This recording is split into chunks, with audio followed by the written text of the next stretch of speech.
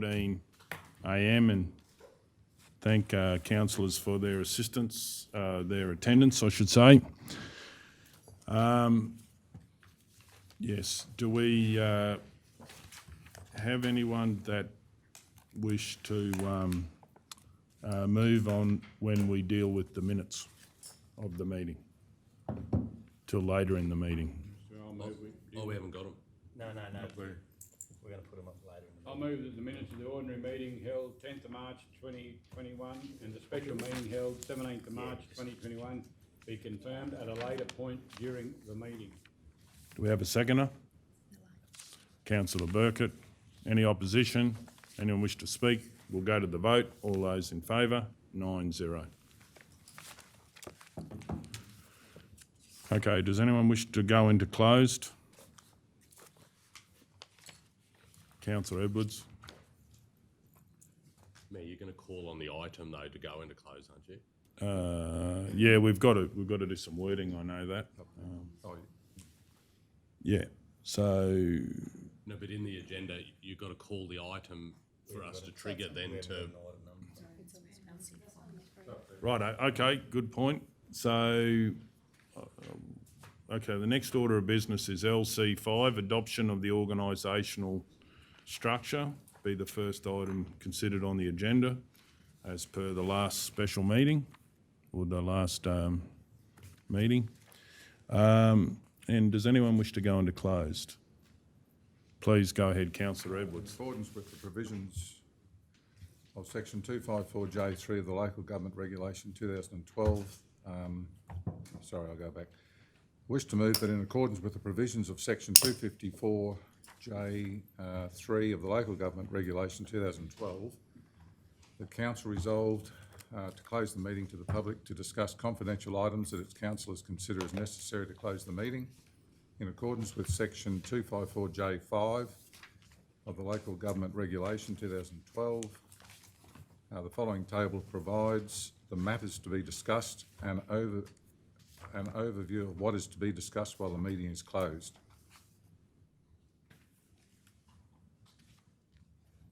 You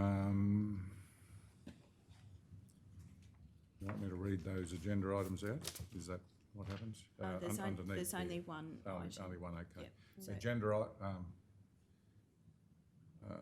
so just the overview, Councillor Edwards, might be helpful, yeah.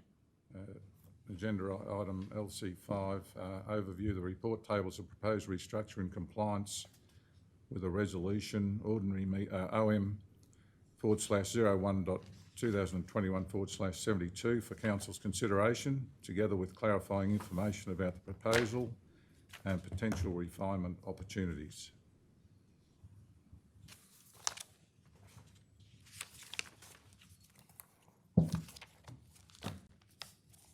Okay, we've got a mover. Do we have a seconder? Councillor McMullen. Any opposition? Does anyone wish to speak? We're going to go to the vote. All those in favour? 9-0.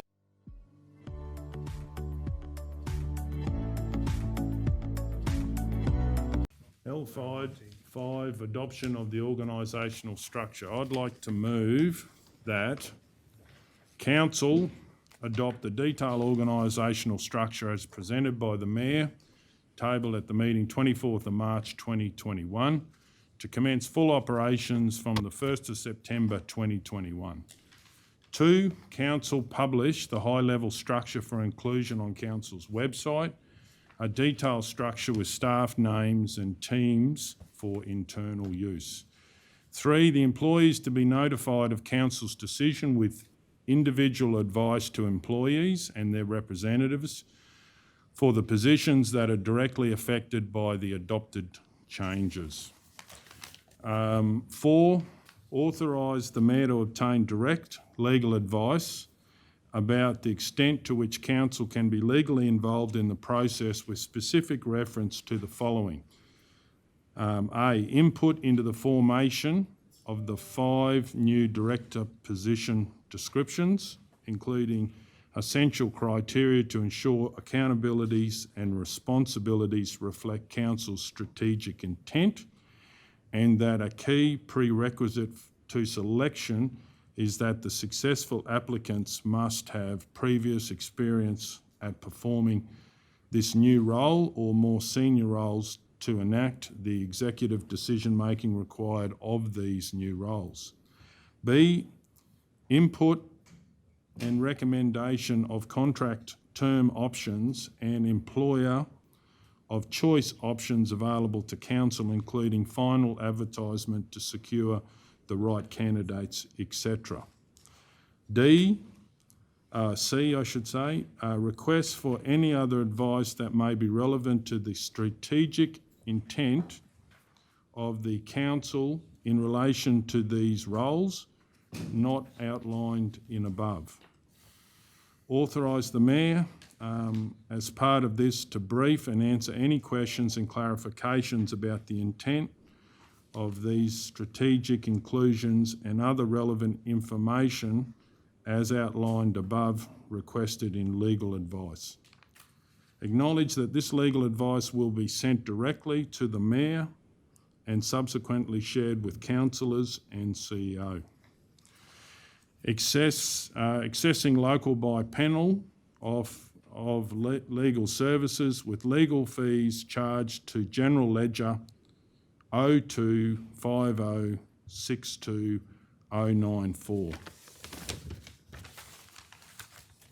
Commence the customer service transition to promote local customer service centre phone numbers, in brackets, as we have the existing employees and systems in place, but they will be broadly promoted. Commence preparation, officers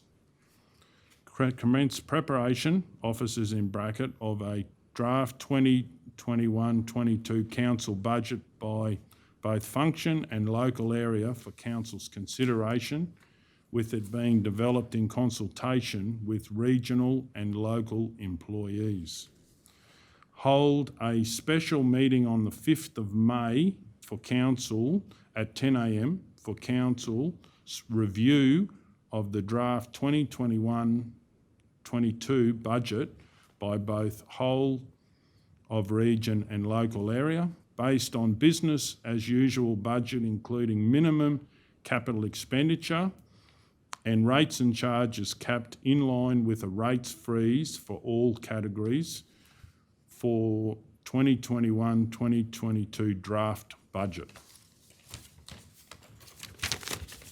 Okay, do we have a seconder? Councillor Edwards. Any opposition? No, Mr. Mayor, but I'd like to move an amendment. Please go ahead. I'd like to move an amendment to, and I'm a bit lost because there was a lot in that and it's not on the screen, so it'd be good when Cal has the ability to catch up. But I'd like to move an amendment that we include a budget figure in the resolution.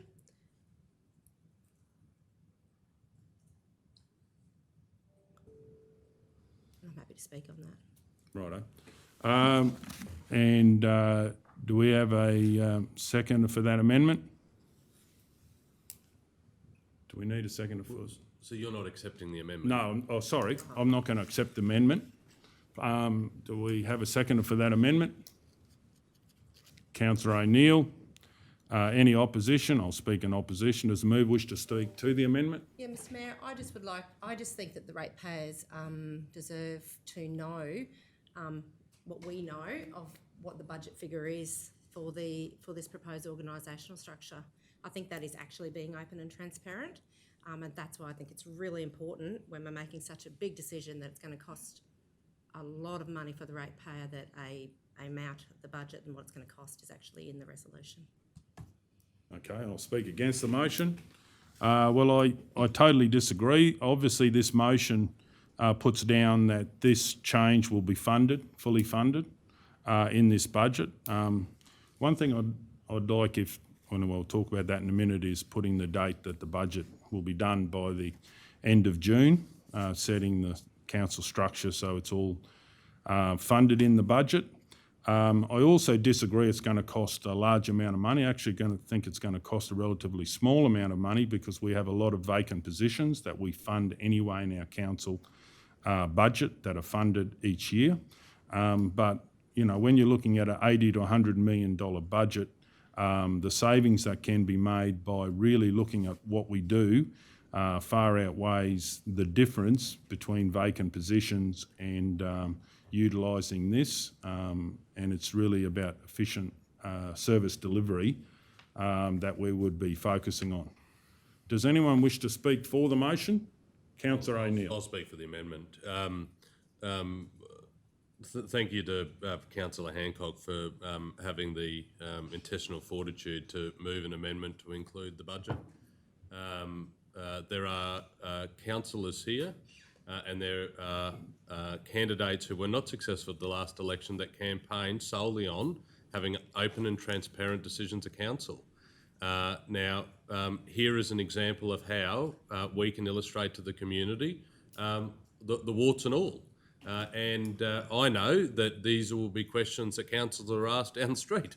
And Mayor, if you're right that it's going to cost, next to nothing, well, let's share that. But if it's not, then we should be open and transparent and be accountable to the ratepayers who put us here and the residents of a region who put us here, because at the end of the day, we're dealing with other people's money.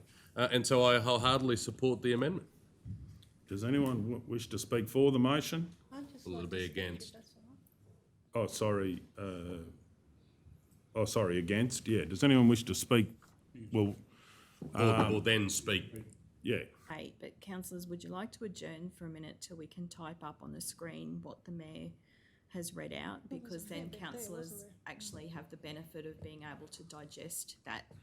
It must be very hard just to hear that and not be able to work out what it is that's being discussed. You can deal with the amendment though, and then Yeah, I don't think it affects the amendment, does it? Does everyone understand what the amendment is? Yes. Righto. Well, we'll keep going with, and then we'll type maybe adjourn to get that typed up, if everyone's happy with that. Okay, Councillor Guthrie. Mr. Mayor, I've just got a clarifying question. So if the actual motion at the moment, the date was September, and I'm thinking that our budget actually finishes at the end of the financial year in 30th of June, would there be any financial, if this motion is up and adopted as resolution, would there be any financial implications to the existing budget that we already have? No, that's the idea, is that it'll be funded in the budget, and that's when like the real financial expenditure, and then all of the public will get to see that, so it'll be open and transparent. Okay, does anyone else wish to speak? We're going to go to the vote. Do I get to sum up, Mr. Mayor? Oh, please go ahead. Sure. Once again, I understand that you're going to develop a budget that will include this, but we actually have been given a figure right now. You're about to adopt an organisational structure that will cost the ratepayer money, and we know what that approximate figure is. And I think that in the same resolution where you're adopting an organisational structure, that it is open and transparent to have what the estimated annual cost that will be to the ratepayer. And that is why I believe, to be open and transparent, we should be putting a budget against this organisational structure. Okay, no one else wish to speak? We've been summing up. Sorry, councillors, at 2 points. One is that I know there's been discussions about vacant positions and that those being redirected. However, there is an opportunity cost, as in those vacant positions could, in theory, be the savings from that could actually be redirected to works on ground. So yes, there could be a proposal that they be funded by vacant positions, but there are other uses for those vacant positions if council so chose. So just wanted to make that point of clarity. And it does, whatever council decides, it does impact the forward estimates as well in the budget. So we don't just adopt a one-year budget, we adopt forward estimates. So we would need to come back and update the budget for that. Okay, righto, we're going to go to the vote. All those in favour of the amendment? All those against? lost 3-6 if I can call for a division. Councillors, would you like to adjourn while we get all that typed up on the screen? Morning tea's there, I think it just came in. What time is it? I've got a meeting. Yep, no, we'll adjourn for morning tea, eh? Okay, we'll start back up. We've got a motion there and a seconder. We've typed it up. There is a couple of just spelling mistakes there, councillors, in your copy that you've got. Instead of legal, it's legally, or whatever is the best way to have that. And also, the bottom one, receive the draft budget, because obviously that's a process that starts then with councillor input with the budget. So it's a draft budget on the last point. And yeah, okay. Mr Mayor, can I move to include the officer's recommendation as presented into open, as we discussed? Well, you'd have to do it as an amendment. Yeah, so I'm not. I don't believe. It's not. It's a procedural motion. Oh, well, procedural motion. We'll. So you don't need a seconder for that. Okay, so yeah, I'd like to move to include the officer's recommendation as presented in open for open and transparency. You might need a seconder. My point is, it's not an amendment to yours to include that in open. It's like moving the agenda around. So you probably do need a seconder. Righto. Okay. Do you have a seconder for that motion, Councillor Taylor? Yeah. Any opposition? Well, I'll speak in opposition. Does anyone wish to speak to the motion? Yes, Mr Mayor, I'm just, once again, there's been a lot of work put into this report from the officers, and I just think for open and transparency that it would be benefit to put it into the open agenda so that we can actually have a open and honest debate going forward. And I'll speak against the motion. I certainly believe we've done an enormously thorough process of consulting, getting information out there. There was a clear direction from council at the last meeting, what council had decided. So I do believe that depending on the, what happens with this motion that's up, all the information is here as far as what council has moved as direction from previous meetings. Does anyone wish to speak for the amendment or motion? Councillor O'Neill. Thanks very much, Mayor. I support Councillor Hancock in moving that this particular recommendation from our officers is included in the open agenda, so that, again, the people that are interested in this can see that we're being open and transparent. There's nothing here to hide, right? But if this isn't supported to be included, then people will assume there's something to hide, and that's just wrong. And so why not support putting this out in the into the community and allow people to see the information that has been presented to us in making our decision. I can't see any problem with that. And again, I reiterate the point that I made before. There are councillors in this room that campaigned. Their platform was to have open and transparent local government, and the decisions around the information around decisions that council make be made available to the general public. Well, this is just another step in achieving that particular goal that some councillors here and candidates stood for in March of last year. Okay, does anyone want to speak against the amendment or the motion, procedural motion? Does anyone else, would you wish to sum up? Yeah, thanks, Mr Mayor. Once again, Mr Mayor, all I'm trying to achieve here is open and transparency for the ratepayers, and I agree that a lot of us here stood and said that they wanted an open and transparent council. So if we are to be open and transparent, therefore the information that is in this report, it should be open to the public so that they can view it, so they can see what we can see, and so that they can give them a bit more of an understanding on why we make the decisions that we're making when it comes to this, the organisational structure. So that is all my intent is, Mr Mayor, is to be open and transparent to our ratepayers, the people who actually put us in the seat. Okay, does anyone else wish to speak? Then we'll go, just to double check that in case I didn't ask, we'll go to the vote. All those in favour of the amendment? All those against? Lost 3-6 if I can call for a division. Okay, so we have the motion. Does anyone have any questions about understanding it? That's where I have a Please go question. ahead. I'd just like to know on point number 4, Mayor to obtain direct legal advice. Is that because we would not normally have anything to do with the recruitment process? Is that why we need legal advice? No, it's really about, and obviously I've been fairly, prominent as in believing that the organisation needs this change. So being able to directly seek that legal advice, I believe is beneficial because the questions that I wish to ask, and it's really to do with the strategic intent of what councillors in their strategic role should have input into. So it's really finding out about the strategic side of this major change and bring that back to council. Okay, any other questions? We'll get on to the debate then. Mr Mayor, would you consider voting on them individually? Beg your pardon? Would you consider voting on each of the points individually? I would not be in favour of that. And then, yeah.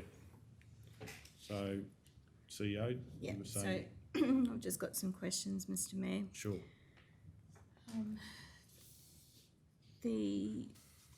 Where does the September date come in? So instead of going 1st of July, we're going 1st of September. So it allows more time in this process. Council makes the decision. Obviously, we'll have a funded budget. I'm happy to put in, if the mover is happy, that we hand our budget down by the 30th of June. So we get it in before the financial year rather than... So, Mr Mayor, you can legally spend, provided it's within the budget for the Yep. year. Yep. So there could be a lag there. So I would hate to think that you're deferring. It's just that what I've heard to date is that there's an urgency about this, and today's motion appears inconsistent with that urgency that you've spoken about. So you've talked about that it's important for the staff to get certainty as quickly as possible, and yet now we're saying that it's going to be another however many months till September before the staff have any certainty. I think that's too long. In the staff's mind, 1st of July makes logical sense. It's the new financial year. It means consistency of reporting. We're going to be chopping and changing it's not even at the start of a quarter, it's a mid-quarter situation. So could you just explain to myself and to the employees who may be watching this, why can't we do it at the 1st of July? Well, I'm happy to answer your question. It's a momentous change, and it's about getting this done correctly. And I believe that extra time is needed. Certainly will come today if council do it. Because we've been under an incredible amount of pressure, pulling out all stops to get it to you because of the urgency. Yeah, but that's fine. But this is really council's decision. I'm happy to take on board your comments, and then it's up to council to decide. Righto. So with the date that you've got in here about the special meeting on the 5th of May, could you clarify, please, about your expectations for that meeting, given that we're now at the 24th of March?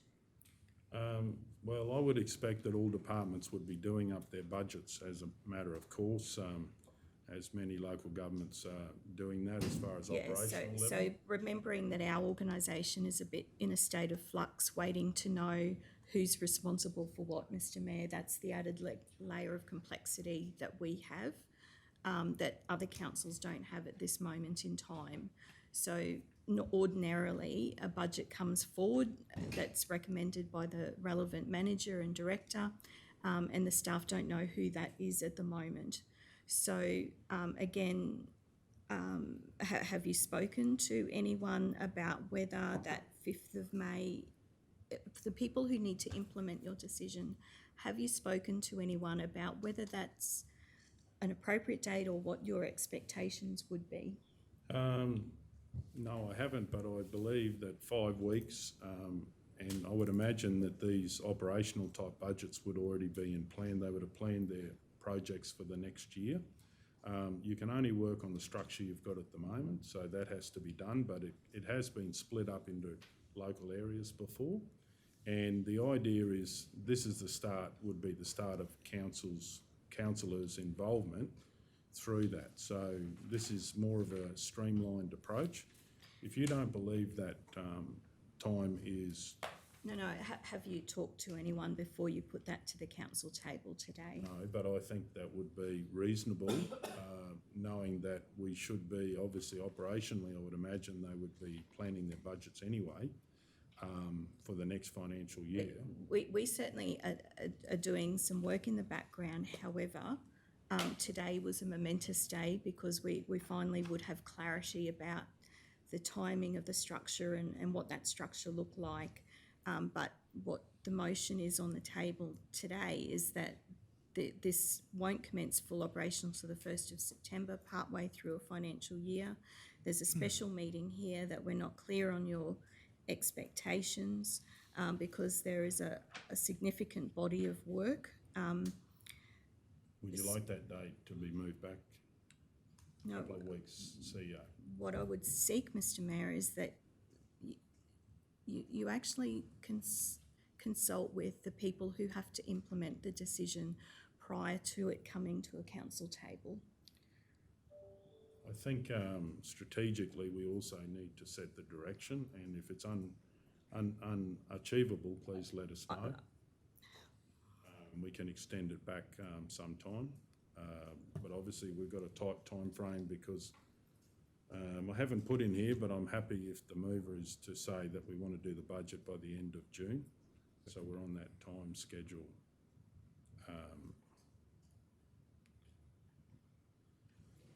All right, Any other questions? Yeah, Mr. Mayor, could you explain what you mean by a rates freeze, please? Basically, I know what the common meaning is, but I need clarification if this motion is going to go today, what that actually means in your mind. so the rates freeze would be in each category. You know, we had rates freeze for rates and charges last year. No, we had actually rate reductions. No, we didn't have that in all categories, only some categories. But for categories, you remember we had capped to a 0 increase. That's what that's what is meant by this, and for the rates and charges. So everything that they would get on their rates bill would be the same, except for where there's usage involved. For instance, water or something where it varies depending how much you use. So some categories got a rates freeze last year. What I'm putting forward is that all categories would have a capped 0 increase. So in your mind, a rates freeze would be a reduction as well?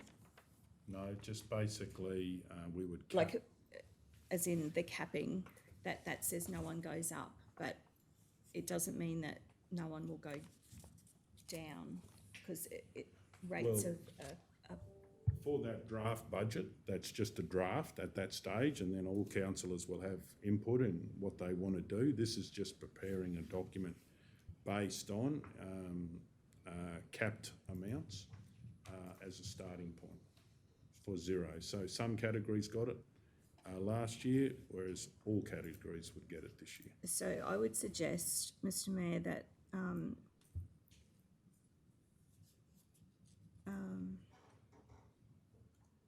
because it's actually a contradictory term if we use the word rates freeze, and some properties will actually go down.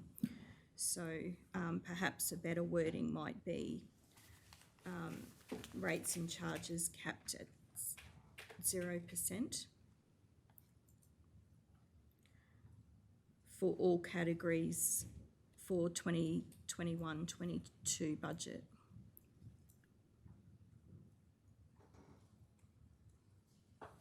Yeah, I'm, Because that at least gives us better certainty as to what. I'm just looking at the director, Councillor sorry. McMullen. Mr Mayor, your terminology of rates freeze, are you talking about the cents in the dollar or the dollars paid?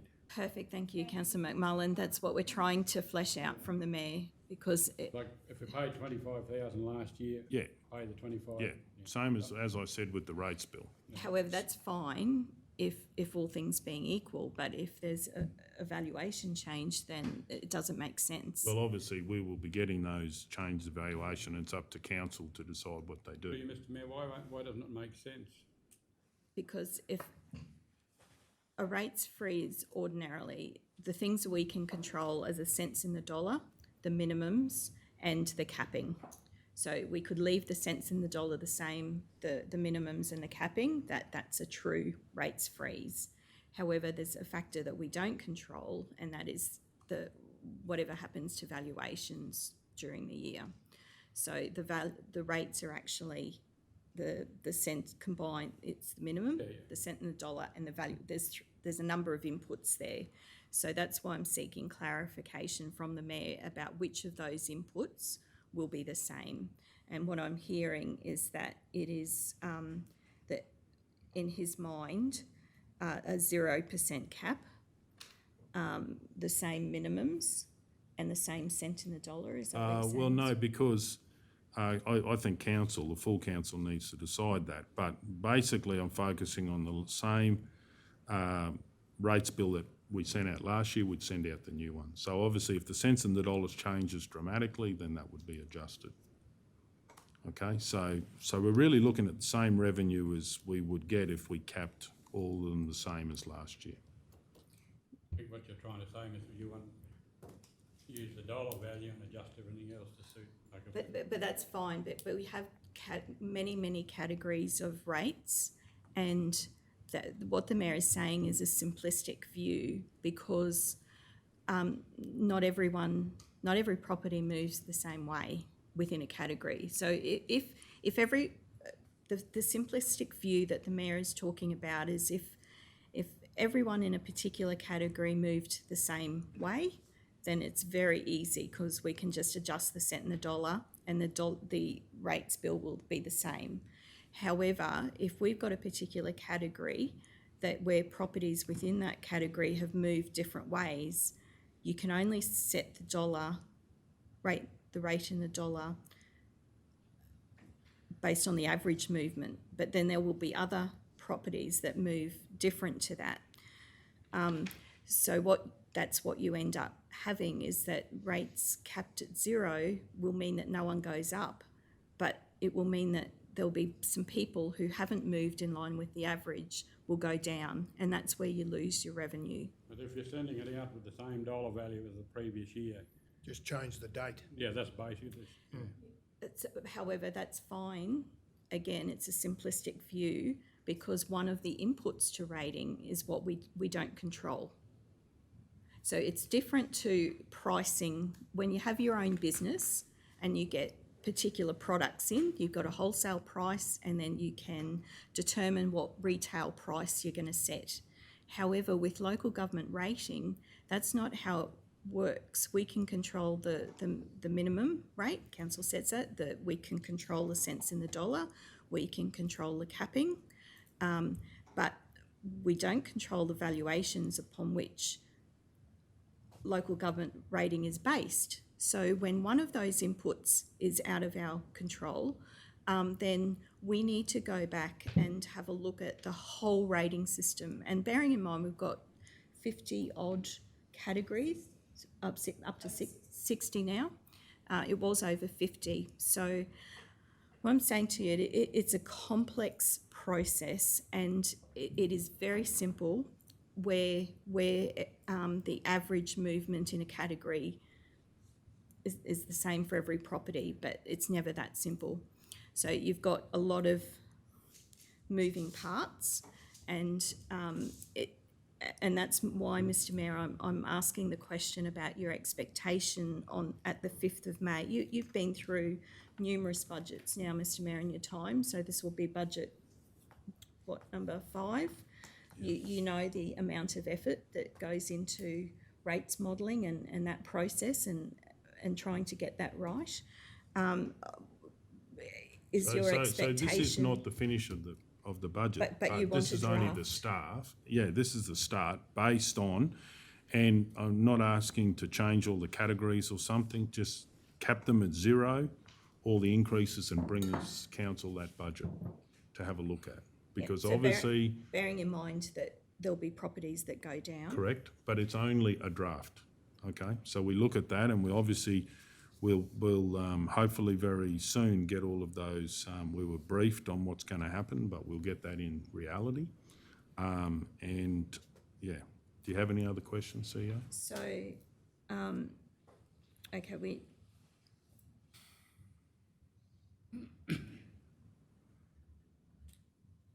but you want that preliminary body of work done to give you some rating estimates by the 5th of May? Yeah, business as usual budget. Would you like it to be longer, CEO?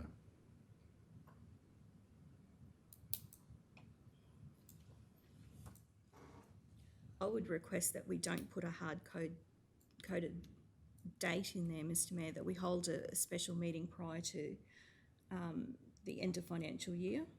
So at least that gives us time to get our head around the very complex rating scenarios. I think it's crucial that we need to be before the 30th of June on the budget, so that's why I'm putting this up for testing and seeing. But if you would like 7 weeks instead of 5 weeks. Through you, Mr. Mayor, what would you just suggested there, CEO, about the end of June? Councillor, it makes absolute sense, and we always start discussions far earlier than, like in that April, May, June type period. We were very late last year and that basically has thrown our whole year out. So we absolutely want to do it earlier, but I guess there's going to be extra complexity around the revenue side of things. So I'm just a bit worried about a hard-coded date that's not very long away. Okay, any other questions?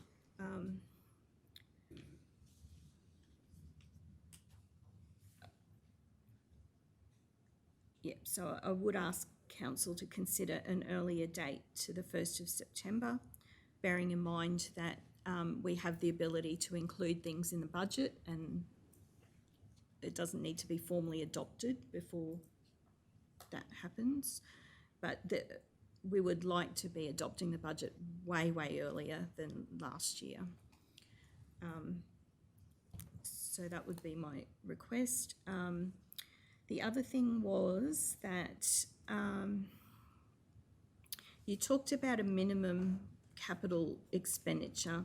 Is that, when you say minimum, does that mean you're happy for officers to recommend what they think needs to be the capital expenditure for the year? Minimum must-haves, which we've done in previous years, where they said, look, if we there's a lot of things we need, but this is what's the minimum. It could be safety issues, it could be just the very minimum. So a lean budget as far as capital expenditure. And we've done that, and then Yeah, minimum is just a very subjective term, because what officers feel is where we need to start might be you're different to. So are you happy for us to put maybe must-haves, the ones that are the recommended essential? must-haves? Could we use that, the recommended, because that distinguishes it from something else that's subjective? The recommended must-have capital expenditure, and then council can decide whether it is truly minimum or not. The other thing I wanted to flag is that there's a project that we want to get started, and we had actually hoped to walk out of today with some certainty and actually enter into a contract in relation to the upgrade of our websites, which is our internal and external. They need a refresh, and it makes sense for us to do that as part of the transition to any local and regional. So that way we're only doing the body of work once. But if we don't sign up, we're going to be out of the taxi rank to get priority. Like, there's other people ahead of us. And I would like council to consider allowing us to make plans and commence the content for those websites, so that when we go live with the new structure, that we've actually got a refreshed local regional website that's brought forward, because ours is looking a bit tired and not kept up with things. So I would have hoped that you would consider that as part of today's process, because if we leave it till like even booking now, we're probably not going to get technical support, because we need some external assistance until probably July something. So just wanted to flag that with council. Anything else, CEO? Sorry, through you, Mr. Mayor, did we come up with a date with the special meeting, or we? Well, I'm happy if the second is happy to adjust it back 2 more weeks, if the second is happy. But I'd like to see that we have our Could budget. you just say in May, Mr. Mayor? Well, the point is, we want to hand the budget down before the end of the financial year. I think we need to get back to being on time. So, Yeah, it certainly wasn't our recommendation to have it in September. That no, was no, something that no. you brought But forward to I'm the not even table. talking about the end of July. I'm talking about end of June. So to have it done. Yeah. Is the seconder happy with adjusting that? So what would you like in July? Well, if we've done a draft budget, I guess probably this is my other question, Mr. Mayor.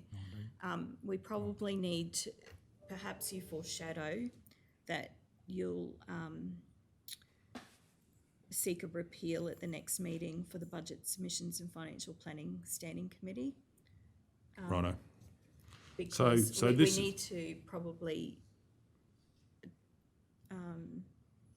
this is not the technical term, but kill that process off, and say that we'll just do a draft budget, we'll bring it to you. To the full council. To the full council, and council will just do whatever edits you want. That's probably going, in the current environment, probably the most efficient way of doing it. But it does mean that we need to formalise the finishing of the committees. Councillor Taylor. Just through you, Mr. Mayor. So we're not going to sit down and have budget meetings that we should start in April, as you said, or May? Like, I don't understand. Well, we'll definitely be having lots of meetings on the budget, and everyone have their input. After the Yeah, May this or is before the start. No, this is the starting. in May? Yeah, and this So is. that only gives you June, that only gives you 1 month. No, but the difference is, if a lot of the work is done from the staff, then it's really, where are we going to add extra capital projects? What's our budget look like? What's our revenue look like? We'll have a look at all those things. So under the Mayor's proposal, we do the work and then council edits it. Whereas last time we started with a blank. Yeah. Okay, anything else, CEO? Mayor, I've got an amendment. Sure. But we'll just ask the CEO. I think that's all. Thanks, Everything. Mr. Mayor. Appreciate Okay, that. please go ahead, Councillor O'Neill. Mayor, I'd like to move that the recruitment of the directors occur on a staged approach, and that the regional and economic development and lifestyle director and the director for Roma positions be trialled as one position. Do you have a seconder? Councillor Hancock. Any opposition? I'll speak in opposition. Does the mover wish to speak to the motion? Thanks, Mr. Mayor. I think there's an opportunity here to look at the overall cost associated with what will be a significant change to the organisational restructure. There are some real synergies between what the Director for Roma will undertake and the responsibilities attached to that role, and the Director for Regional Economic Development and Lifestyle. I'm not suggesting that this is set in stone. I'm simply suggesting that we trial it and that it comes back to Council for further consideration. I think it's upon us to look at ways that we can, for those that wish to support the proposal put before Council by the Mayor, and ensure that we are mindful that we are spending other people's money.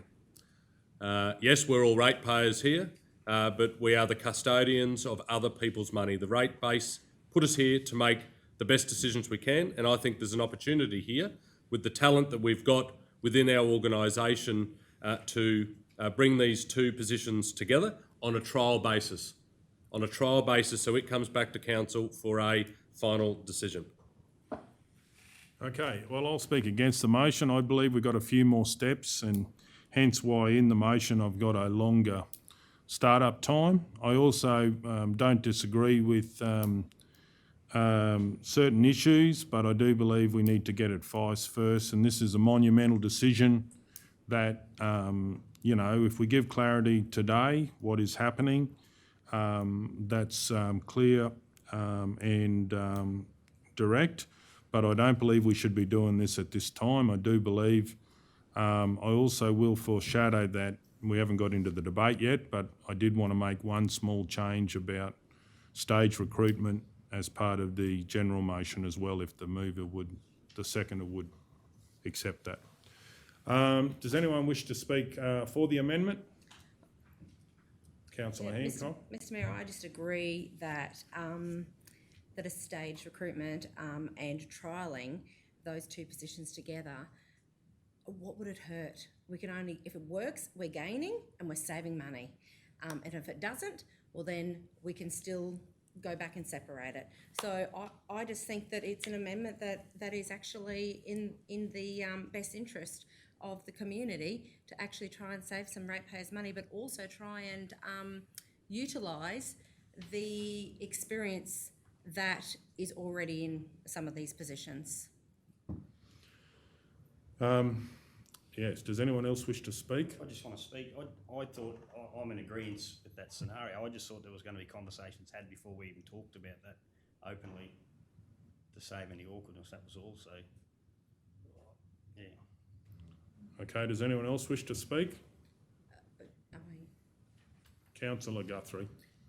Mr Mayor, I'm just sharing my point of view. I'm not at the voting or the discussion, but I'm just thinking there's two parts to that amendment that Councillor O'Neill has offered, and maybe if they were done as two separate amendments, maybe there would be more scope for one to get up or both to get up or to be considered, because you've got one about a staged approach, which is reasonable, but then there's this second part to that amendment, which is combining of two director positions, which may or may not be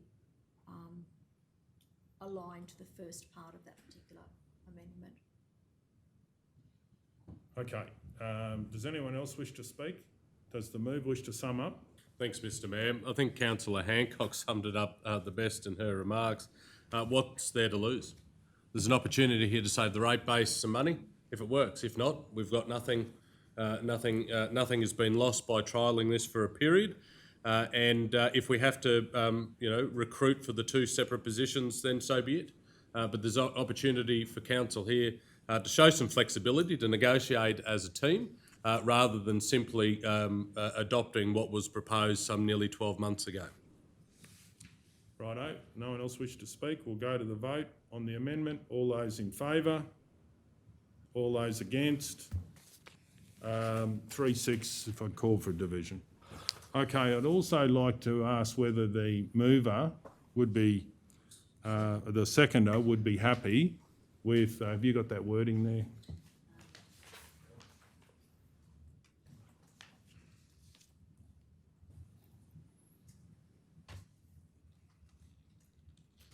There it is up there. Would the seconder be happy to include approved a stage approach with regard to recruitment? Is the seconder happy with that? So, Mr Mayor, from a minutes perspective, that probably doesn't provide enough certainty about what that staged recruitment means. 'Cause, officers might have a different view to councillors, or there might even be different views across councillors, so the minutes need to provide certainty. Righto. So, Nola, do you have anything to add with that? Any extra wording with that?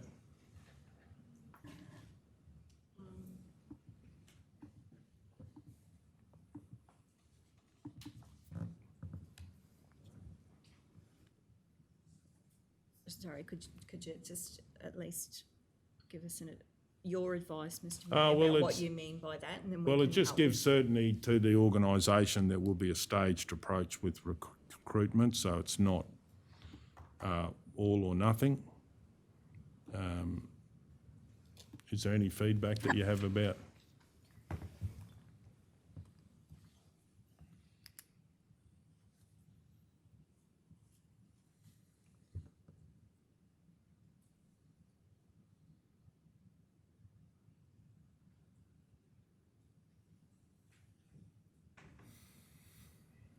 So it's probably those two. Oh, would you mind just? Sorry. Well, I was just keeping it general, so we're not.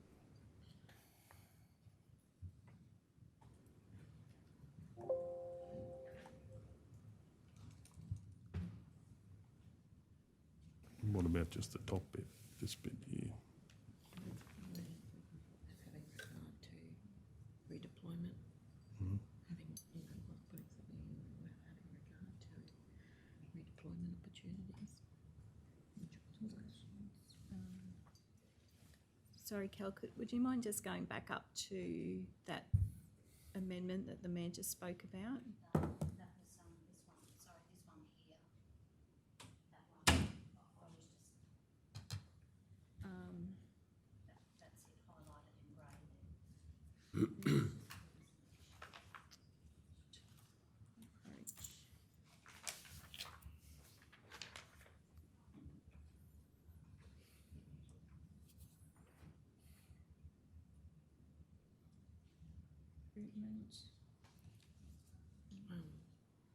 I think if we put something like having regard to,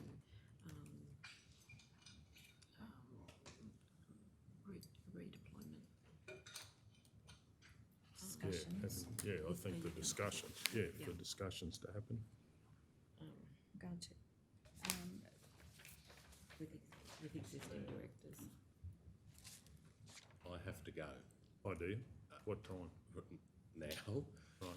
because it's early, and I apologise. I was going tomorrow, but it's been pulled to today. This debate is going to be longer than 5 minutes. Do you have any appetite to moving the debate till after lunch to finalise this? When will you be available again? No, from as soon as you're back here at lunch, I'm 2 I'm back. o'clock. 2 o'clock. 2 o'clock. Righto. Well, we just might be, you got 1 minute? I'd say the debate's going to Yeah, be longer no, I than you- understand that, but have you got Let- 1 let- minute? at least then you'll know what the motion Oh, is. yeah. Um, It's just it's in early. Right. Okay, so if the second is happy to add to that, stage approach with regards to recruitment, hold discussions, having regard. hold discussions with existing directors, No, sorry, with, having regard to. having regard to redeployment discussions with staff, or do you know, you want that in there? or-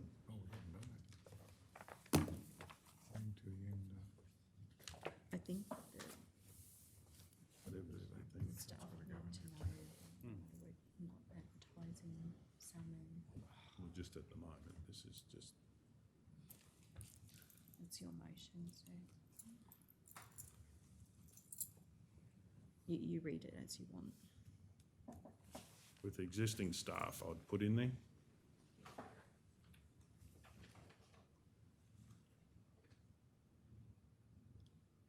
So just without the whole discussion with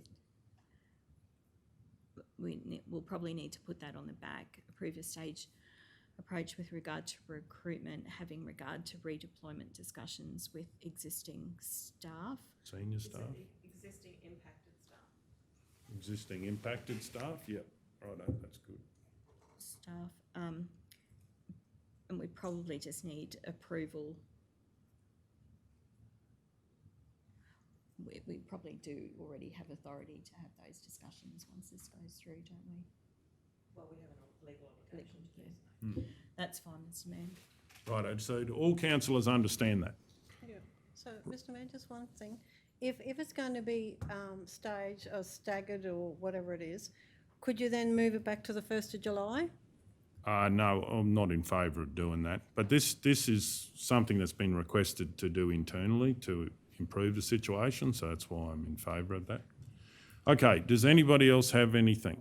It's still the date, the May date, Oh, yeah, so, 29th or Could we just say May? 15th? well, there's a big difference between the middle of May if we're going for a June budget, like, 11th or the 18th, I'm just working down the, 19th. because the 5th's a Be Thursday. 19th. 19th. 2 weeks later is 19th. Oh, you're going to do Thursday, right, 9th? No, isn't that? No, So, Wednesday. so Oh, bearing sorry. in No. mind, No, it's the councillors. 18th. Oh, look, hang on, I'm in 2022, hang on there, geez. so what date? Yeah, 19th 19th. is 2 19th, weeks yeah. after what you've proposed. No, well, I'm happy to go with the 19th, is the second happy? It is. Yeah. Righto, 19th, we'll change that 5th to the 19th. Mr Mayor, in number J, do we need with regard and having regard, couldn't we just have approved a staged approach to recruitment, having regard to, do we Yeah. need both opts about having regard? Yeah, that's fine. Yeah, I'm happy with that. Is the second happy with that? Happy with that. And could the director who's actually coordinating all of this work, councillors, it would be really nice to get her thoughts. Could we say no later then? That would be preferable. That gives us some flexibility. Yeah, So that good idea. if we are ready earlier, Good we idea. can Yeah. have a special meeting and then. Okay, no later then. Yeah, that's a good idea. Okay, so councillor O'Neill has to leave. And if we are earlier, that we will give you 2 days' notice of when we're ready to do that meeting. Yep.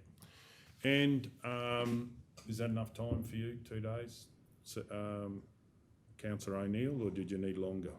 2 days for what? It's more a question for all 9 councillors, Mr Mayor, not one. Well, For the next obviously, special but I meeting do know. with the staff, how much notice do you need? How much notice do you need for a special meeting date? No, it's not For that councillors. side of things. It's more councillors, are you happy if we are earlier? My question was broadly to the elected council. Are you happy if we just say, councillors, yeah, we're happy, we're in a position ready to talk to you, and we'll give you the 48 hours notice? And But do you need more, anybody need more than 48 hours? I do. Ideally, if it's a Wednesday, surely all of us have blocked Wednesdays out. So get on Wednesday. yeah, so ideally a Wednesday. Yep. Okay. Well, that solves that. Mayor, all I'm suggesting is you adjourn the Yeah. debate until this afternoon. Anything else, Director? Through you, Mr Mayor, point F, the general ledger number is 02506. 06. Righto, thank you. Point 2094. Ah, right. Okay, Thank you. thank you. Okay, Through you, Mr Mayor, what was the decision on point I with regard to rates freeze versus capping at 0%? did you want any different wording to basically mean that the rates bills will look the same? And this is the first stage of the process, so So I've explained, Mr Mayor, why they won't be able to look exactly the no, same. but they may have gone down, that's fine. This is for a draft budget, right? So it's not meant to be you changing all the rates and- cents and the dollars. So rates and charges, Excuse me, I'll Righto. talk to you all at 2. 2 o'clock. with the same minimums. So if we capped everyone's rates And bill at zero, capped if we capped everyone's rates bill at at 0%. Yep. that would be a starting point for that. So we're not going through changing categories or doing anything. So what you're saying in the same sense in the dollar? Same cents in the dollar for a starting point. This is for the first budget. And then the And same nine cents in council. the dollar, Cal, please. So it's So like- rates and charges with the same minimums, comma, capped at 0%, comma, and the same Same rate cents. in the dollar. Oh, same rate in the dollar. Yeah.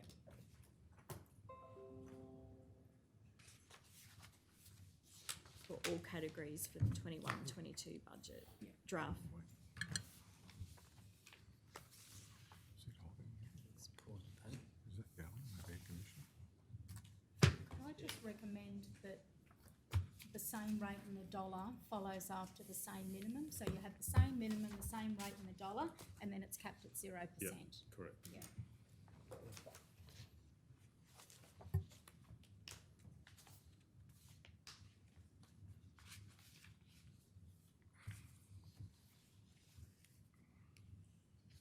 So there'll be no changing of cents in the dollar, any of that, none of that. That'll just all be left till council decides what they want to do.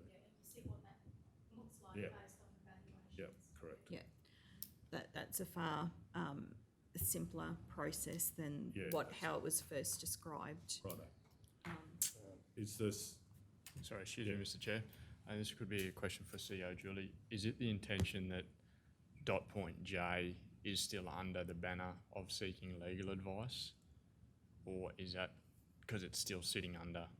yeah, it probably No, needs to be the- separate, yeah. Yeah, it's separate. Yeah, I think that's But the it's- same for GH Yeah, and so you need a little title in front of it or something. If you just say scroll up, sorry, Kelly, it's sitting under the banner of seeking legal advice under dot point 4. Yeah, those budget ones need to be. Just because technically that's what would be seeking legal advice on. Well, we can do that. There's no issue whatsoever with that.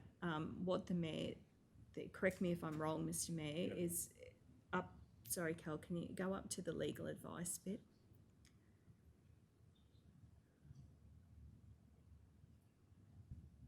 So that's trying to work out how far into the organisation, into employee matters can you reach? That's, More legal advice on what strategically councillors need to have input into and what they don't. so whether you can control the position descriptions and the selection criteria and the interview process. It is just about strategic and getting advice on that. So Cal, I take your point, Deputy Director Cam, is that everything's been put under the legal advice, whereas G becomes 5. yeah, G is H 5. becomes 6, and so forth, yeah. Thank you for picking that up, Deputy Director Cam.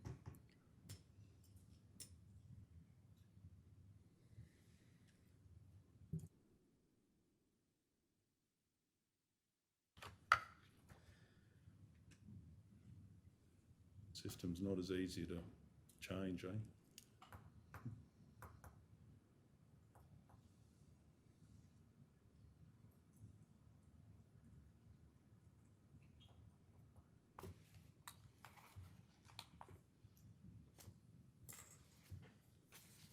Okay, so no questions. Is the seconder happy with those changes? Yes.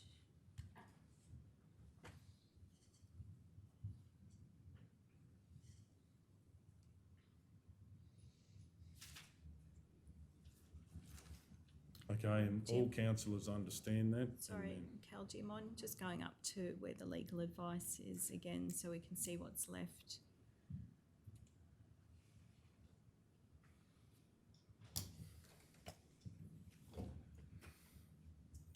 There's one more bit up there too, just.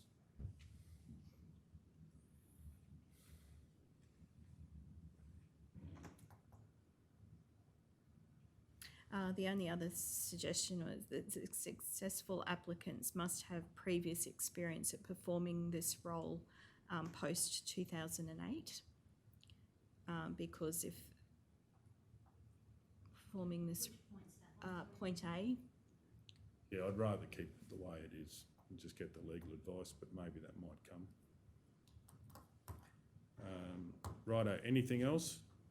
Righto, we've got now the second is happy with that, so when we come back at 2, we've got something that we can just go into the debate. Otherwise, we'll be here for a long time. So I'd like to move that we, adjourn this debate until 2 p.m. for item number LC5, is it? Yeah, okay. Do we have a seconder for that motion? Councillor McMullen, all those in favour? 8-0.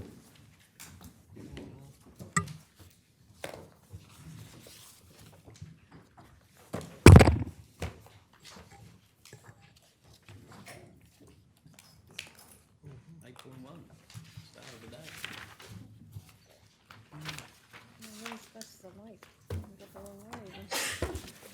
Bless you. Ordinary, there we go.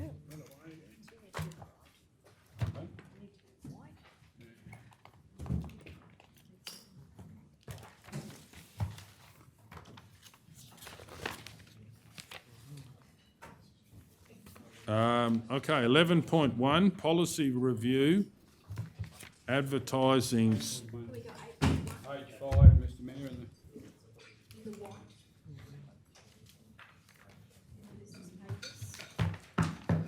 8.1, what page? Page 5. Page 5 and the open wide. Sorry. Sorry, councillors, we've got a declaration of interest, haven't we, that I haven't, Not on 8.1. not on that one? Okay, sorry. Okay, 8.1, reserve for local government, lot 334 on SP 282633. Can I just get just a question? So just in short, what are we really doing here? The motion, councillors, there was, it set a lot plan number. Yep. But of course, when you subdivide it, it creates 2 lots, so Yep. we didn't know what the new lot name was going to be. Right. called. So the resolution was saying, authorise the CEO to sign the paperwork associated with this lot and plan number, but when you subdivide that block into 2, it creates other lots and the lot numbers change, so it is really just what we have to get. So, Okay, do we have a mover on this one? Councillor McMullen. Mr Mayor, I'll move that council rescind resolution number GM-05.2017-16 stating that council 1 investigate development of lot 338 on WV 1628 Old Police Paddock into smaller blocks suitable for grazing horses with costings to be considered in 2017-18 budget deliberations. 2, approve the request from the applicant to graze horses on lot 334 on SP 282633 until 30 July 2017, at which time continuation of grazing on the site will be reviewed. 3, register easement lot 334 on SP 282633 to preserve council infrastructure on the land being the sewage pump station and drain. 4, advise the Department of Natural Resources and Mines that council intends to divide lot 334 on SP 282633 and retain the part of the lot adjoining lot 220 on WV 1692, with the balance of the reserve to be revoked and in turn be available for the department to negotiate a deed of grant in trust or other arrangement with the Mandindangi people. 5, advise the Department of Natural Parks, Sporting and Racing to make application to the Department of Natural Resources and Mines to acquire part of lot 334 on SP 282633 to expand its operations depot. The recommendation now that Council 1 investigate development of lot 338 on WV 1628 on Old Police Paddock into smaller paddocks suitable for grazing horses with costings to be considered in 2017-18 budget deliberations. Approve the request. 2, approve the request from the applicant to graze horses on lot 334 on SP 282633 until 30 July 2017, at which time continuation of grazing on the site will be reviewed. 3, register easements over the new lots that will be created as a result of dividing lot 334 on SP 282633 for the purpose of preserving council infrastructure on the land being the drains. 4, advise the Department of Natural Resources and Mines that council intends to divide lot 334 on SP 282633 and retain the part of the lot adjoining lot 220 on WV 1692, with the balance of the reserve to be revoked and in turn be available for the department to negotiate a deed of grant in trust or other arrangements with the Mandan people. 5, advise the Department of National Parks, Sporting and Racing to make application to the Department of Natural Resources and Mines to acquire part of lot 334 on SP 282633 to expand its operations depot. 6, authorise the Chief Executive Officer or delegate to execute the easement documentation and any other related documentation required to action this council decision. Okay, we have a seconder, Councillor Guthrie. Does anyone want that said again, that motion? Is that in Roma? Okay, does anyone wish to speak to the motion? No opposition, we're going to go to the vote. All those in favour? 8-0. Item 11.1, policy review, advertising spending. I've got a question on this one. Is it any change to what we've done in the past, and what are the changes if we've made any? Attached to the report is a copy of the draft policy, and I've highlighted the changes in yellow. So the first change is just noting that the policy is a statutory policy and it is required under the local government regulation. And it outlines the purpose of the policy. There's a few other cosmetic changes, but it is basically the same as what is already adopted by council. Okay. Yeah. Any? Through you, Mr Mayor. Yep. Director Sharon, is it a public document, or is this? Yes, all they're all policies public adopted by documents. council Okay. are publicly available. Publicly Yeah. available, I mean. Yeah, no, that's all good. Okay, do we have a mover? Councillor Taylor. I'd like to move that council adopt the advertising spending policy as presented. Do we have a seconder? Councillor Ladbroke. Any opposition? Does anyone wish to speak? We're going to go to the vote. All those in favour? 8-0.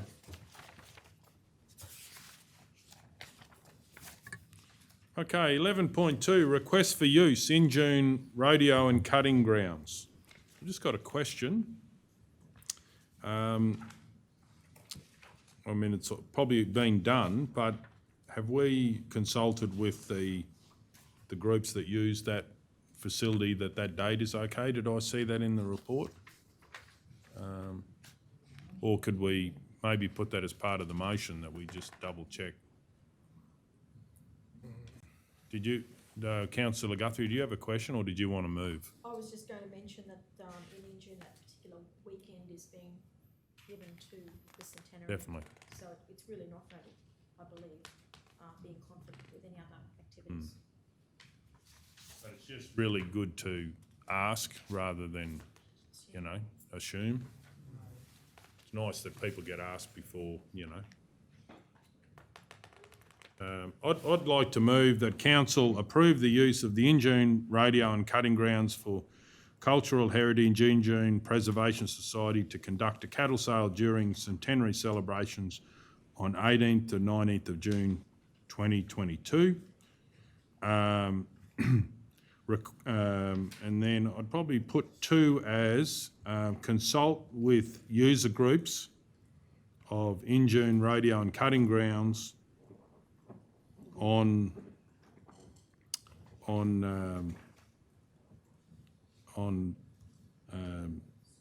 suitability on that day, or is there any issues, which is really what we're asking. And if there's no issues, well, we approve it on that basis that we're going to check. So what's the best way to say that?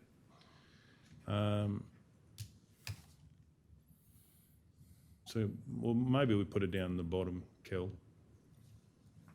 That we can just check with users of Injune, Rodeo and cutting grounds prior to correspondence that they have no problem with the grounds being used at that date. Which probably has already happened, but we're just double checking.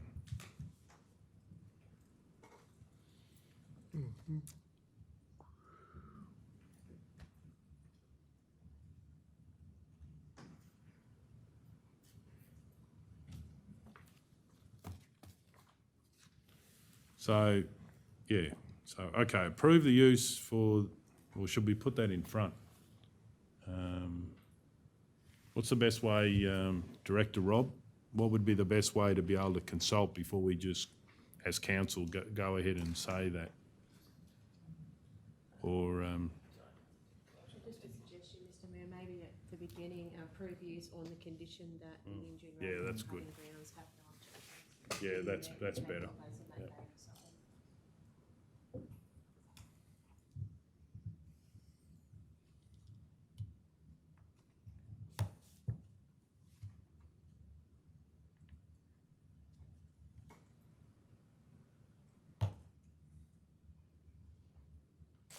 Yeah, that's good. I'll start again. Approve use on the condition that Injune, Rodeo and cutting user groups have no objections, no objections for the Cultural Heritage Injune Preservation Society to conduct a cattle sale during centenary celebrations on 18th to 19th of June 2022. Request Cultural Heritage Injune Preservation Society provide a copy of their public liability insurance certificate. 3, be acknowledged where possible in all forms of advertising and media in relation to and during the event. Mayor, there's just a typo. On the first, number 1, Cal, it says user groups have not objections, should be no objections. Yeah, no objections.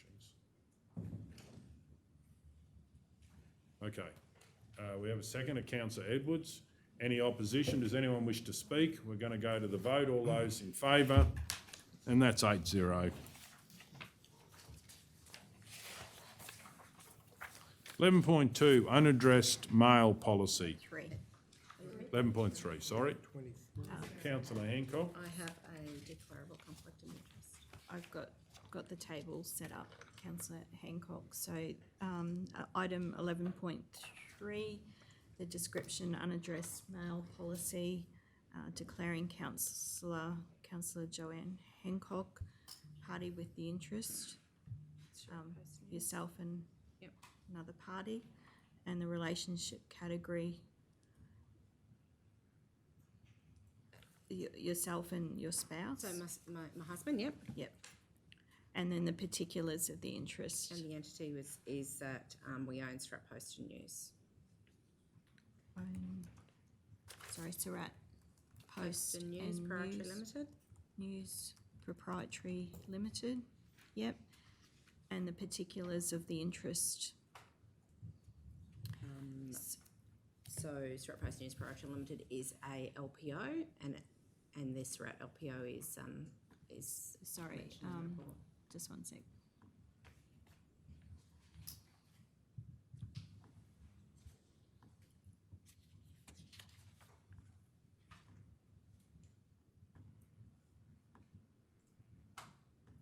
I guess the interest is that It is a licensed post office. That's right. Post office, yeah. It could be seen that the Surat Post and News could gain a benefit or a loss depending on the outcome of the decision of council. Could potentially gain. Yep. Or gain, profit or loss. Gain. On Or the suffer a loss. Yeah, on the outcome of council's decision.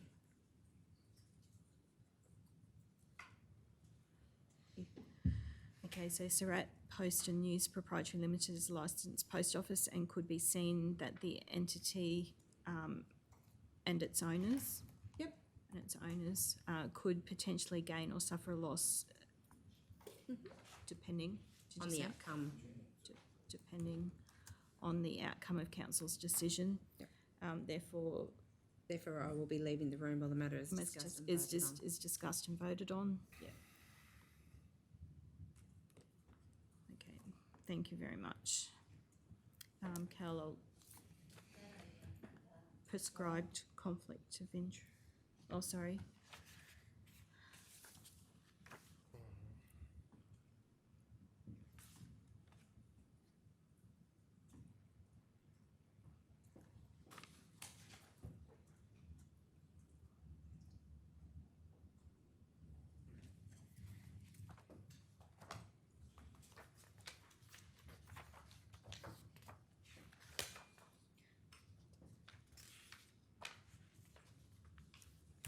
Well, yes, it would be It is prescribed. prescribed, Yeah, yeah, definitely. because it's a Yeah, contract sorry. with council for the supply of goods or Yeah. services to council. Yep. So we might just add that,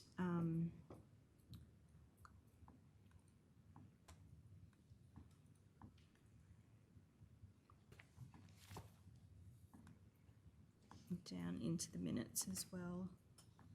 We'll put in brackets, contract with council for the supply of goods or services to council. Well, there is no, just to be clear, there is no contract. No, it's just a, There's no contract, but there is a supply of goods and services to council. Yeah, Could be. where there's we pay and Still a contract. I it's think. still a contract, not a formal signed agreement, but it's Is the offer provision of- acceptance and consideration. So, yeah. Yep. So an LPO is a licensed post office, is that correct? Yes.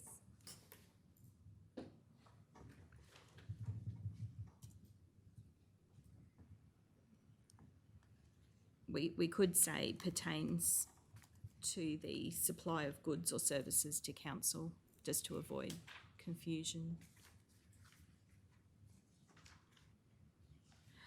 Oh, sorry, Keller.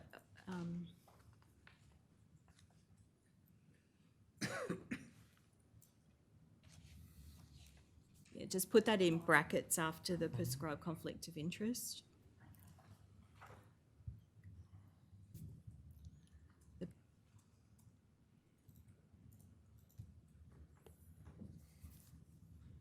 And where it's got person with the, change that to party with the interest. With the interest, and it's, My husband and myself. it just goes myself and another party, which is councillor Hancock. Another party. The relationship category is myself and my spouse own, because there's an entity involved here too, it's not two individuals. So where there's an entity, we actually have to include the name of the entity. So myself and my spouse own Surat Post and News Proprietary Limited. Particulars of the interest, Surat Post and News Proprietary is licensed with an S. Post office and could be seen that the entity and its owners could potentially gain a profit or suffer a loss on. Could potentially gain a benefit.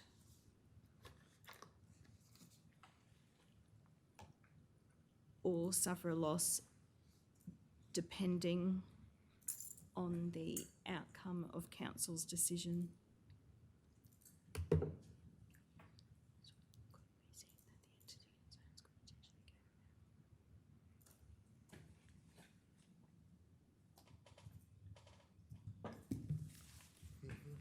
Thank you. Okay, we're right. And just pop the report title into the description. Thanks, Kel.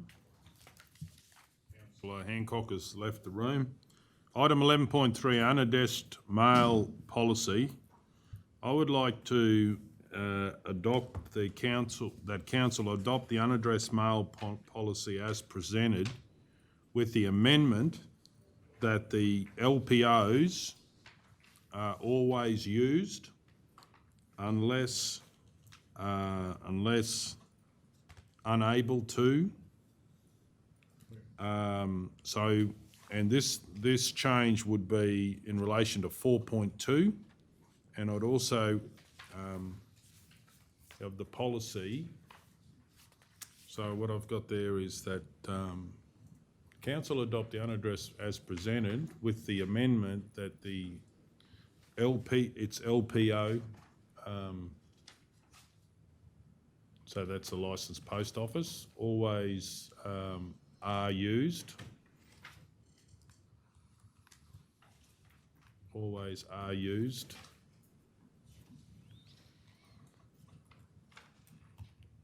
Unless unable to, like it could be an Australia Post ruling or something.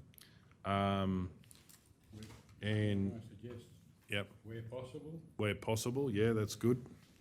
And also with subject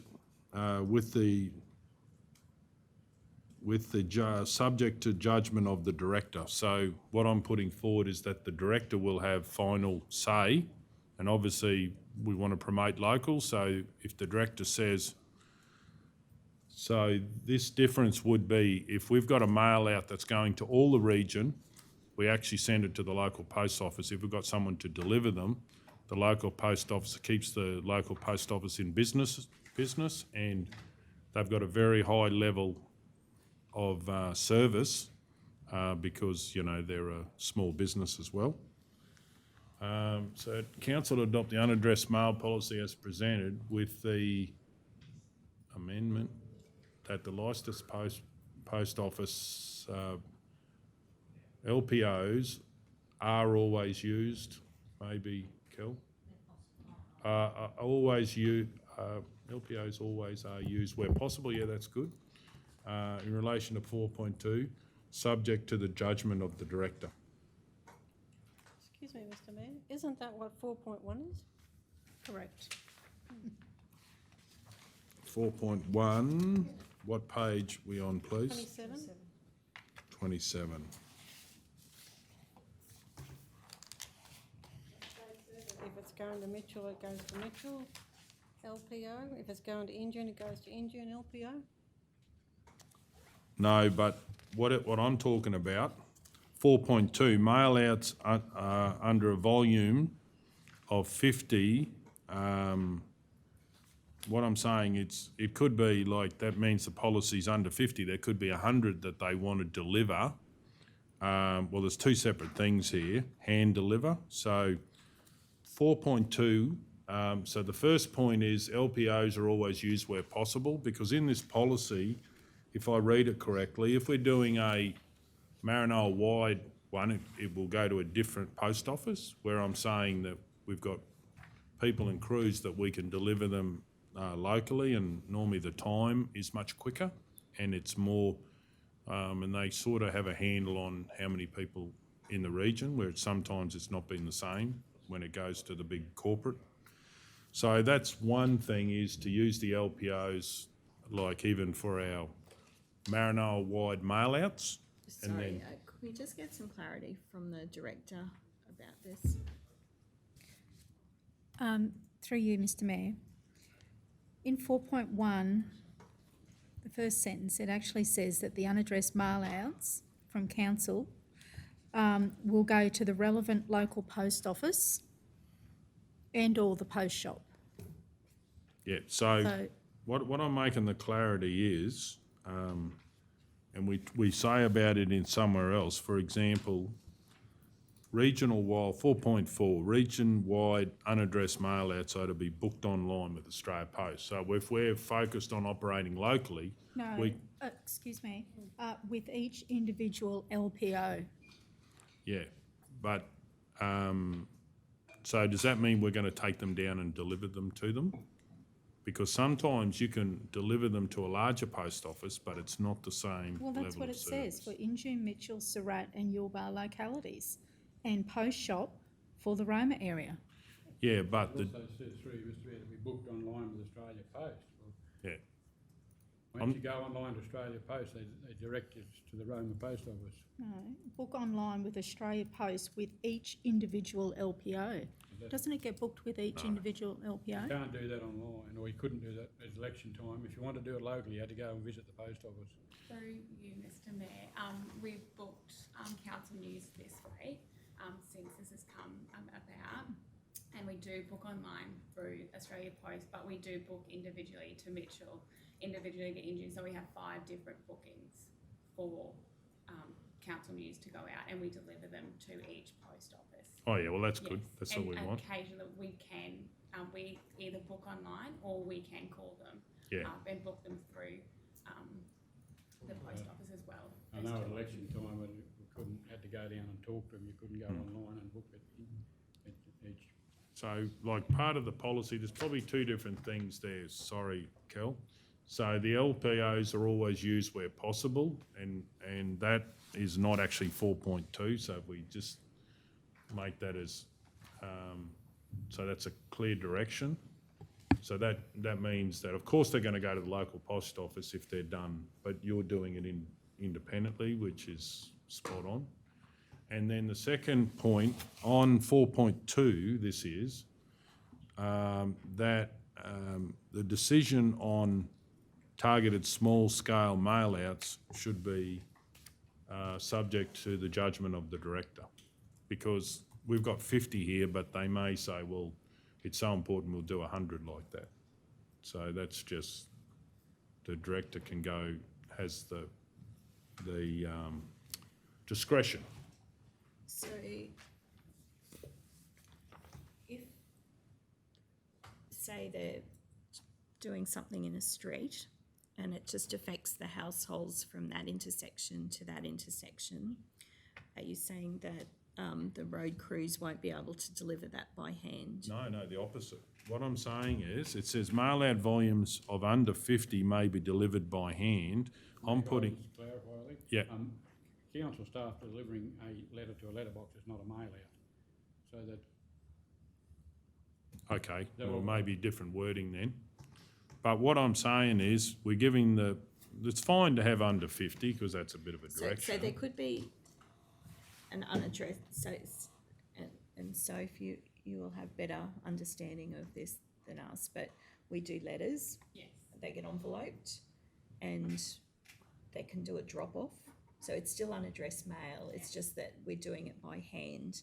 Whereas what the mayor's saying there is that they always have to be, the LPOs always have to be used.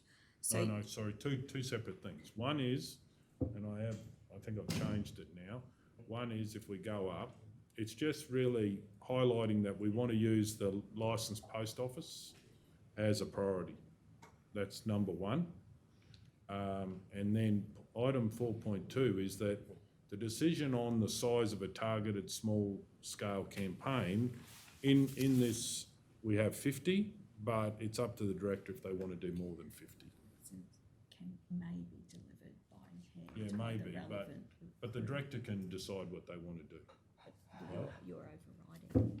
No, I'm saying that it is also at the discretion, so this is fine, but it'll be subject to the director. The director might want to hand deliver 75. Does that make sense? So it's really just saying that there could be reasons. Mail out volumes of under 50 may be delivered by hand by the relevant crew if available, or through the relevant local post office or post shop, e.g. planned water or gas interruptions and roadworks. So what happens if it's 60? So just give the director some flexibility is what I'm saying. yeah, Mr. I'm still confused because a mail out's where you pay for something. You can hand deliver. That's what I'm saying, but it's not, that's where the confusion is, we're calling it a mail out, it's not. If this, you know, Could I make a suggestion that this matter lay on the table till the next meeting and we draft the policy, or redraft that part of the policy? But Yeah. we could, should we not just give a bit of direction, or do you understand? Because we haven't seen whether the council is in favour of it yet. So I'm happy to bring it back to be redrafted. Okay, so, okay, that, well, I'd like to, I'll still go with the motion that council ask for this, for these requests that these two amendments be redrafted and the policy be brought back for adoption.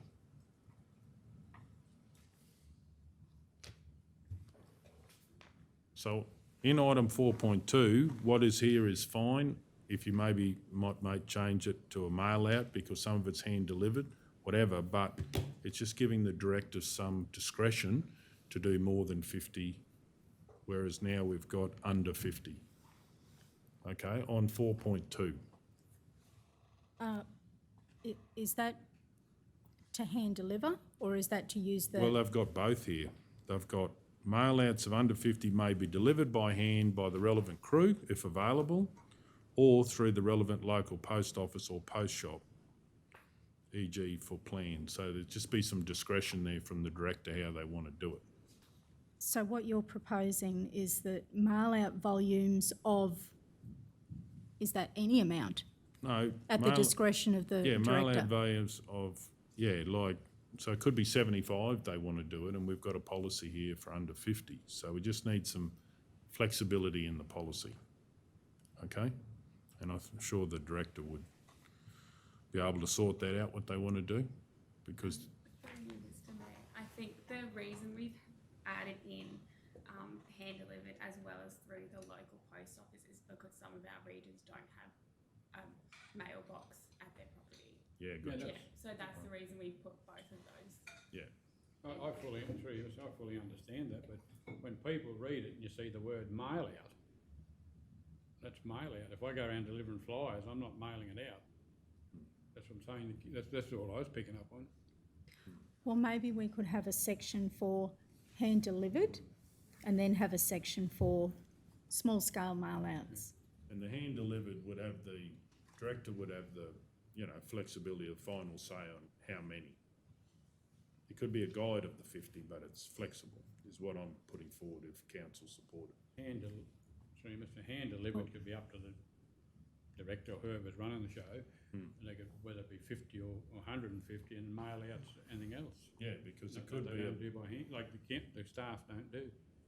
it could be Surat has a water issue, hopefully not, and then they need to do 100. Well, where policy says only 50, and they know the hand delivered ones get work, if you know what I mean. So just some flexibility there. Okay. So what have we got? LPA is always used where possible. So that's a local post office for everyone's benefit. Item 4.2, a decision on a targeted small scale mail out and hand delivered mail should be subject to judgment of the director. Do we have a second for that motion?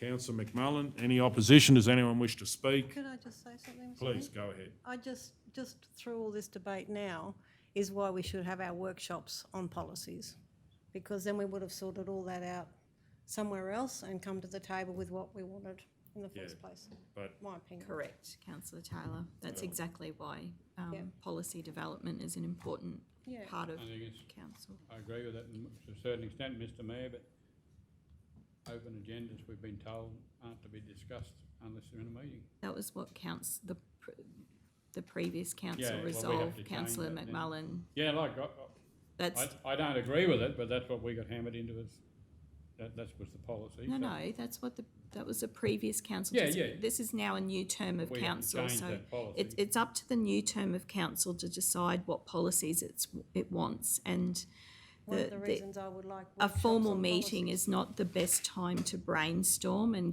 gather different ideas. That's better done outside. We would have to change the policy on the open, like, What can we discuss? and, so that we can discuss the open. Okay, well, I think we need to keep on track. The only thing I would like to say is I disagree with workshops because decisions can be made and they're rubber stamped, and the local government says the only place for decisions is a meeting, and that's why we're here today. Okay, so we have a mover and a seconder. Any opposition? Does anyone wish to speak? We're going to go to the vote. All those in favour? 7-0.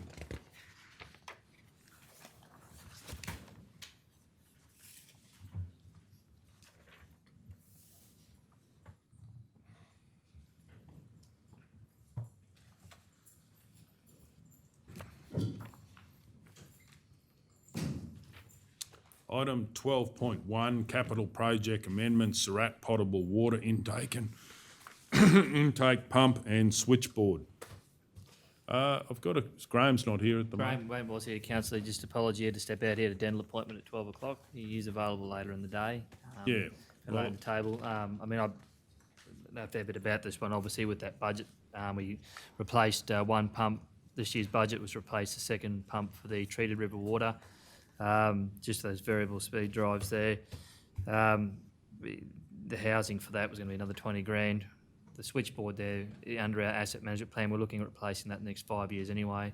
There's an opportunity there to try and do it all, roll it into one now, so. Well, just one question I've got. Have we put this up higher? Like, is it higher for a flood or something? Like, are we improving the, or has it got to be down the hole, or is that a Graham question? Probably a Graham question to me. Councillor McMullen? I'm reading it as the intake, which we've had that's down in the water. That's the way I It's in the read it. well, The that's- intake's in the water. That's where the pump is in the well. So where's the switchboard? The switchboard would be up. Up high, but to in the- answer your question, Mr Mayor, is it outside the flood height? I'd have to just ask Graham that when he came back. Well, I He's move getting we, it out of the well though, so it is higher obviously than what it currently is. yeah. In terms of what the defined flood height is, I'd have to check with Graham, but I mean, that could be part of it as well, where we actually situate it. It's actually up.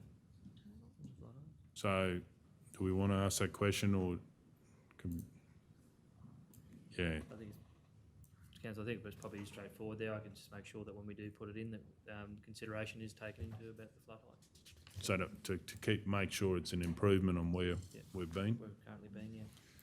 Okay, do we have a mover for capital project amendments, Surat potable water intake and pump I and, just got a question. please That's go okay. ahead. Do we have the money in the water reserves? Yes, we do, Councillor. Just checking. No, it's a good question. Yeah, we do. I did check that, so. Hope we do, especially if we move a motion. Councillor Burkett. I'll move, Mr Mayor. I move that council note the contents of this report, approve an additional $90,000 for project portable surface water intake pumps and VSD Surat W0220 to include a new switchboard to be installed, transfer the additional funds from water reserves. Do we want to put in there that make the necessary modifications to keep out of floodwater, or just? Yeah, I would put something in there. If I'm happy to second on the basis if you would put in there, just If to they've ask done the it, they've done it. question. If not, Sure that Yeah. is above water level. And it might be that the officer has to come back and said, we can do it, but it's a bit extra or something. Or they might But already it could, accounted for it. yeah, but it could be, make a big difference in getting it up high. sorry, Kel. Investigate, Yeah. in case they have already done it. Yeah. Investigate.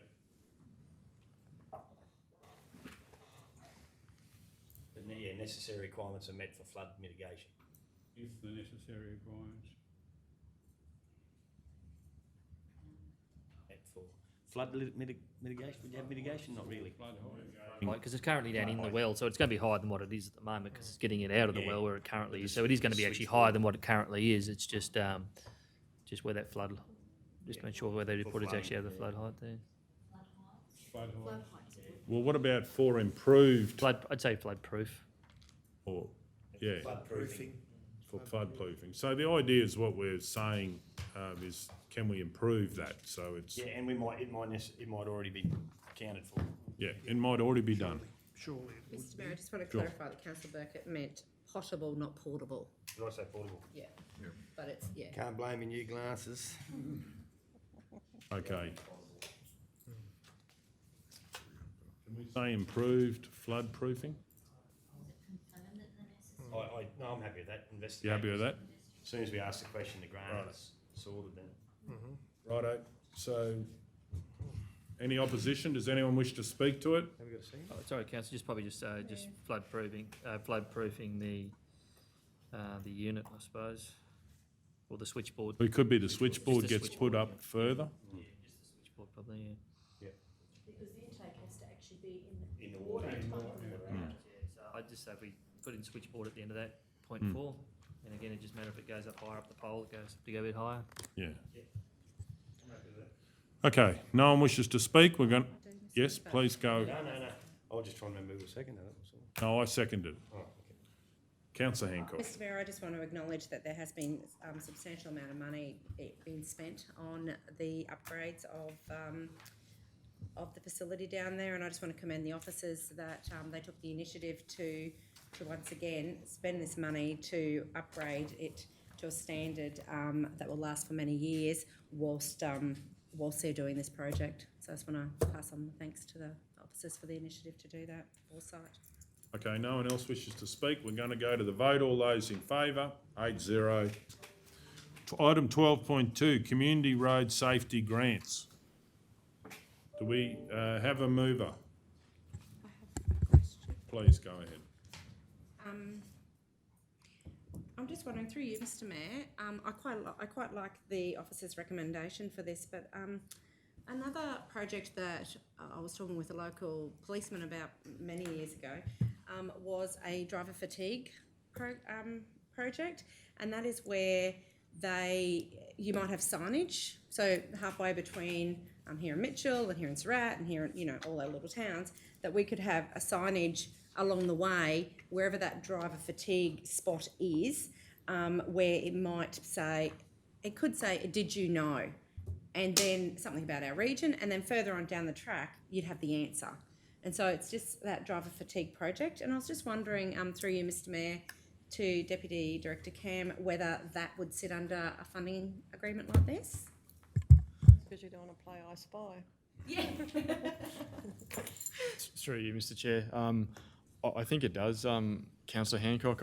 I think it aligns definitely with one of the key targeted behaviours of this program, which is fatigue, the third one. I've reviewed the guidelines this morning just in preparation for this meeting.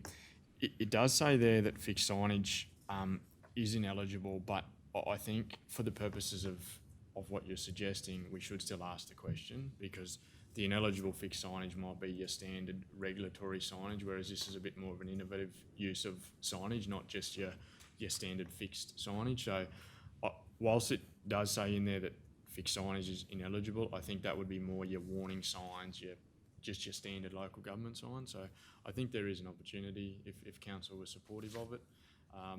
The only thing I'd say was we'd just amend the recommendation number 1 to include the second project, to include some fatigue signage considerations and that. So, but the thing will be is we'll just have to do that in consultation with the department. Obviously, our main roads between our towns are state controlled roads.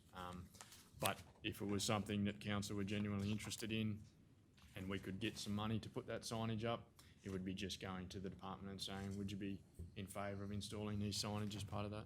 Councillor Burkett. Yeah, just the same signs that Councillor Hancock's talking about, I think, from Toowoomba to Warwick.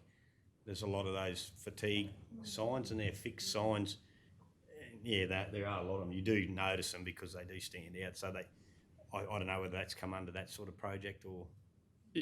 As I said, it's borderline, but I think if we're more to go, like some of the fatigue signage is sometimes questions about the region with the answer, a K and a half down. That's been some, I'm not sure whether that's still considered acceptable fatigue management on roads. Keep you alert. Yeah, but again, we can only ask the question, and that there is an opportunity there to, if that's still an acceptable method of keeping the fatigue and awareness up, you could build in some subliminal tourist messages in there to say, do you know which year the Cobb & Co museum was opened? I'm not sure. Yeah, So- something like that as you can go around, it's sort of. I got a question. So you've obviously put up a different recommendation about this awareness video. What was your idea with that, and where's this going to be used? Mr. Mayor, the awareness video I see is a huge opportunity to prepare. Obviously, one of the big issues we have out here is runoff road crashes. I just see the Maranoa and southwest Queensland has a lot of different challenges compared to what you might have down in the southeast corner. So I'm not sort of thinking just a standard video that repeats stuff that people already know.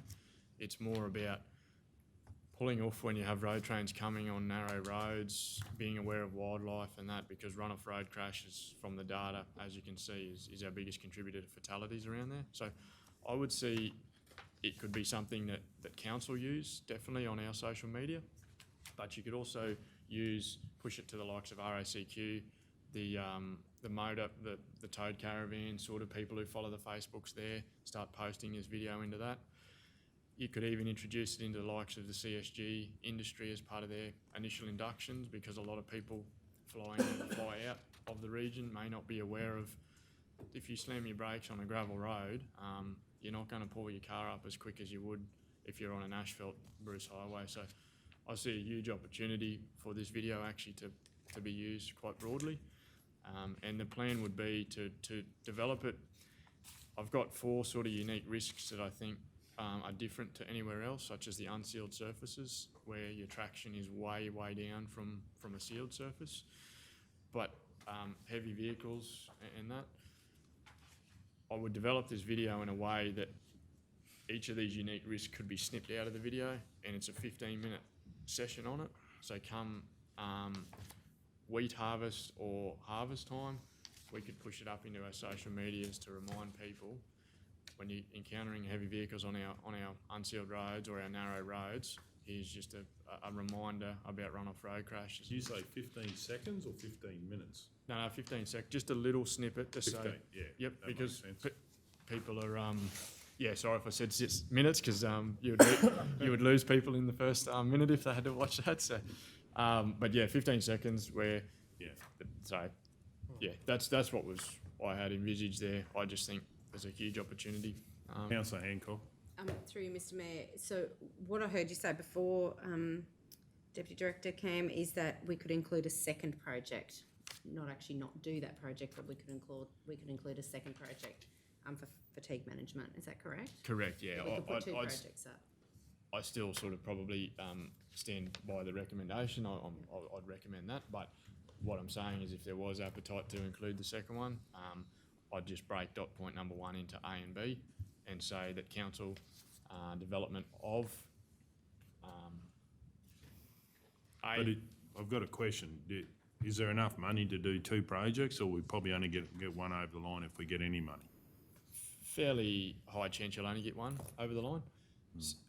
Second alternative could be that we add if council are more keen on the awareness video, we could add an additional dot point to advocate to the local department. Because it is their network, we could advocate to the local TMR to consider fatigue management signage between our towns under this round. So, because TMR can apply for that. So. Not affect this project, but hopefully encourage them to promote another project. So council could put our project forward as recommended, but still be trying to get a second project through a different body. And my other question is, how often does this round of funding come up every year? Probably every year or two, yeah. So I remember this come up last year. So, yeah, I thought so too. Yeah. So yeah, back to Mr. Chair's question. That my gut feel will be if we put two up, we'll only get one.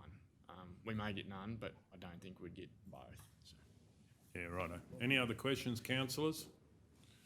Well, I'm happy to move that council submit an application for funding under the Community Road Safety Grants for the development of an awareness video regarding some unique risks associated with driving on roads in the Maranoa region and Greater Southwest Queensland, with particular focus on run-off road type crashes.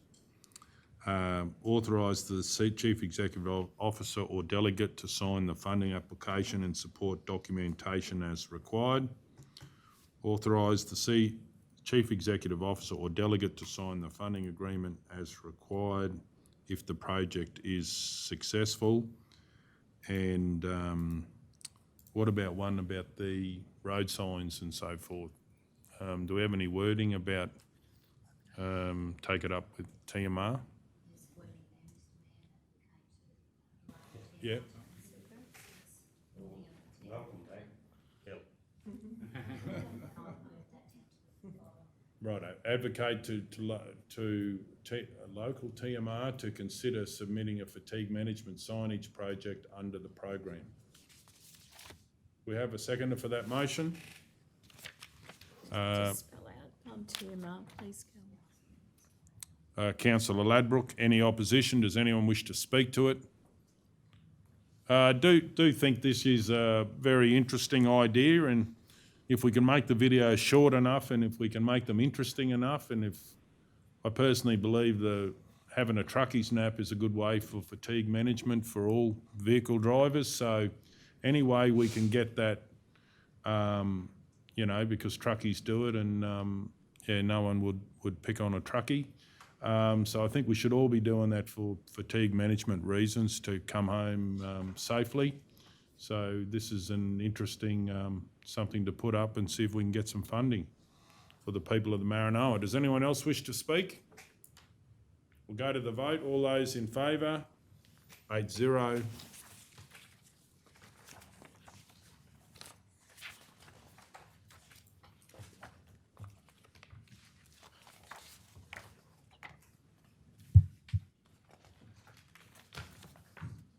.3. Yeah, 41. 41, Asset Management Plan, Water Network. I would like to receive the Water Network Asset Management Plan, AMP4, review Rev 4, as presented. That means revision. Revision 4 as presented. Endorse the Water Network AMP for inclusion in the local government infrastructure planning documentation. Consider the Water Network AMP in parallel with budget preparations.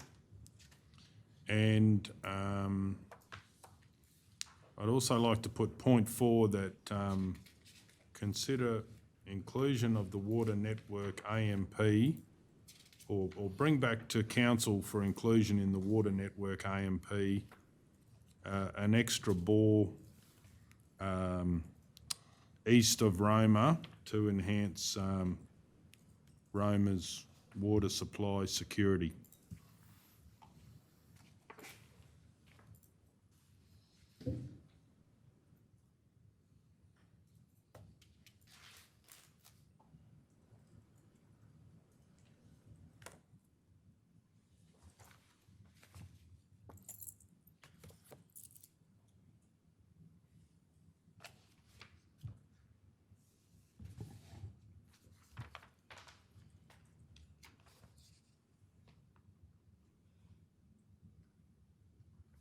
Anybody else have any questions?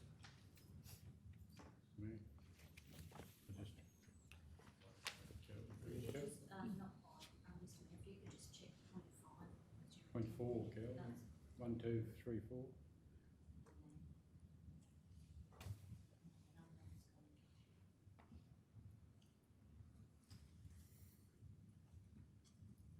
Maybe we should say for consideration. Yeah, I was about to suggest that, Mr Mayor. Yeah, just bring back to council consideration for inclusion. That way, all the stuff there. So.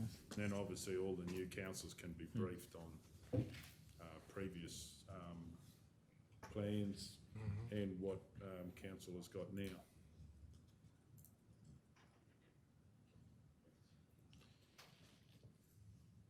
Okay, any questions, councillors? Do we have a seconder?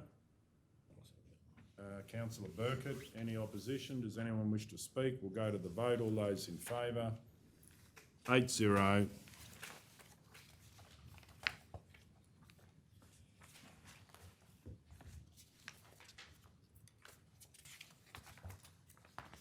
12.5, is that next? 45, page 45. 45, thank you. Request for participation in World Haemophilia Day 2021. Do we have a mover? Councillor Guthrie.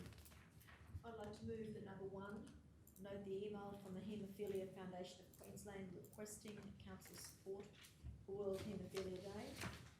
2, support World Haemophilia Day by amending the variable street tree lighting in McDowell Street, Roma, to display red only on the 17th of April 2021. And 3, distribute a media release to inform the community of the reason behind the red colour change in the tree lighting. We have a seconder, Councillor McMullen. Any opposition? Does anyone wish to speak? We're going to go to the vote. All those in favour, 8-0.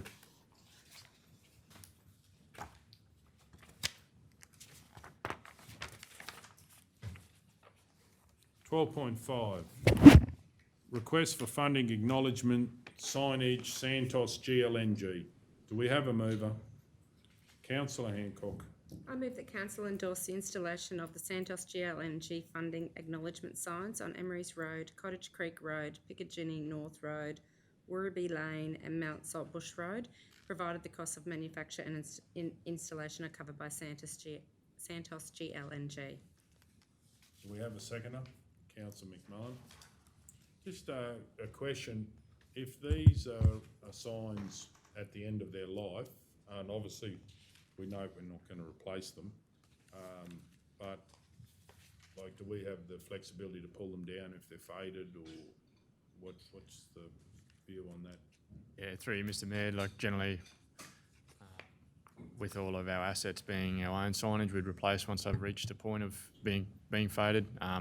In the report, I've just outlined once they got to the point where they're no longer serviceable, they'd be pulled down, and that because they would have served their purpose by that time. They've probably got 15 years life in them, realistically. Right. So, but yeah, no, it's not locking council indefinitely to leave them on.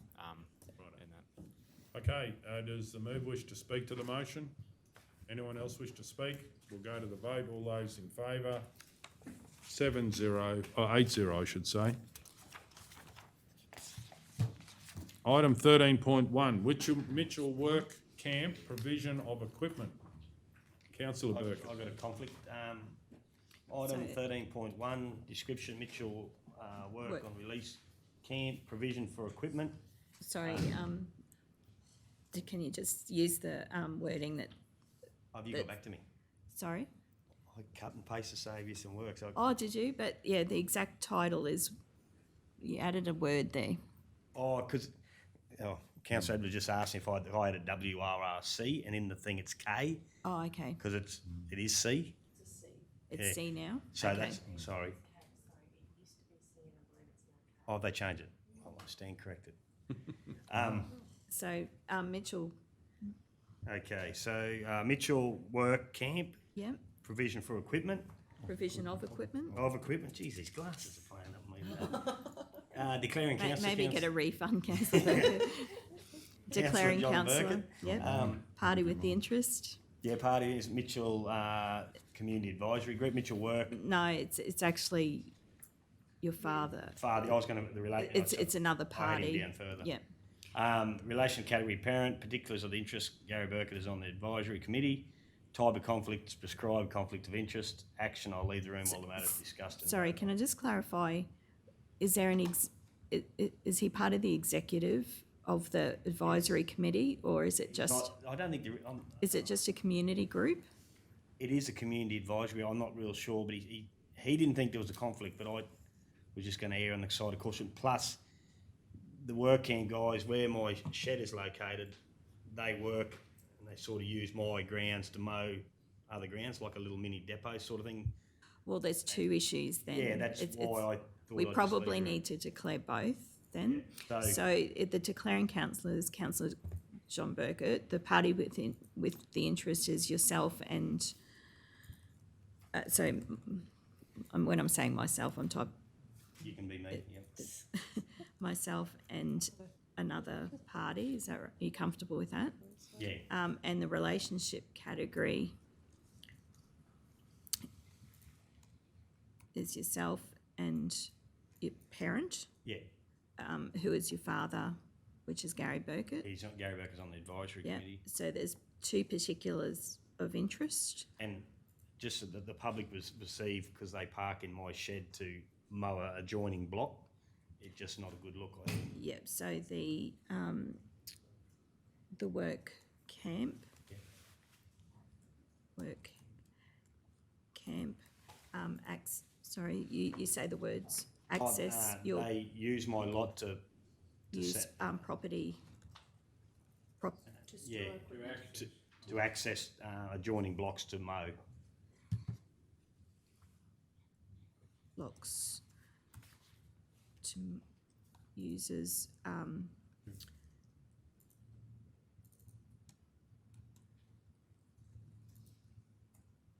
uses your property to access it, the adjoining blocks to mow, yeah. Yep, that's it, yeah, so, And then the other one that you said was that, no, that's it, the parent one and that yeah, one. and your father is part of the community advisory He's on the committee advisory committee. for the work camp. Yeah, it's the Mitchell Work Community Advisory Committee. Mitchell work camp.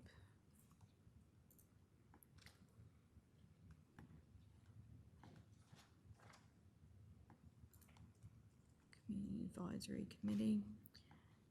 And you're not aware that there's any sort of executive structure, it's just, He just said he wasn't. I thought he was the chair, that's why I rang to check, and he's just a committee member. okay. But I think it's a unique, it's not like a group, I think they have a secretary. Yeah, Or just decision making, it's not an entity in its own right, No, it's, it's more to provide feedback and to the Pale Creek yeah. staff on regard to which applications should be. And I think he's the only non-government representative, he's the community rep.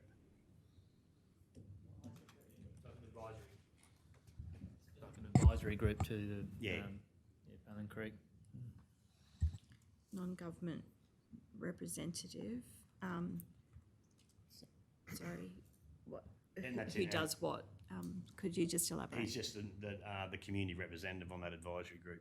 But advising about like purchase of equipment or? Yeah, yes, so in regards to this item, I'd say he'd be one of the,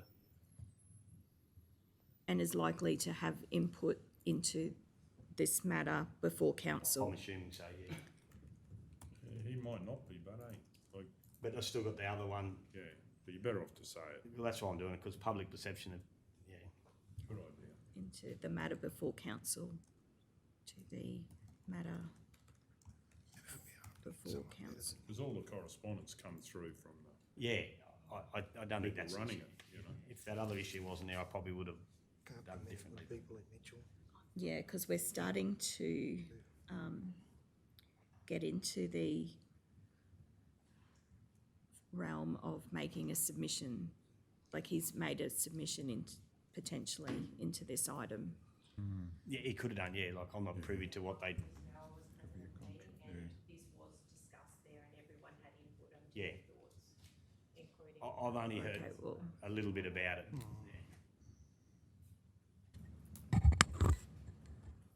Briefings here. Two.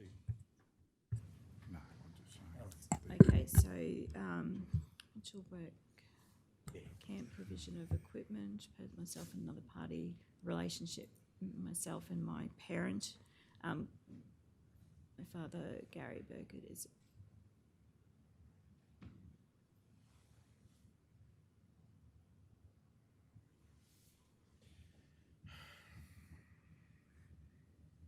Cal, where,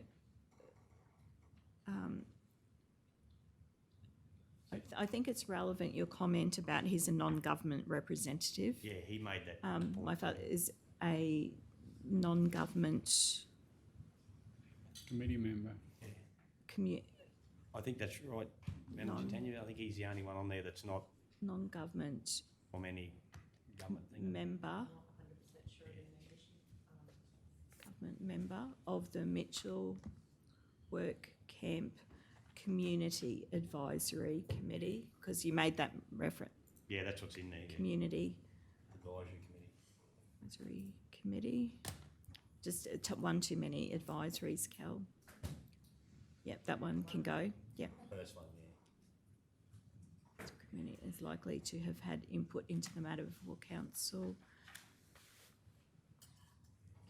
Advisory.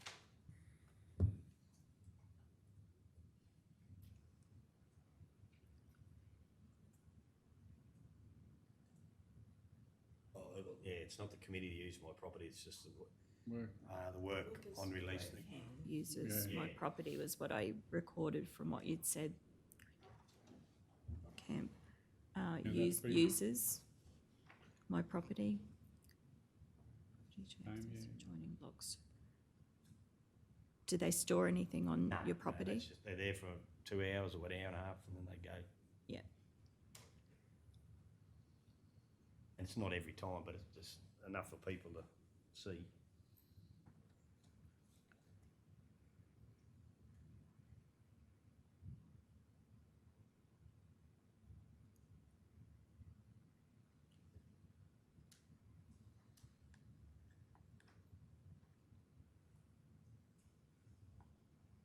It'll be out.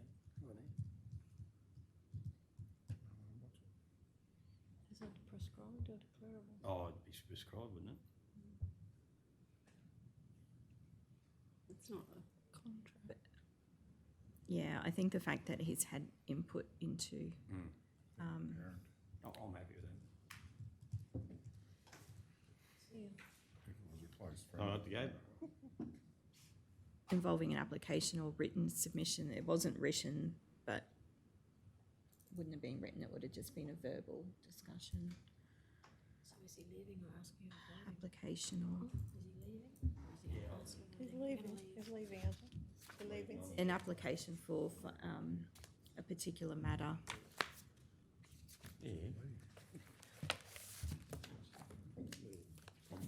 Which is Councillor Burkett, to have input into the matter before council, in relation to an application for budget consideration. On the screen. Oh, yeah.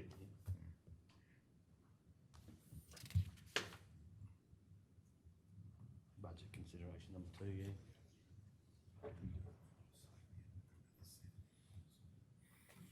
Just keeps giving, doesn't it?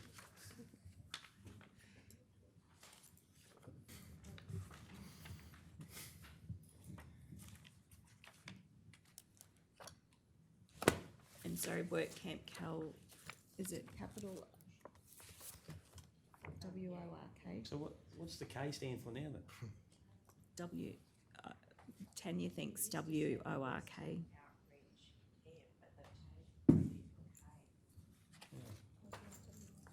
So the WORK is in all in capital letters.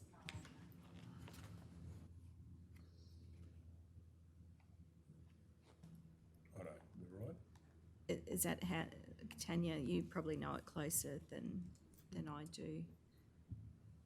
But that's how they Yeah. identify themselves in their correspondence. So. Yeah,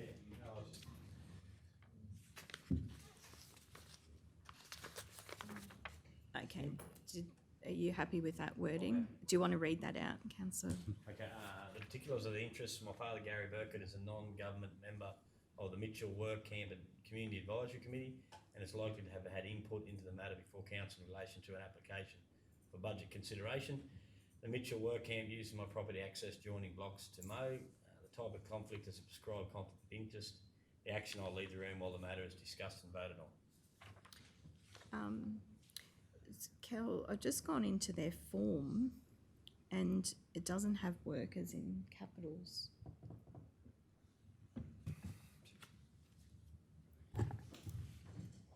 It used to. Oh, I thought.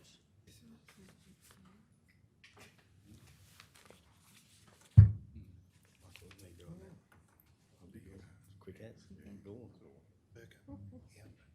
Nothing's easy. I'm waiting to get those. The whistle hasn't gone. No. All right. Let's leave it that way and we'll find out. Their preference. Right to go? You happy with that, council? I'm happy. Righto?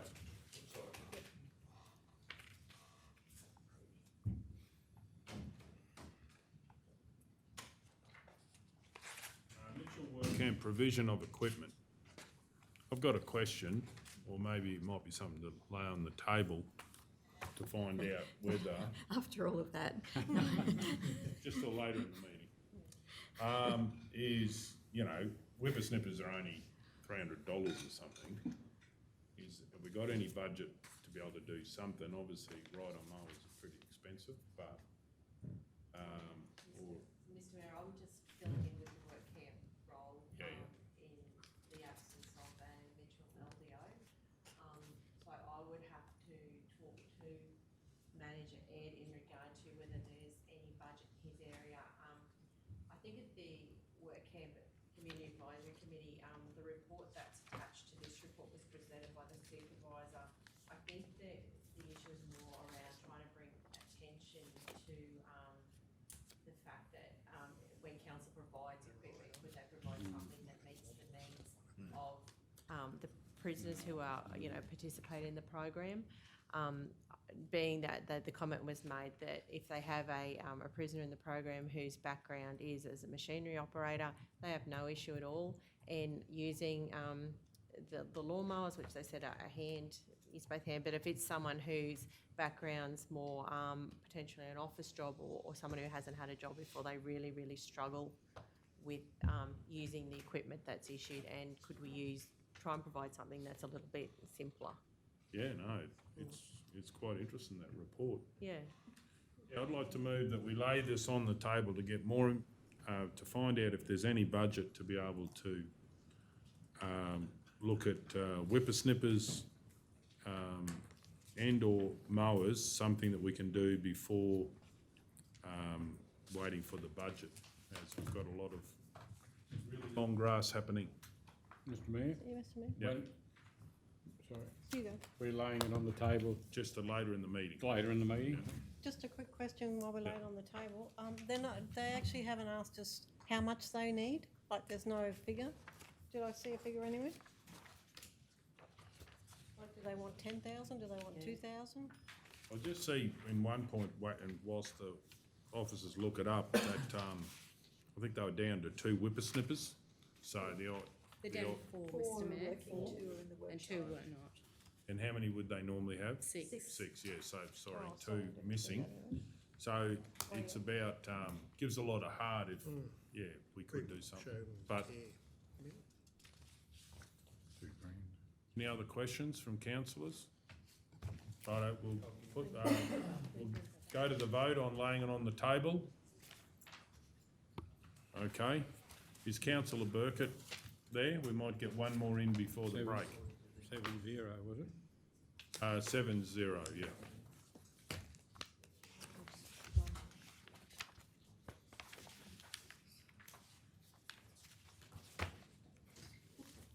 Okay, 13.2, Queensland Fire and Emergency Service, QFES, request for approval to upgrade council building.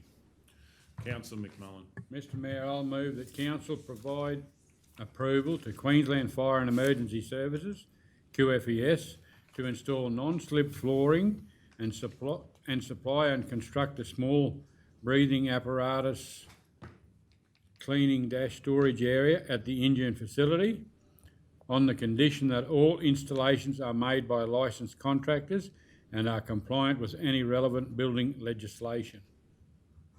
We have a seconder, councillor Ladbrook. Any opposition? Does anyone wish to speak to it? We'll go to the vote. All those in favour? 8-0. Councillors, I'd like to move that item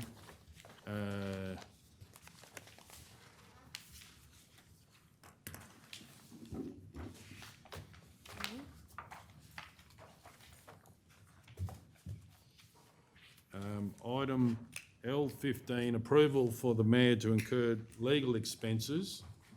So what item number? item L15, it's from a previous meeting. Approval for the mayor to incur legal expenses. It's next in the agenda. Just clarifying, Mr Mayor, we've already got a motion that we're going to do at 2 o'clock, the organisational structure debate, so would it be after that? Or No, you just wanting do to it now and try and get one in before, get as many done. So if we've got time now, So why would you do that with one councillor missing, Mr Mayor? On the 17th? it's just really, Why would you change the order of business? It's already in well, here. you can, I think you can add the order of business at any time. Is it in here already? It's from a previous, meeting, and it's been laid on the table till a future meeting. Where have we got a copy of it here? Or? I don't think we've got a copy of it, but we've had it through before. I'm happy to, that, We don't have a copy of it. Is it white or pink? We don't have a copy of it. Well, we need a copy of it, don't we? Yeah. Was it laid on the table last time? yeah, it was. It was laid on the table from a previous meeting. And just, didn't we say that we're finishing at 1? Yes. We got, We need. whatever happens, we've got to be back on by 2 p.m. 2 p.m. we said. Yeah, for councillor O'Neill. So, well, how about we move this as dealt with the next, order of, well, I want to move it to, I want to move a motion to add it to the agenda to be dealt with after the org structure, which is going to be dealt with at 2 o'clock. And also for councillors to be given a copy of the report that was laid on the table. On the agenda. No. But if we move this, then it goes on the table and it'll be dealt with after the org structure at 2 o'clock, because it's now already 1:04. Okay, so, do we have a seconder for that? Councillor Burkett. All those in favour? That's 8-0. Okay, we'll break for lunch, councillors. We've got to be back at 2 o'clock, as we said. So we'll start up again.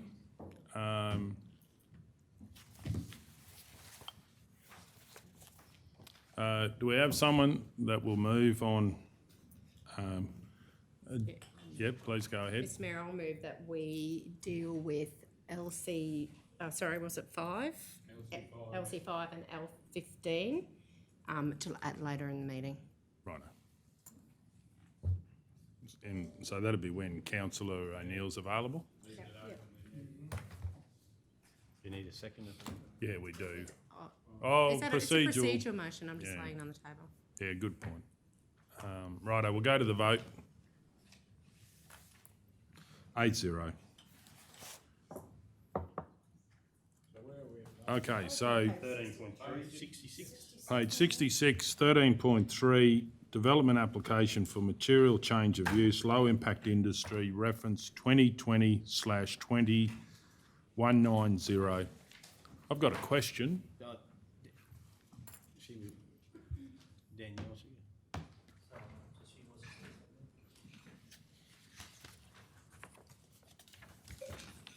Just in the small waiting room, Rob, I saw. Saw her on the way past.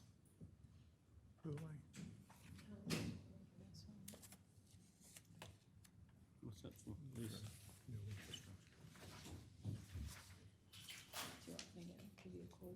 No one's got a conflict on this, have they? No. No. He said.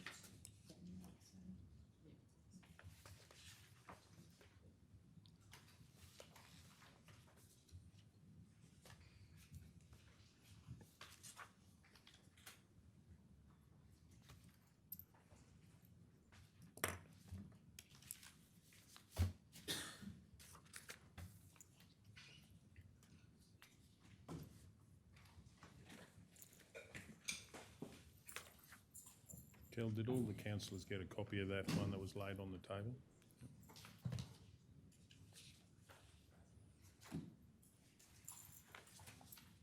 Afternoon, Danielle.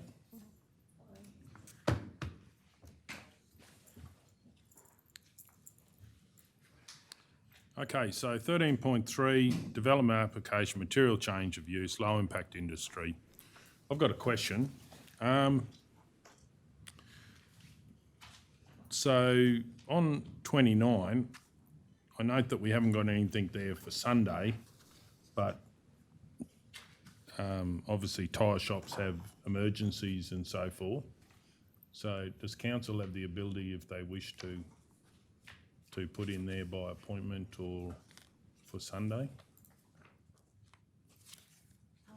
Mr Mayor, we do, and in some cases we include a note against the conditions that restrict operating hours that explain to the applicant that they can apply to us for extended hours for a particular reason at any time. So that's something that we could look to include in this case.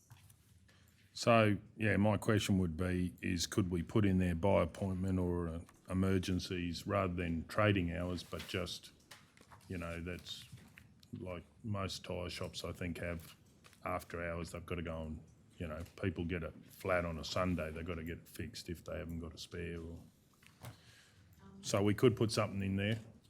We can do, Mr Mayor, but I should also just clarify that this particular condition is more so addressing the construction period for the. Oh, is it? Right, okay. So, Right, okay. potentially build the building. Right, so it's not for a change of use stuff or anything really? No, this particular proposal won't actually change the existing use of No. business operations on the site. Yep. It's more to do with the actual extending the building. Yeah. Construction of the extension. Yeah. So you still, Bob brings him up on Sunday, says I need a tyre fixed, I need a new tyre. And, So there's no change to the existing business operation. It's just building that they'll perform. Oh, that's the building, yeah, that makes sense, yeah. The other question that I've got is in regards to a stipulation that the solar power has to go into the grid. And I'm just wondering, is that a state government or a federal government thing? It seems strange that we would be telling them, like, is it someone else telling us that we've got to do it, or? item 36, I've been up.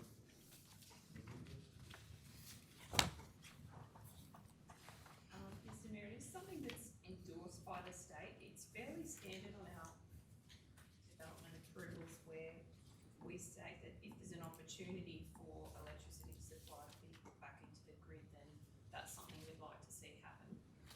But it's not mandatory for the developer to do that. Because there's an extra cost in doing that, and sometimes the benefit is not to the individual, like just running a closed circuit can be more beneficial for them. Yeah. So we don't have any statutory thing where we have to put that in there. No, it's not mandatory, and we've included it as a note rather than a condition, so Right. it's more like advice Oh, rather yeah. than. Yeah, no, that's all right then. That's good. Any questions, councillors? Okay, do we have anyone to move on this one? Councillor McMullen. Mr Mayor, I'll move that on the officer's recommendation that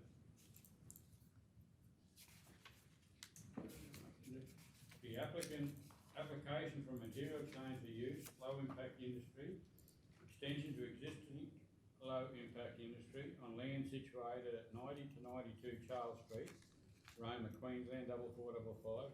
The property described as lot 231 on R8613 be approved, subject to the listed development conditions and general advice.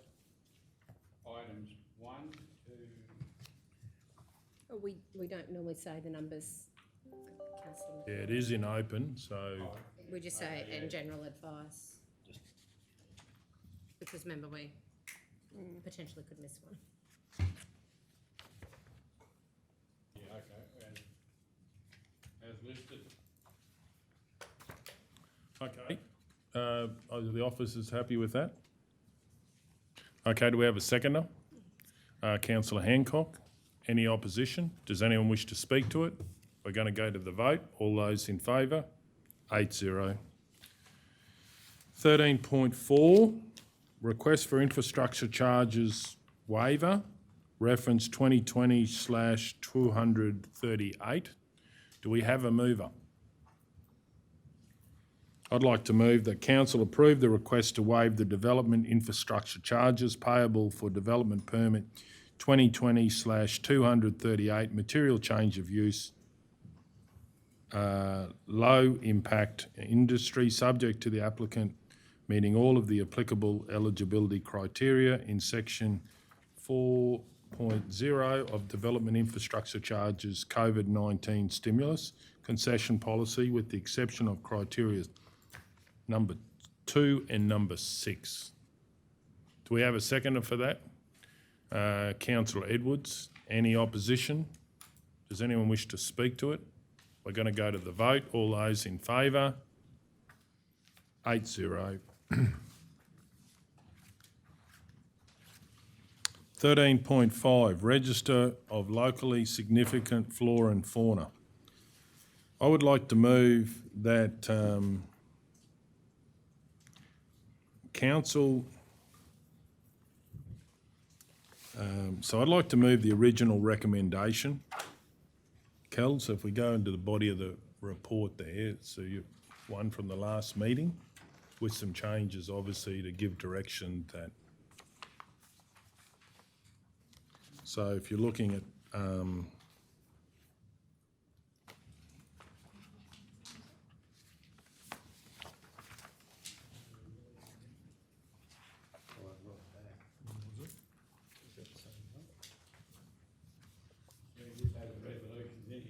oh, it should be in there. Normally it is. Maybe that's that executive summary up there.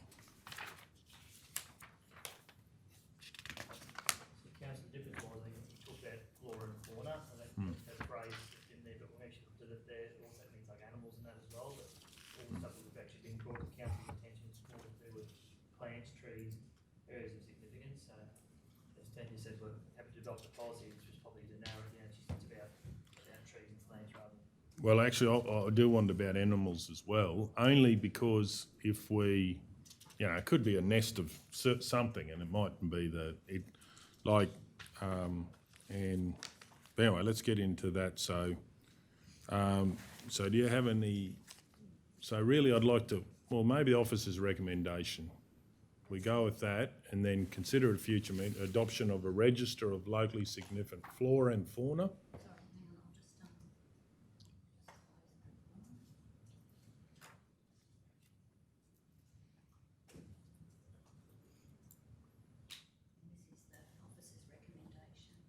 Yes, I'm going to change that, but use the base of it.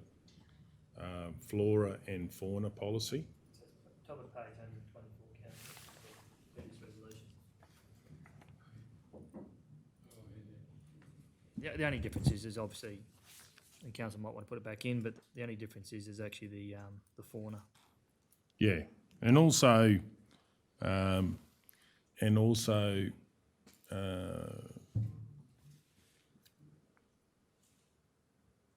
yeah, so flora and fauna. And then I'd also like to put in there for, as a register to record locally identified roadsides, reserves, council space and special areas.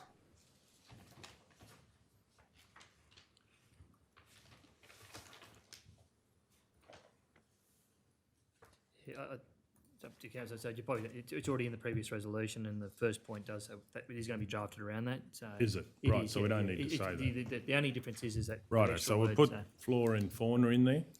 And then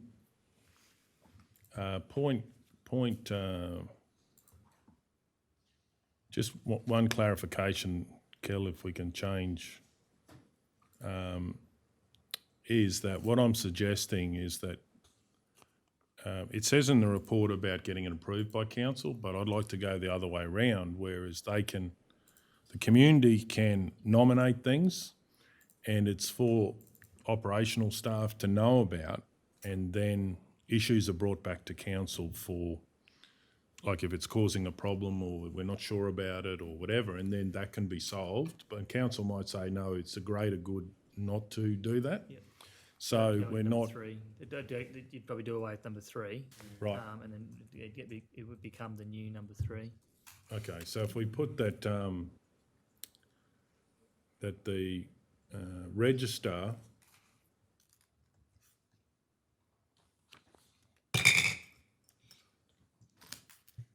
I think, Mr. Mayor, like that register's still got to come back for council adoption anyway, and then Yeah. it'll actually have the processes in there of if there is a conflict and how council would deal with it and the like. So that'll actually be in the content of the report to come back, so.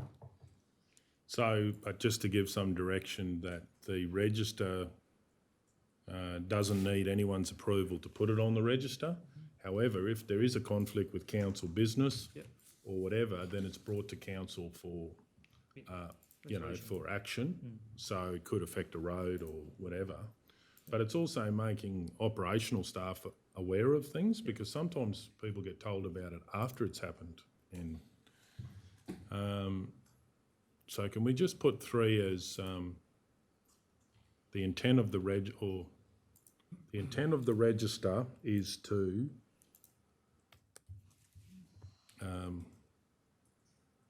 for items to be included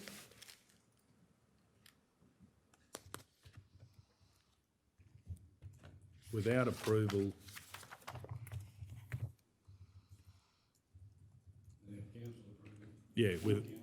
Without full council approval and conflict areas be brought to council for decision.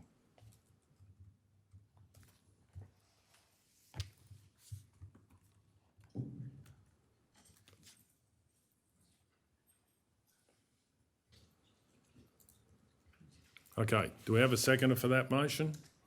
Councillor Edwards, any opposition? Does anyone wish to speak?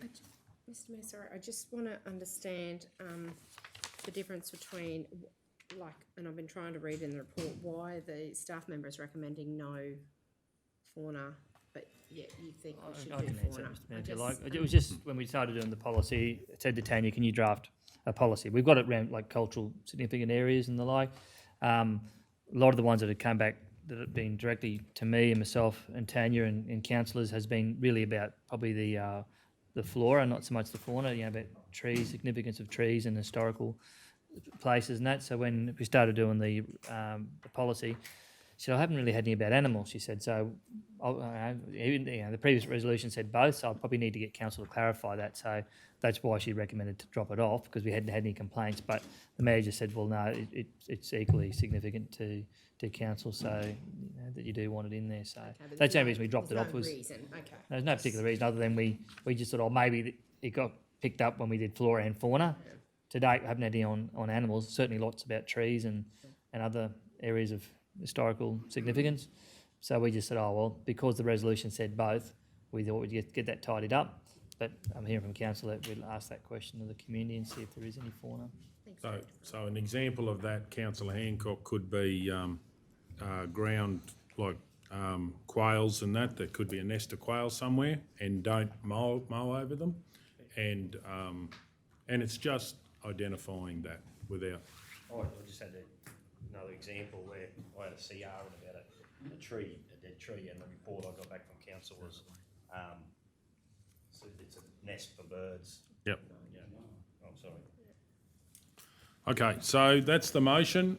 We have a seconder. Any opposition? Well, I'll speak to the motion. I think this is exciting because this is getting council and council staff ahead of the curve as far as being told about it, because I imagine it would be very disappointing to know about it afterwards, that something's happened. So this is trying to encourage residents to actually let us know, and then obviously it'll come back to council if it's causing operational problems or strategic problems long term, but at least we know about it, it's an opportunity. So, okay, we'll just pause for a second. I think we've got Councillor O'Neill. Okay, Councillor O'Neill, we're up to 13.5, Register of Locally Significant Flora and Fauna. And I have moved, and Councillor Edwards has seconded, to consider at a future council meeting adoption of a register of locally significant flora and fauna policy to be drafted based on recommendations included in the body of the report. Council to invite community members to nominate significant flora and fauna for inclusion in the register, with all nominations to be presented at an ordinary meeting of council. So that's the bit I would like to change, to remove that. So could we, on point 2, Kel, just get rid of after council invite community members to nominate significant flora and fauna? Or, well, you can leave in for inclusion of the register, but we don't need nominations. The idea is that they'll just go on there, and then if there's a conflict with it, then we'll hear about it. So is the seconder happy with that? I am. Righto. So it reads now, Councillor O'Neill, have you got it on the screen, Councillor O'Neill, or? Righto. So point 2 now is council invite community members to nominate significant flora and fauna for inclusion in the register.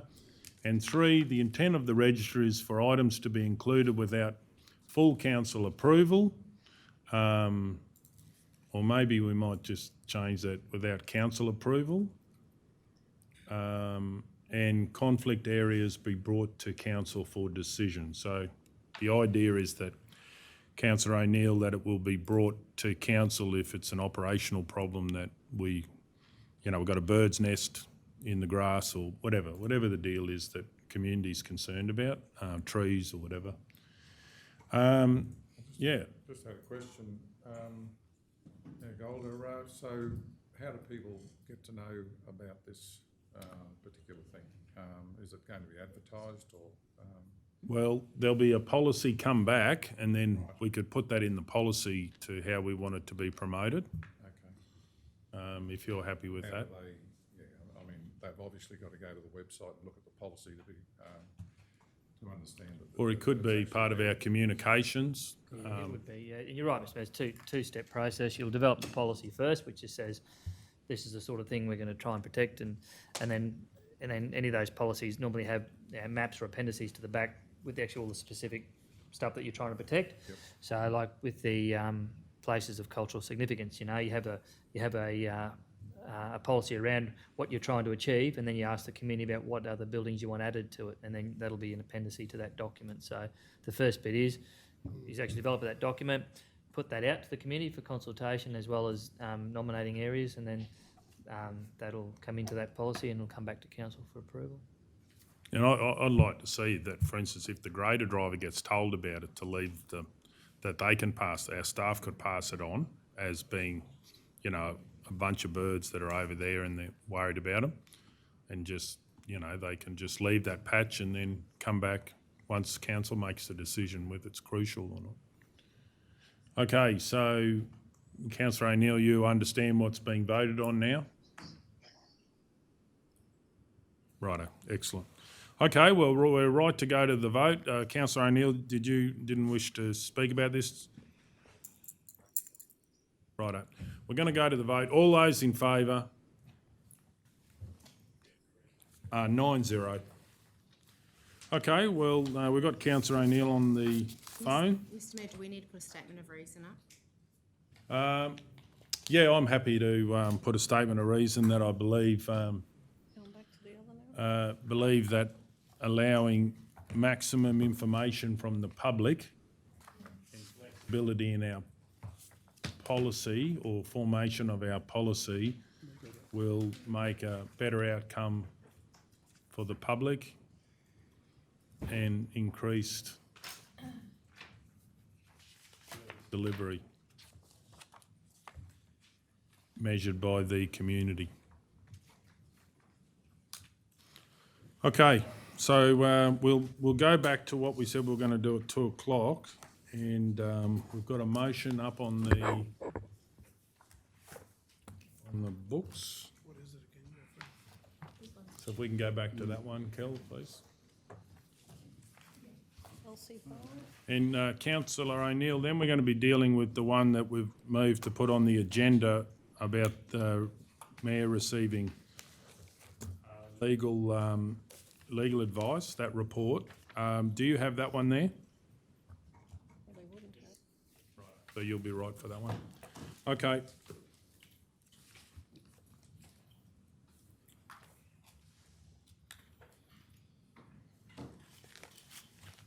Okay, so this is LC5. Yeah, LC5, adoption of the organisational structure. We have a motion, a mover and a seconder. We will get into the debate. Well, councillors, this is an...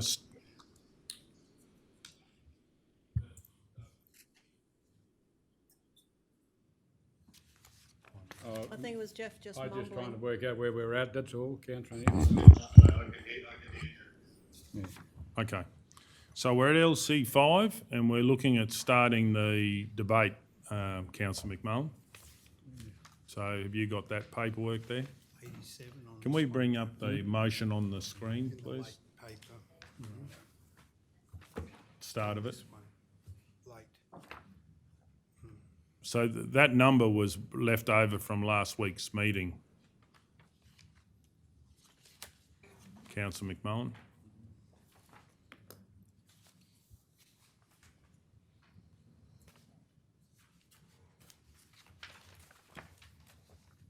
Okay, we're right.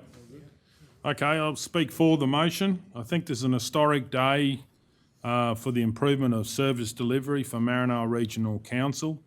I'm speaking to the community is excited to go on this journey, to have the best of the past moving into the future, and to have directors everywhere focusing on listening to the staff at the coalface and really being people that can enable the organisation to make change, look at how we operate more efficiently, and those benefits and savings can be brought back into higher service delivery and economic development. It goes on and on and on and on and on.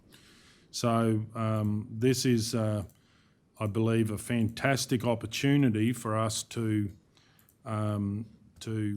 move forward as a council and obviously go through the budget process, which will fund the changes for next financial year, and that can be looked at a whole of budget approach, which is, I think, far more clear and also more accountable than doing it as a separate item. Okay, does anyone wish to speak against the motion? Councillor Hancock, and then we'll go to Councillor Taylor. I am disappointed that the Mayor has denied the opportunity to separate the points in this resolution, as this is the first time that I've actually heard about the budget and a rate freeze, and it's sort of been put in on top of the organisational structure, and I think it would have been really good to be able to have that as a separate conversation about the budget and a rate freeze.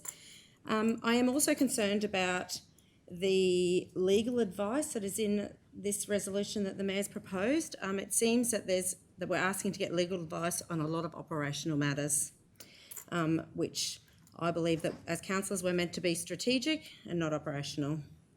But as for the organisational structure, I have spoken before about my views on this, but I have carefully considered all of the staff and the community feedback, and after considering all the reports and the information that has been presented to us, including just this morning, I am disappointed that this resolution has had no change. From the very first draft of the organisational structure that the Mayor presented to Council all those months ago, and after all the community, staff, feedback, reports that we have read, and there has been a lot, surely you would have thought that there would have been some tweaks, some changes.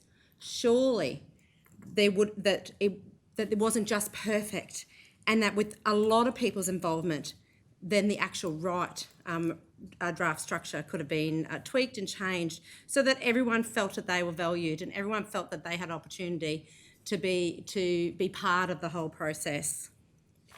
You know, even this morning there's been a suggestion put forward where it would cost councillors less money but still develop the services, and yet this hasn't been considered. Now, I've said this before, that I think there needs to be changes and a focus on local. I support having local bosses in each area, but I don't believe that there needs to be 8 directors, more than Brisbane City Council. I don't believe that we need 8 directors at such a huge cost to the ratepayers. I feel council is spending a substantial amount of ratepayers' money to make the organisation top-heavy instead of spending the money to actually fix the issues at hand. I've spoken about the names before and honestly believe that calling the regions by the town names is for the benefit of economic development in the region. And people do know and have a connection with the town name and area names. I believe it is a backwards move to be going back to the old shire names pre-amalgamation. We simply just can't unscramble the egg. So on this basis, I cannot support this organisational structure and I will be voting against it with a very, very heavy heart, because as a councillor who was nominated to sit at this table amongst my peers, I really would love the opportunity to actually have the opportunity to come up with something that all the councillors could have been proud of moving forward. Okay, would anyone like to speak for the motion? Would anyone like to speak against the motion? Councillor Taylor. I have nothing new to say about this, and I honestly still do not understand how it has come to the table and not be debated, discussed, or simply have a conversation with the 9 elected members in this chamber. It has come to us as the Mayor's proposal and goes out the same way it came in, with no changes and ideas from anyone, no contribution from anyone, not influenced by any of the feedback from staff, no listening to the community consultation. Today we had a proposal put to us where the 5 new directors are still in play. That is not negotiable. But then only having one other to make 6 and saving the ratepayers, I'm going to guess, $500,000 a year. And I say guess because we still have never had a costing on this proposal to date. While we are being assured of the outcome the Mayor is looking for, it can be achieved with 6. Why wasn't this considered? What would it have cost us to have a go? The other thing I cannot understand is that the 5 new directors will not necessarily have to live in the town that they are a director for.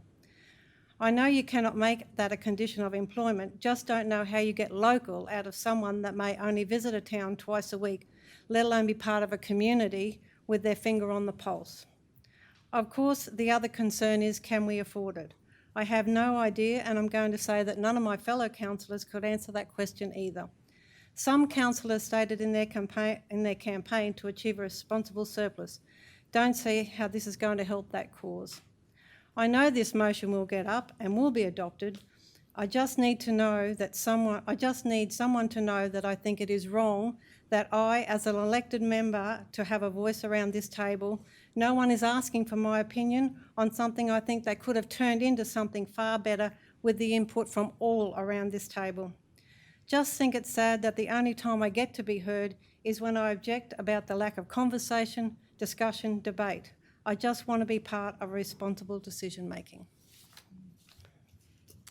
Does anyone want to speak for the motion? Councillor Guthrie. I'd like to just say that as a newly elected councillor, and I now have 12 months under my belt, I stood with a very clear intention of trying to advance a local perspective. And I believe I listened and I heard that that was a very, very common thread in the pre-election discussions and community meetings. Since election, I have got out and about to a lot of the community groups, I've got to a lot of the communities, and it's still a continuing demand, or it's still a topical conversation, or it's still something that's very dear to the hearts of lots and lots of people. And I think it's very important that we're not making local decisions for the localities. I think it's important to have the localities making significant decisions within their own communities that they believe is very, very important.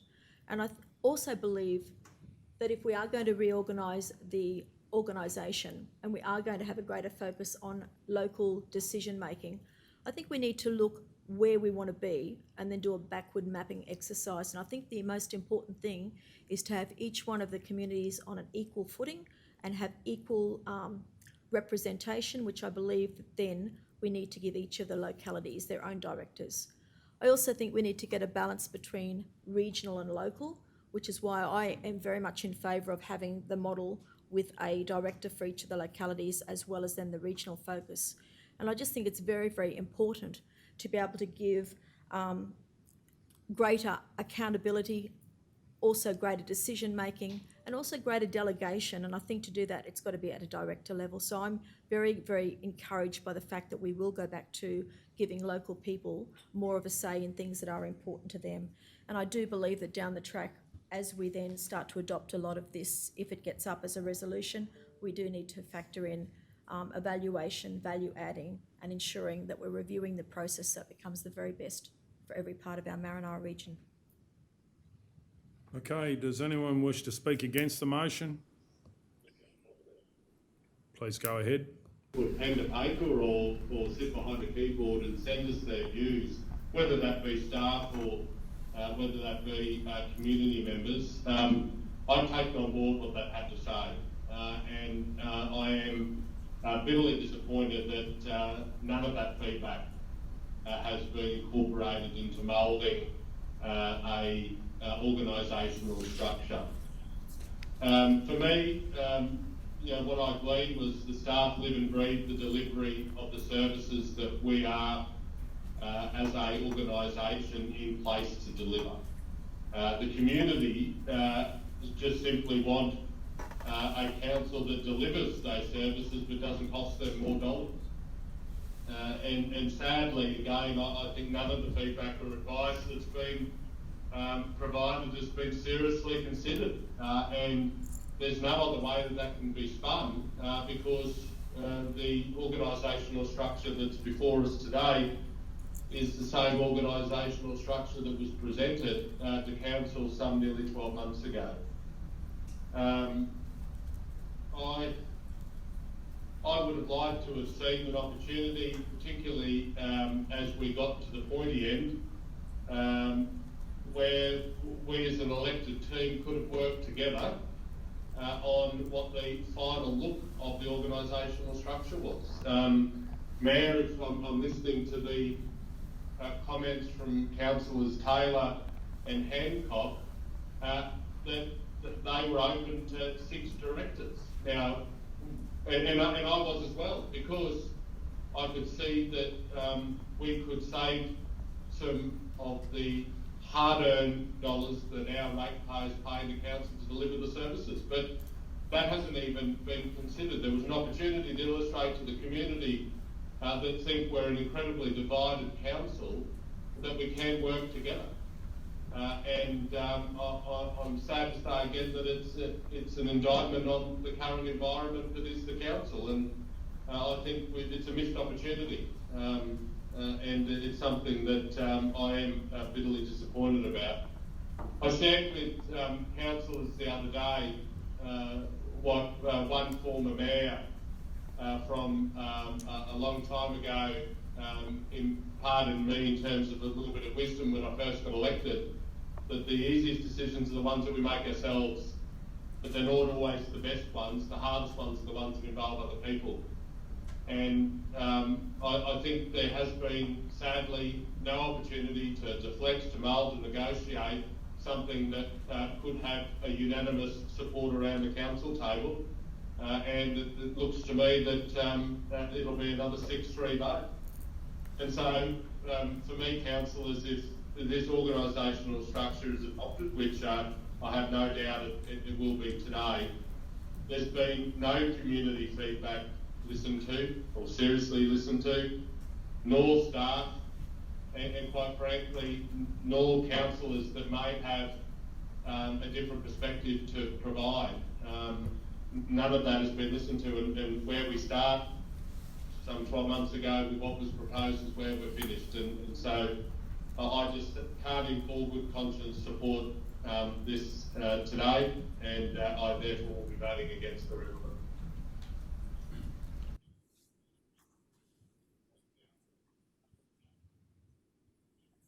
Okay, does anyone wish to speak for the motion? Councillor McMullen. I'd just like to say, Mr Mayor, the biggest majority of people I've spoken to are all in support of this, and all the areas, the meetings in all the areas I've been to, there's been a unanimous decision to keep the names as the old localities.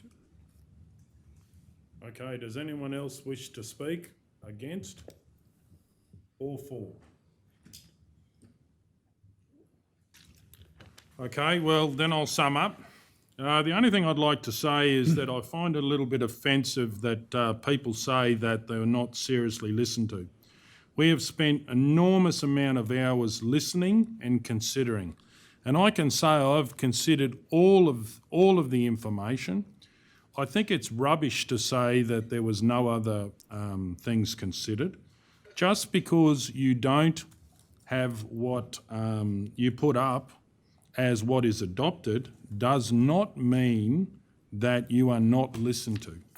And I have taken all of the staff feedback very, very seriously.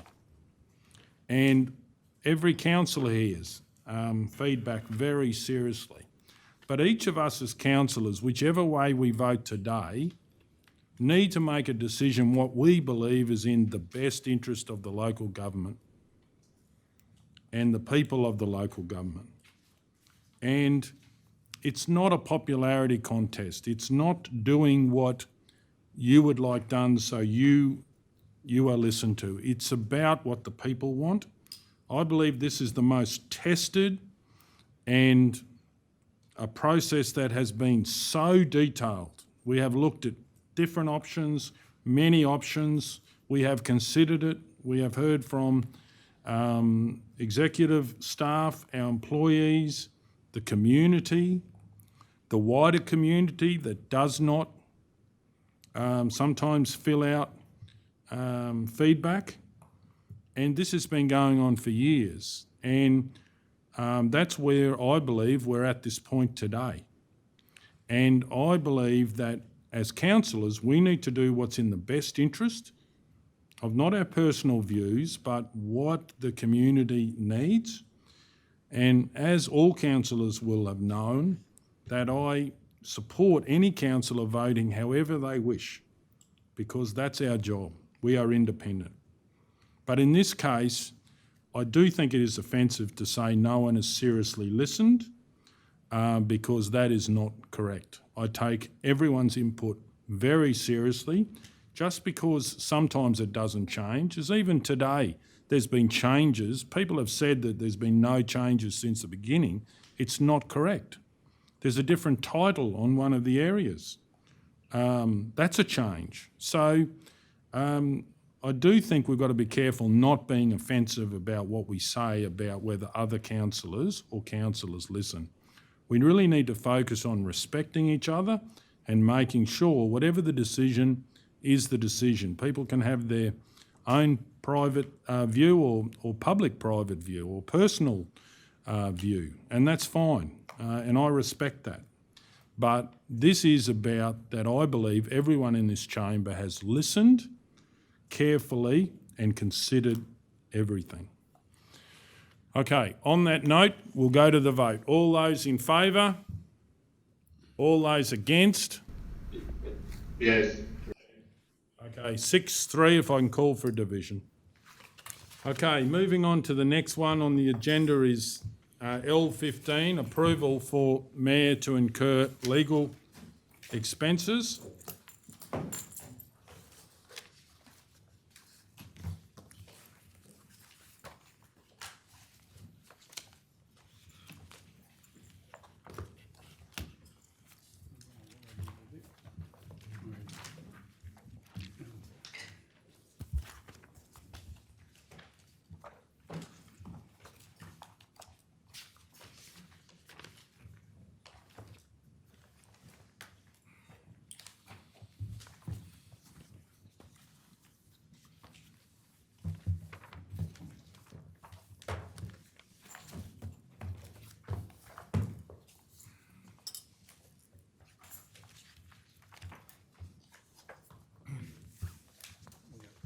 Yeah, I might have actually, is that mine, CEO, or yours, Stella?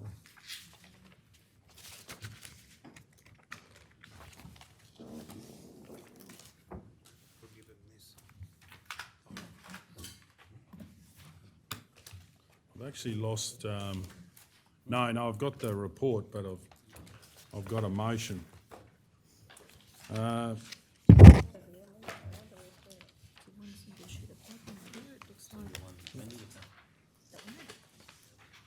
Well, I move we lay this on the table till later in the meeting as I cannot find the motion I was going to move. All those in favour? Hang it on the table till later in the meeting so I can find the paperwork. Oh, no, it's different. Okay, righto, we'll keep going then. We were up to 131 page. 31, thank you.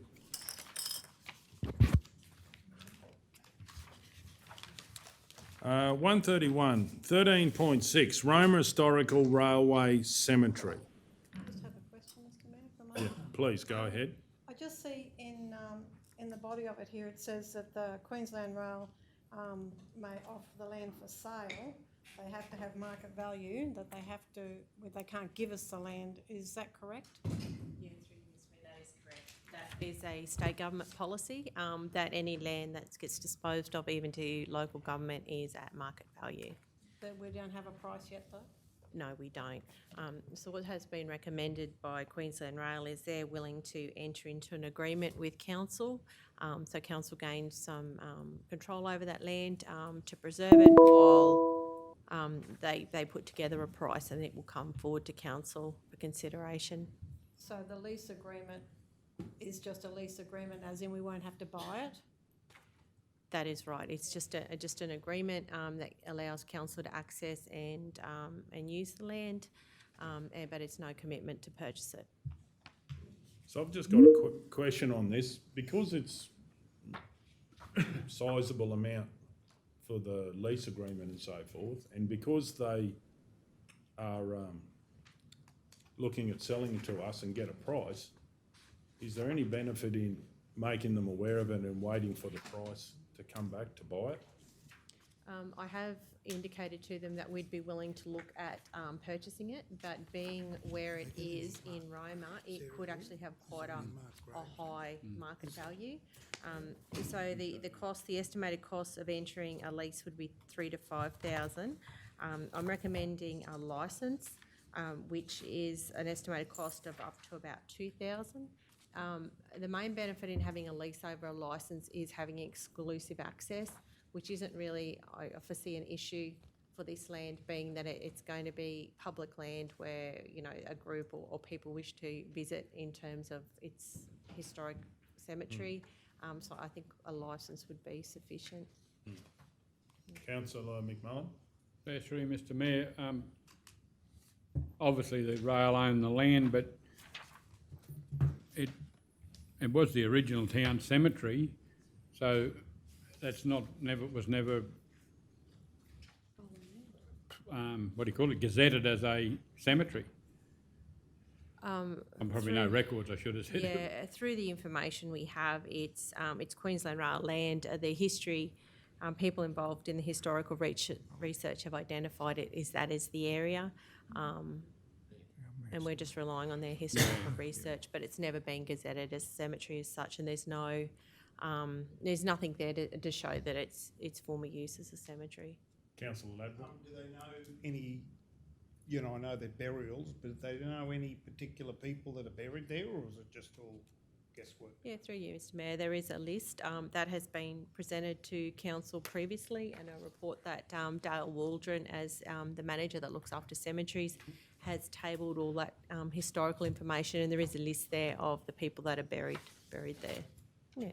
And is that licence or lease paid every year, or is it for a period of time, that amount? The fee is just to set up the licence. There then will be an annual fee. Council has other licences like access licence agreements with Queensland Rail, and there is an annual fee attached to each of those. So would it be a lot, or is it a small amount? Or it depends on where it is, but it's generally $1,000 or more a year per licence. Any other questions? For you, Mr Mayor. Manager Tanya, so a lease would be market rent, is that what you're saying? So we wouldn't know what a market rent would be on that block of land, would we? No, we need to put the application in and pay the fee, and then they will come back with a lot of that information for us. Okay, and So if we did do that and we went the other way of spending $3,000 to $5,000 on a lease, would that give us better certainty over the block or anything going into the future? Do you know? Probably in regards to this block, I can't see a great deal of benefit in having a lease over a licence, being that the lease will give council exclusive access. Was probably an area that, being council public lands, it's generally people can access council lands anyway. And I think with this one, council will probably encourage people who may want to visit there. Yeah, Councillor Burkett? Sorry. Oh, sorry, through you, sorry. Yeah, no, you're right. Do you want to finish? Yeah, no, that's okay. Yep. Through you, Mr Mayor. I'm just looking at the map. Yes. To access that place, there's no actual, you've got to go through railway land It to... says it's landlocked in the report, Yeah, that is mentioned in the report. Yep. There may be an access, a pedestrian access on one corner, but I have sent an email through to the Deputy Director of Roads, just asked for his advice in regard to potentially getting access to that land, because that has been identified as an issue. I have spoken to the people who have been the local historians that have done the research, and I have explained that to them as well, and they're aware of those restrictions there. So just, Councillor Edwards, did you have anything else you wanted to say? No. Well, I'm just trying to gauge whether we're better off going for a lease rather than a licence. But I just read above on page 134 there that there's a few other things involved in leasing anyway. So it might be a little bit exorbitant, probably. Going for a lease. Yeah. No, that's fine. Thank you. Councillor Ladbrokes? Through you, Mr Mayor. So when we, if we decide to get the land, what are we going to do with it?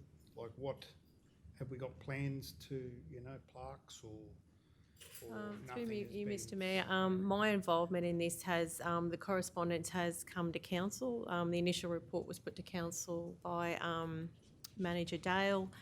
And at that time, council agreed to explore more, trying to do something to preserve the land, and I believe there was a commitment there in regard to putting a plaque on the land. But really, as the manager of facilities with responsibility for land, I just had to try and explore a way to secure that land, to preserve it and make sure there's no future development on it that could destroy the site of the original Roma Town Cemetery.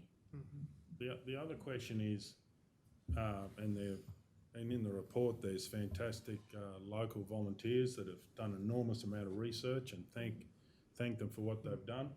But have we actually, council, looked into, from our records and what we can go back to, is that the actual site? Like, what I mean is, if we, if we're going down this path, and I think it's really good the report's coming, have we actually nailed in that, like, from the volunteers and the historians, that they've worked this out, that this is the site? Have we gone the other way to work out that this site makes sense from the early Roma Town Council days? Mr Mayor, I don't believe anyone's searched original Roma Town Council records. However, the historian, the information that they have put together is very, very thorough. And in there it includes some extracts of historical maps, and we have lined those maps up with the land, and it's fortunate that the block where it is has some streets adjacent to it, that it's quite easy to line up that it's the same block of land as what they're showing in the maps. Yeah, good. Okay, do we have a mover? Gregory Street, whatever it is. Councillor Edwards. Is it all the same as what's in here? Yeah. I'll move that Council 1 acknowledge that the correct lot and plan description for the original Roma Town Cemetery is lot 355 on Crown Plan WV 1915.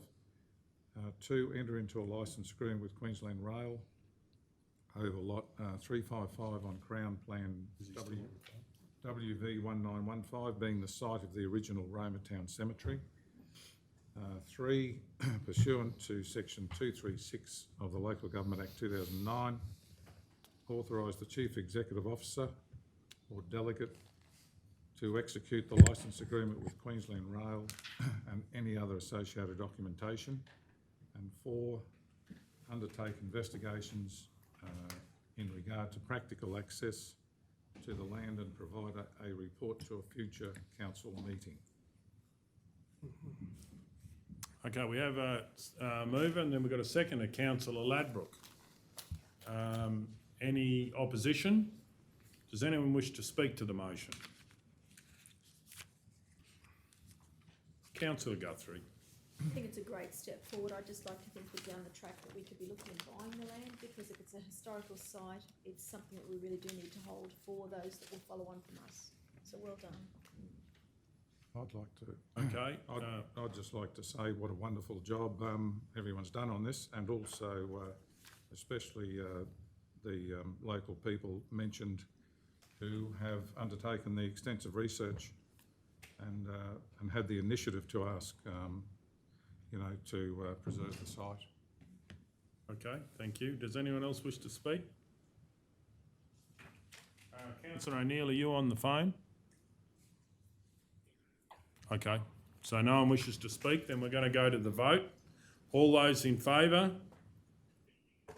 Okay, 9-0. Okay, so we might just adjourn for a minute. 13.7. 13.7, Hibernian Hall User Agreement Renewal. We have a mover. Councillor Hancock.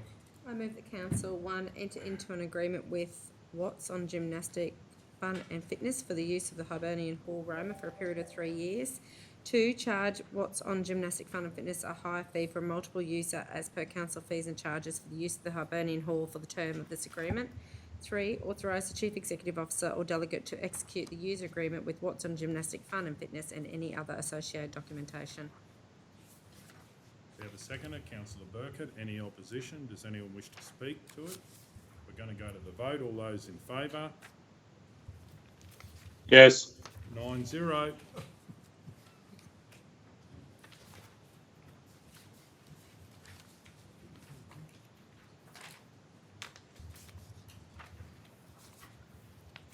Item 13.8, the gifting of a new Roma Express miniature train. Do we have a mover?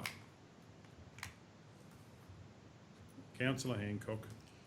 I move that Council 1 formally accept the gift of the new miniature train. 2, supply power and a light to the existing train shed utilising funds from Big Rig maintenance budget. 3, recognise the new miniature train in Council's asset register and include it in Council's capital budget. And 4, offer the old train driver's car and carriages for sale through public auction. I've just got a question. Please go ahead. The old driver's car and carriages, I'm just wondering whether they suit or fit the ones that are stored away for the Mitchell ones? Whether the track's different width or compatibility? I'd have to check, Council. I just do recall we had that discussion when we talked about the one at Mitchell there too, and I didn't know if they were actually the same size, but I can find out if you recall that, or Tanya.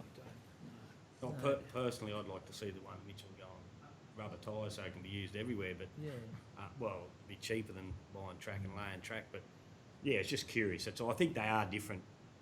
Director Rob, yeah, I think they are. I just recall something there was, Councillor, but I mean, we can always check that first. I mean, Mr Mayor, there's probably no reason why we can't drop off number 4 while we do the check, and if it can be used, we can bring it back, but if it's a different size, we can always add it to when we do have a public auction of other stuff, because we wouldn't do it just for that. Yeah. And when we do our list of other plant to dispose of, we could always add it on at that date, so if you want to drop it off now, that's okay. can I check it? I just had the back of my mind it was a different size, but I could be wrong. Yeah, I though, think so. a width thing might be. Councillor Taylor. Just on question on the number 4, would we not donate the money of that to the Roma Commerce and Tourism? Like they're giving us $37,645. If we sold the train and the carriages, could we not give them the benefit of that?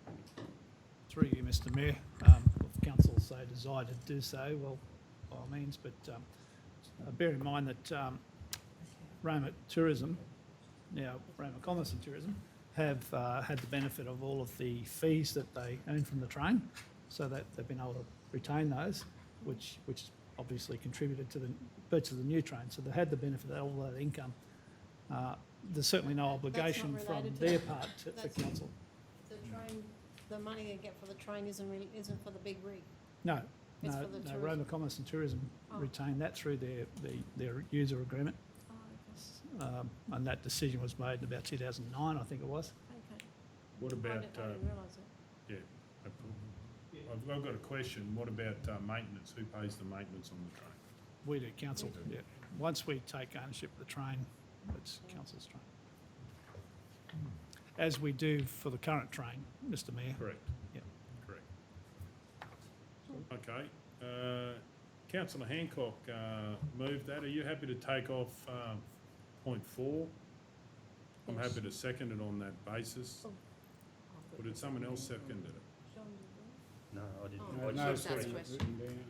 Have a question? No, I thought councillor Burkett had, but he just asked a question. To be honest, I can't remember. I thought I just asked. Mr Mayor. I just wondered about the old train, what did it just wear out? It's just not efficient or? Through you, Mr Mayor, there's a history of incidents and hazards associated with broken bits, and the seating is now inappropriate for workplace health and safety standards. The right, it's worn out. Okay. So any opposition? Does anyone wish to speak to it? Are you happy to take off point 4? Yep. Councillor Hancock? That won't, just through you, Mr Mayor, that won't hold anything up. It'll probably just be the housing of it, councillor, there. Just it means that we'd have to probably house it while we do a bit of investigation there. And again, we wouldn't have gone and had a separate auction. I wouldn't have thought just on that, on its own. Anyway, we would have had to house it until we had, till the next auction. So no, it'll be fine. That's good. Righto. So no one wishes to speak? Oh, just to say, Mr Councillor Mayor. Hancock, Yeah, I please would. go ahead. I'd just like to thank Roma Commerce and Tourism for, raising funds and purchasing this miniature train that is now new beaut and up to standard, hopefully. That just gives hours and hours of joy to tourists and community members. So I just wanted to acknowledge their contribution to tourism in the Maranoa and thank them for it. Just a question to the director. Will we be able to get the PowerPoint in time for the train to come? Probably defer to Tanya, actually. She's been Righto. doing the homework on the costing of it there, Mr Mayor, so. That's fine. I do see that it was being delivered, I think, yesterday. But, Oh, yesterday, yeah. I knew it was pretty close, yeah. Okay, no one else wish to speak? We'll go to the vote. All those in favour? Yes. 9-0.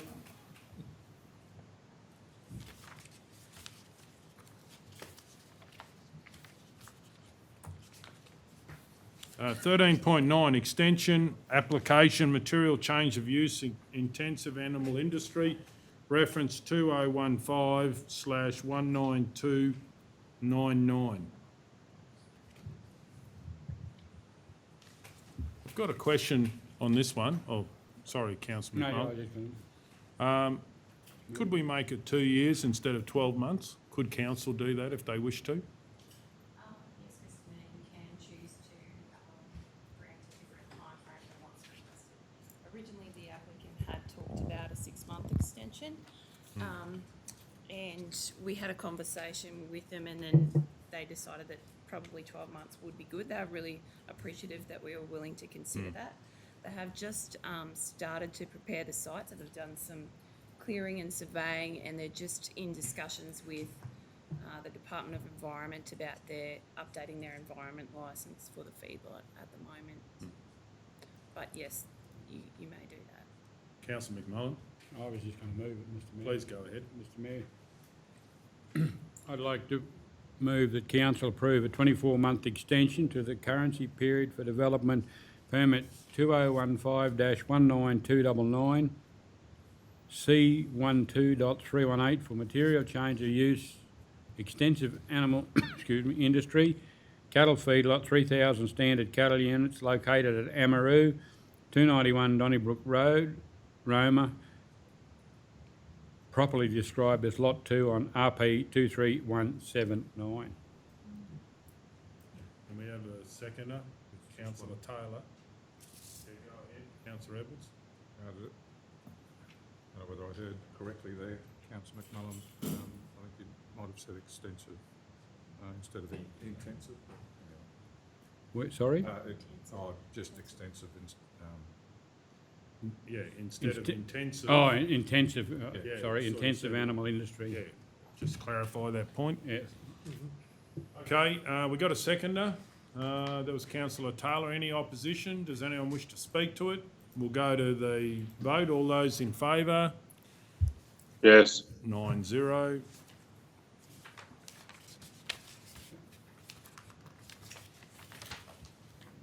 Item 16.1, micro-tourism initiative for the Maranoa. I'd like to move that a report be prepared for an upcoming council meeting. Yeah. Do we have a seconder? Councillor Ladbrook. Does anyone oppose the motion? Please. I've got a question.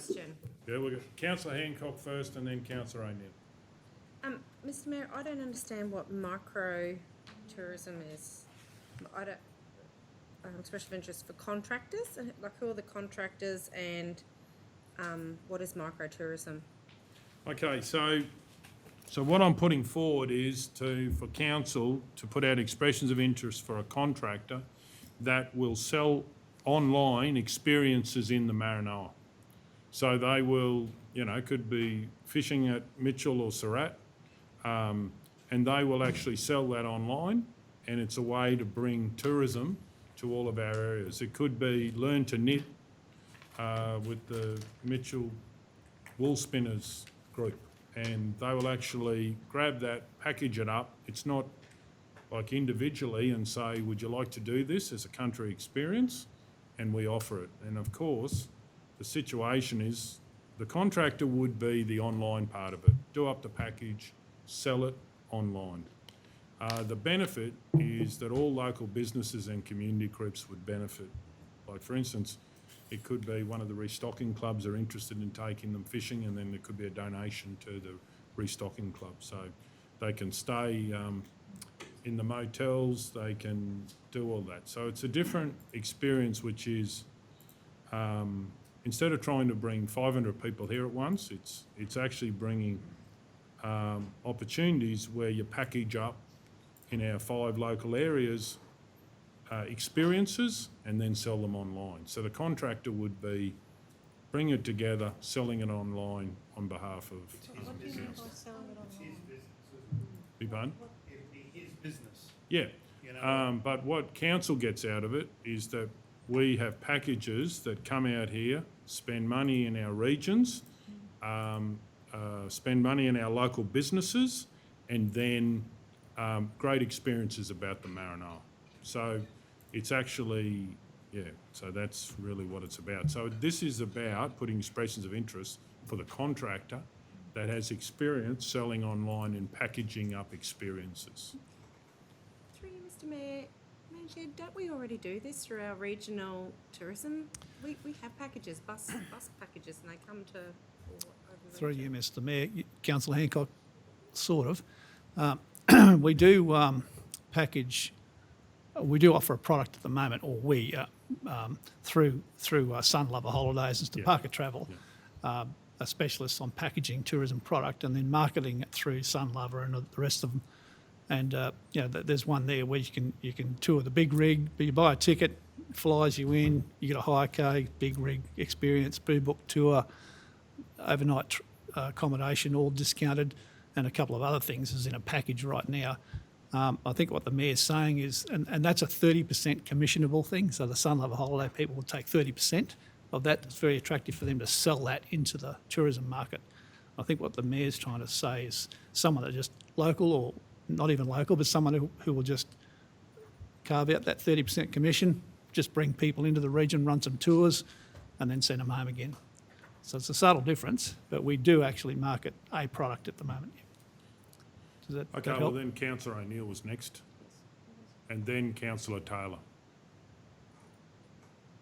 Councillor Hancock asked the question I was going to ask. Righto. Councillor Taylor. I don't understand when you say sell it online. What does that mean? Okay, so for instance, if you weren't from the country and you, for instance, wanted to learn how to fish, like catch yellow belly or whatever the go is. That could be an experience that, say, the contractor might say, either the community says or the contractor says, look, a lot of people want to learn how to fish. They want to go out west for the weekend. They need someone to show them. Just like as if you went down the coast and someone would show you. And then in each of our local areas, they would say, okay, who's interested in putting that package together? So one is the experience, then there's the accommodation and the food and all of it, and they would package it up. Holidays. Yes, but experience is in the Maranoa, but micro might mean that you might have one family that come out for the weekend and and there's a big benefit in packaging it all up and you not having to think about it. So you go online, you might be living in Brisbane, you go online and say, I've just booked an experience for grandkids and whatever, and we're going to go and do this. We're going to learn how to, I don't know, find opals or something, right? So the idea is that in our 5 local areas, there's literally, I believe, hundreds of different experiences. So what the manager is talking about is what we do, and that's like at a bigger scale, and that's there's providers involved with that. So this is micro.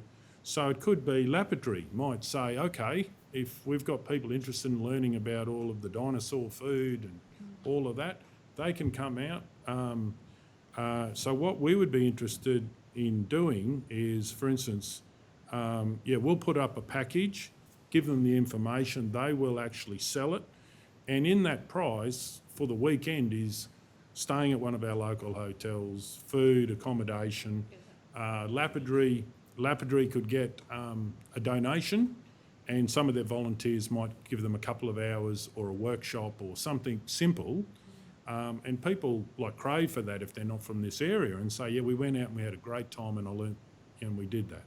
So online, what's actually happening is people are booking what they want to go and see. So you might have like a selection of multiple things that you do, and some are not of interest and some I'd love to do that. So the contractor would be that end of the spectrum, obviously focused on what they know from the southeast corner, what they're looking for. And of course, we've got all these wonderful experiences here, but we don't necessarily have the market that we can do that. So, and it's why it's micro-tourism, because it's at a very small scale where you might have one family come out to Mitchell for something, or one family, we've got, the Farmer's Forge. Like they could be involved with, for instance, having a weekend experience where you learn about that and make an axe or whatever the deal is. But so what we're doing is putting economic development into all of our towns, because it could be, for instance, if Toowoomba is interested, do they want more people there? That could be a package that we could package up. Right through to experiences, and we've got clubs that might be willing to show them. Could be, it could be anything that they say package it up. And the great thing online, you don't have to run the bus. You actually put it out there and see if someone buys it. And if they buy it, then you basically give them a map from whether they want to fly out, we get flights for them, or whether they do a drive and we show them the whole way out. They have a great weekend and they go and post great things, and we've got these micro. Now, if no one comes on a weekend, then that's fine. We didn't sell anything, but we didn't lose anything. So it's about looking at this, and that's why it is micro-tourism. It's not saying sun lovers and the sort of that bigger package stuff. And everyone can be involved. Councillor Hancock? Just trying to still understand, Mr Mayor, how are we're going to sell free experiences? No, not free. So, for instance, whatever the cost is, for instance, so just say, for instance, your sister was in Brisbane and you said, I want to learn how to fish down at Surat, and you'll say, right, I'll organise the weekend and the accommodation and all of that and give you a great experience. I got onto the restocking club and see if they'll do a couple of hours just to get people started, and then they're on their own. Create that experience. We package that up. We charge for everything, and then we sell that experience, right? So, and so how does a contractor make their money? Well, we're going to pay them to do this. Well, the contractor would either take a percentage, as you heard your contractor now that you were talking about charges 30%. Maybe it doesn't need to be as much as that, but there would be, and that's how we would do that. And of course, what we can do is we all know our non-for-profits would benefit from some extra income, right through to we've got people trying to start small tourism businesses or businesses and would benefit from extra customers or visitation. So, and what we would do if council supported is we would put it out in each community and say who's interested. And they'll go, okay, well, we've got a classic old-time event that we're going to do, and we could hold that and you could promote that in the southeast corner to come out and be there for that. And they book out accommodation, they have meals. So there's a big benefit in having all that together rather than you've got to go online and find accommodation, go online. It's sort of like there's a lot of feedback that that's what families want. They want to buy it in one spot and it's all looked after for them, right? They don't have the confidence to necessarily go and find out everything. Councillor Ladbrook? You, Mr Mayor, I would have thought too, like camping, like Judd's Lagoon. Yes. And at Mitchell at the Weir and Surat. Yep. Those sort of things for Brisbane people. I know probably 10 years ago, we had people come out, 3 fathers, and they had 2 or 3 kids each, camped on our swamp. And their fathers say that was the best. They went yabbying, you know, and just had a lot of fun. They stayed there for a week, put up their tents, and the fathers say they still talk about it. It was just simple fun where we think it's just run of the mill, but people from the city, you know, they reckon that's the best holiday they've ever had, you know. So those simple things to us aren't simple to city people. And not everyone's got a relation that they, or a friend that they can go and stay with. So this is about, like, if you can book it online, it can happen. So, okay, any other questions? So, Councillor... Yes, I've got a question. Yeah, please go ahead. So, Mayor, in your summary, if you will, to give advice to the staff as to what to do with the report, will you be encouraging them to go and speak to some of the current tourism providers that are in fact doing this, pulling packages together? And Boo Book comes to mind. I know they work with some hotels in town to develop packages. Well, what I was suggesting is not really do that, but work out where the council wants to have a contractor that would do that and put expressions of interest, and then for the council to hear about what their idea would be. And to be fair to everyone in the community, then this would be open to everyone, whether they're current tourism providers or not, because it's almost like, for instance, if it's something that each person can be part of a unique experience, if they're a tourism operator or they might be accommodation provider and so forth. So it's really about where the council want to do it, put it in place, then it would be open to everyone. But it might add value, Mayor. It may add value talking to some of the current local businesses that are in this space, just to inform council whether it's something we want to do. Councillor Edwards? I'm not sure, but I might have a conflict of interest in this, I just realised. Righto. No, there was just a mention made of a certain enterprise just then. We're just talking. Well, we can... I wasn't aware that... No, there's nothing in there about that. No, that's all right. Okay, well... And I'm actually not about talking to... I understand what... Yeah. I can understand, Councillor O'Neill, what you're saying, but I think first we've got to decide whether we want to do this, and I don't think it's what other people are doing. They're sort of doing it, but not micro-tourism. Okay, so... Mr Mayor, can I just say I'm just looking at one that I've travelled around the world with, and there's one at the moment with a cycle trip around the vineyards. So that's one that would be... Well, if you What do we want to cycle around Roma? there's a lot of smaller groups that they will have. They're very targeted, very niche tourism, and they open up opportunities for people who are interested. Councillor Burkett? Oh, and just like to a lesser extent, I know a couple that had a not a bed and breakfast, Airbnb, and that just comes from people that are going out there to work or just people travelling through. But one of the biggest sellers they've got, because they're on 10 acres, is the city kids wake up to see 3 kangaroos that are, and to that's a hit. Like, it's something that we get sick of looking at. But those little things, you're right. I could go back 20 years ago and I looked at a property that was going to incorporate with the spa and all the river cruise. Look at taking people shearing, taking for a horse ride, all those little things over a weekend. But it's a big untapped market, and anything that's simple to us sometimes isn't to other people. So, Councillor Taylor? I understand now where we're coming from. I just feel that where it says here, expressions of interest for contractors to meet with council. maybe not the choice of word. Yeah. A contractor I get, I just don't know why, and help someone maybe to drive it, but I don't think, is it really a council thing? Oh, yeah, no, anyway, I do think it is a council thing, but the idea of the contractor, they would be selling online and packaging up whatever they believe in their southeast corners in demand.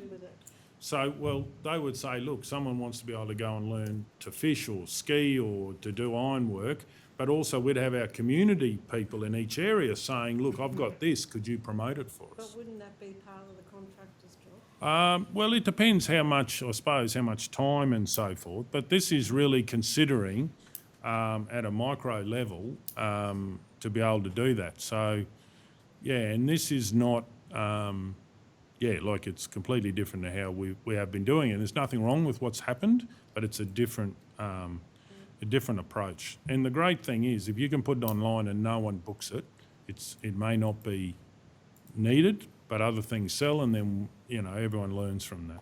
Are we paying the contractor to do this? Is that what? Yes, we would either, just like we pay a lot of things, I think some of the things talked about we actually pay for. We'd either pay the contractor or it could be a percentage of the ticket price, which is what happens in the industry as well. But first, I think it's really got to be whether we want to do this, and then there's a lot of water under the bridge.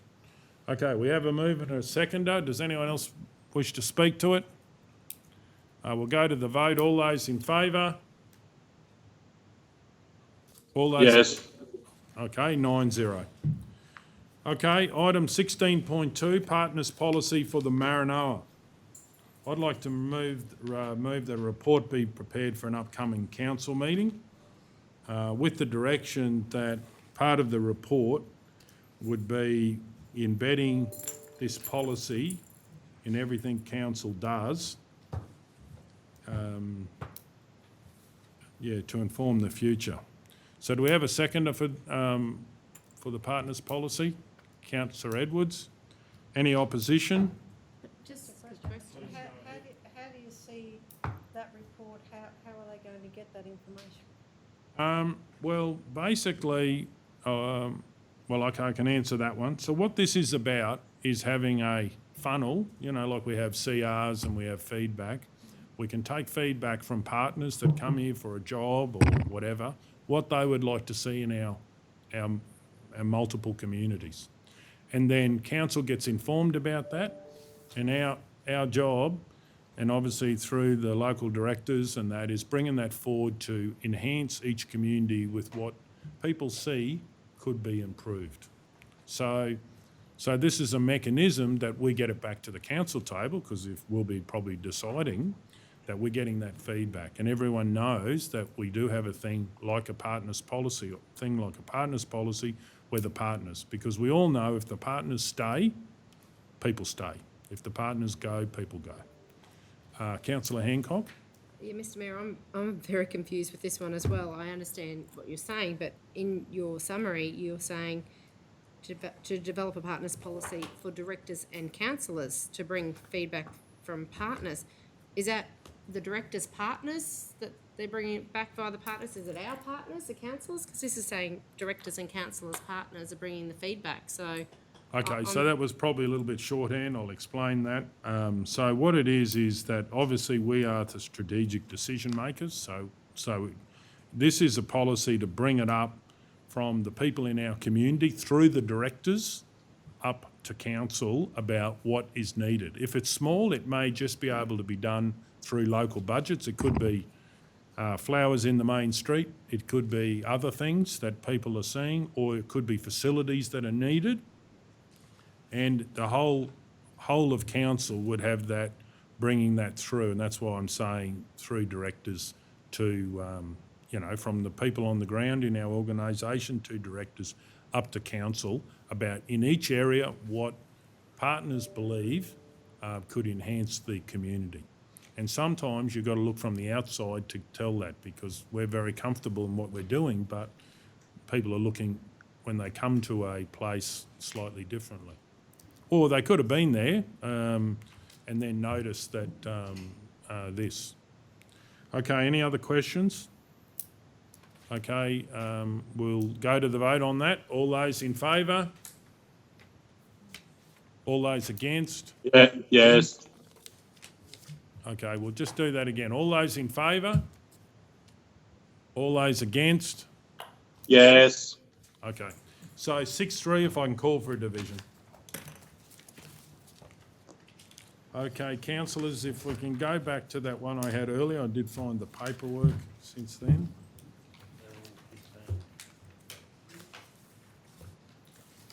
I hope I have said that I found the paperwork.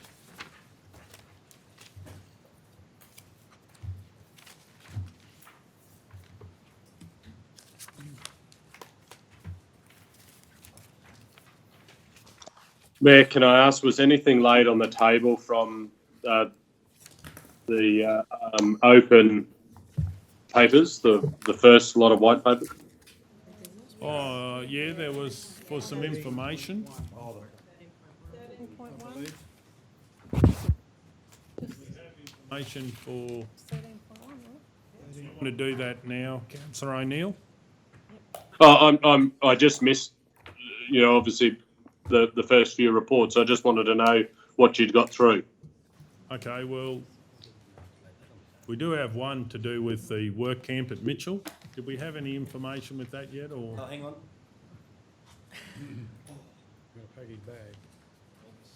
But just everything from 11.1 through to where we're at 13.1, that's been considered. Yeah, except for the work Okay, camp. thank you.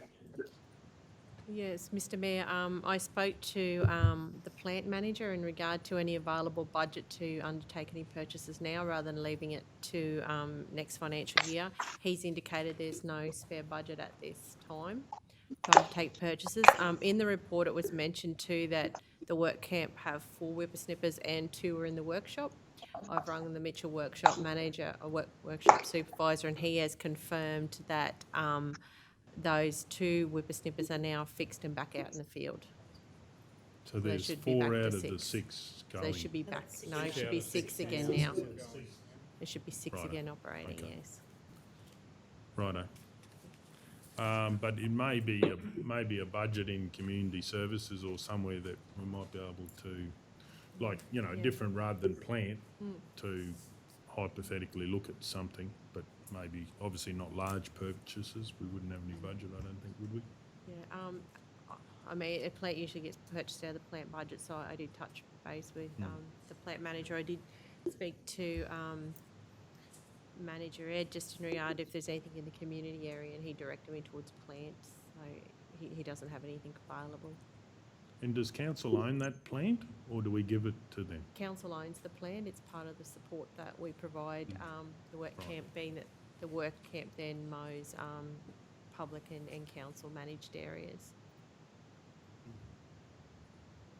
So, well, the council, we're happy if we do that one that we laid on the table. What was the page number, please? 56.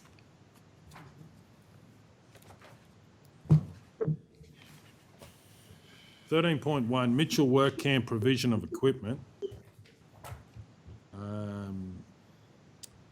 Okay, so, well, does anyone want to move in this, or I can move? Or Councillor Hancock, are you going to move? I'm happy to move it, Mr. Please go ahead. That Council 1, note the report is presented. 2, consider in 2021-22 budget considerations allocating funds to replace lawnmowers and whippersnippers supplied for use by the Mitchell Work Camp. 3, provide the Mitchell Work Camp Community Advisory Committee with the opportunity to give input on equipment purchases for use by the program to ensure the equipment meets the skill levels of operators. So just on that, did you say you were at the meeting the other day? I was at the meeting, Mr Mayor.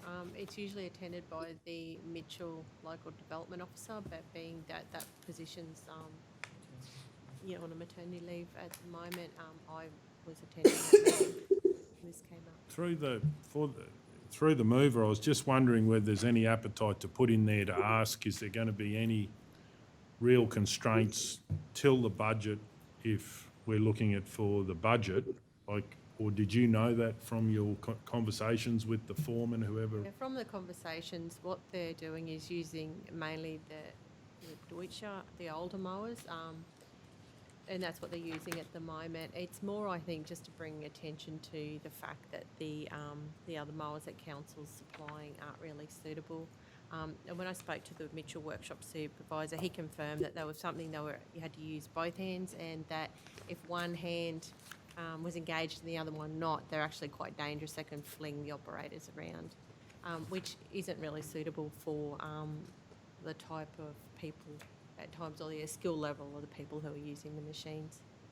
Maybe it's not suitable for anyone, that sort of I thing. want to use it. Mr Mayor, I just note in the letter in the report that one's got 1,043 hours on it. That's pretty good for a lawnmower. They are maintained by the Mitchell Workshop. Yeah, I realise that it, but they have done what I work meant on when I them. say it's good, it's A lot of hours. well and truly Yeah. past its use by date. Okay, do we have a seconder for that motion? Councillor Taylor, any opposition? Does anyone wish to speak? We're going to go to the vote. All those in favour? Yes. 8-0.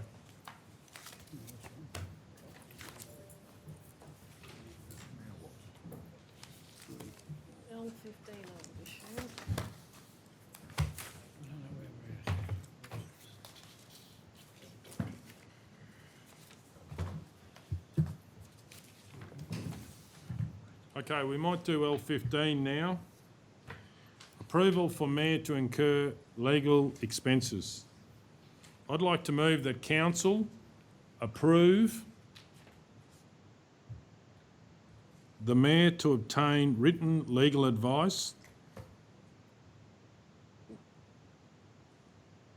directly,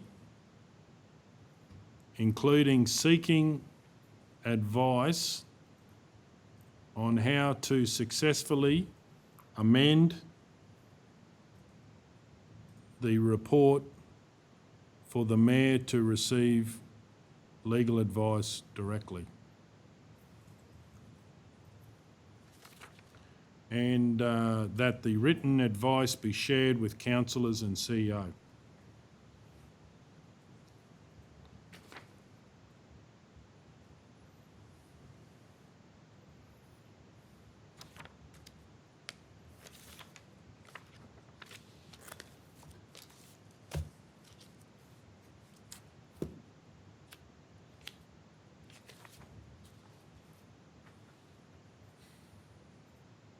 By accessing local by panel of legal services with legal fees charged to general ledger, and Kel, you've got it from that other one, please. Mr Mayor, if you could just go back to statement of Yeah, by accessing local by panel of legal services.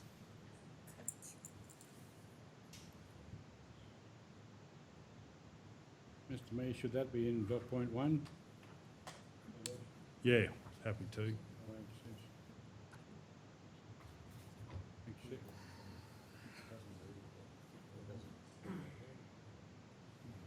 Yeah, that should be. Could you mind putting the second line of point 2 up with? That's good.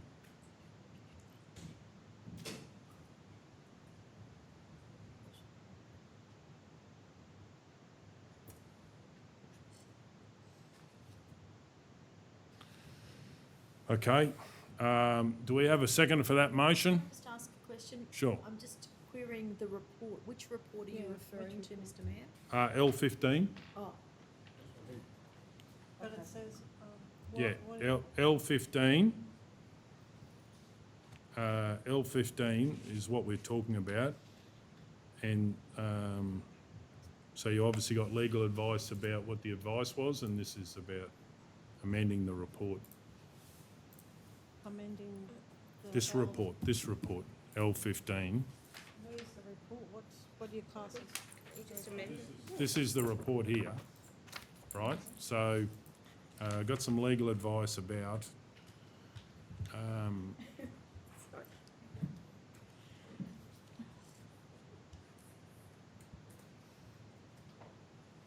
Councillors, he's trying to get legal advice to work out how to get legal advice. That's the summary of it.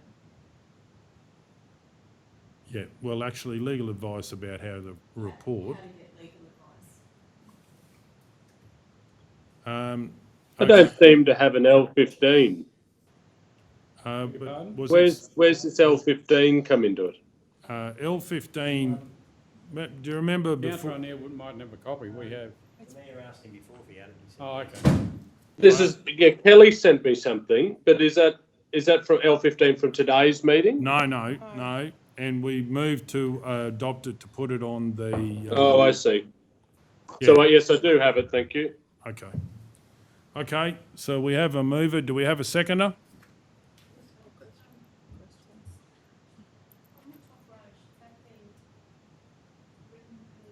Yes. To seek advice on how to successfully amend Whoever's speaking, I can't hear them, I'm sorry. Can you check your mic, please? Yes, it's on now. Oh, to thanks, seek Sarah. advice on how to successfully amend the report, that is L15, isn't Yep, it? correct. Yes.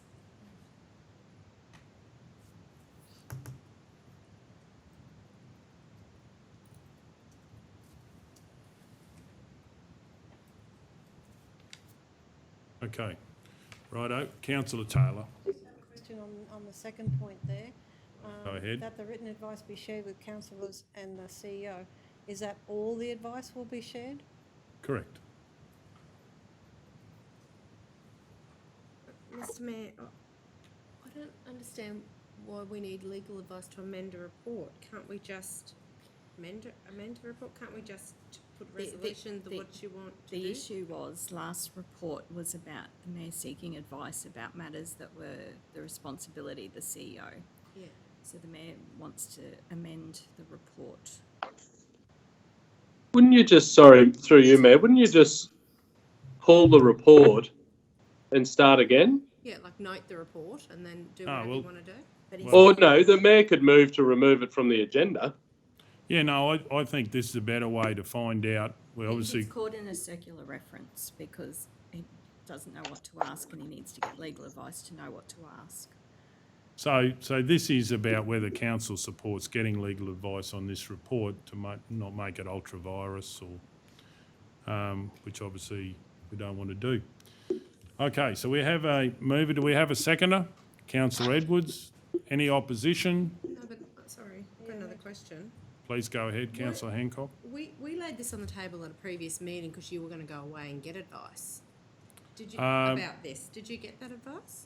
Yeah, I considered it and believe that it needs actual legal advice, and this is what I have come up with. Yeah. Any other questions? Councillor Taylor. Just, yeah, I'm still confused, but that's okay. You need to seek legal advice to successfully amend the report L15. Is that the only thing you're getting legal Yes, advice on? correct. So So that is what this is about. And if council approves it, I'll get it about this report. the councillors, the role of the mayor is actually online. Section 12 of the Local Government Act says what the mayor's responsibilities are. So we covered this the last time. And also, councillors, I've had advice that the mayor can seek legal advice directly. So that is a role that the mayor can do, and this is what I'm asking to do in this case. Yeah, but however, I did make sure that if it's about B, C and D, that, which you've now amended, that you are going to make that available to the councillors. Correct. Okay, so we have a move and a second. Does anyone want to speak for the motion? Does anyone want to speak against the motion? So I've got another question. Please go ahead. So point 2, the written advice be shared with councillors and the CEO, that will be the advice pertaining simply to whether you can successfully amend the report or not?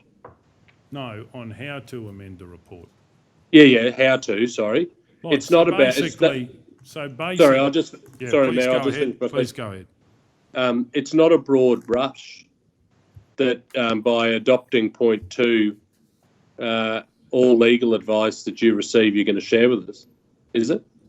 Just on that point. So what I'm saying is that I'll be receiving the legal advice and then sharing it with councillors and CEO.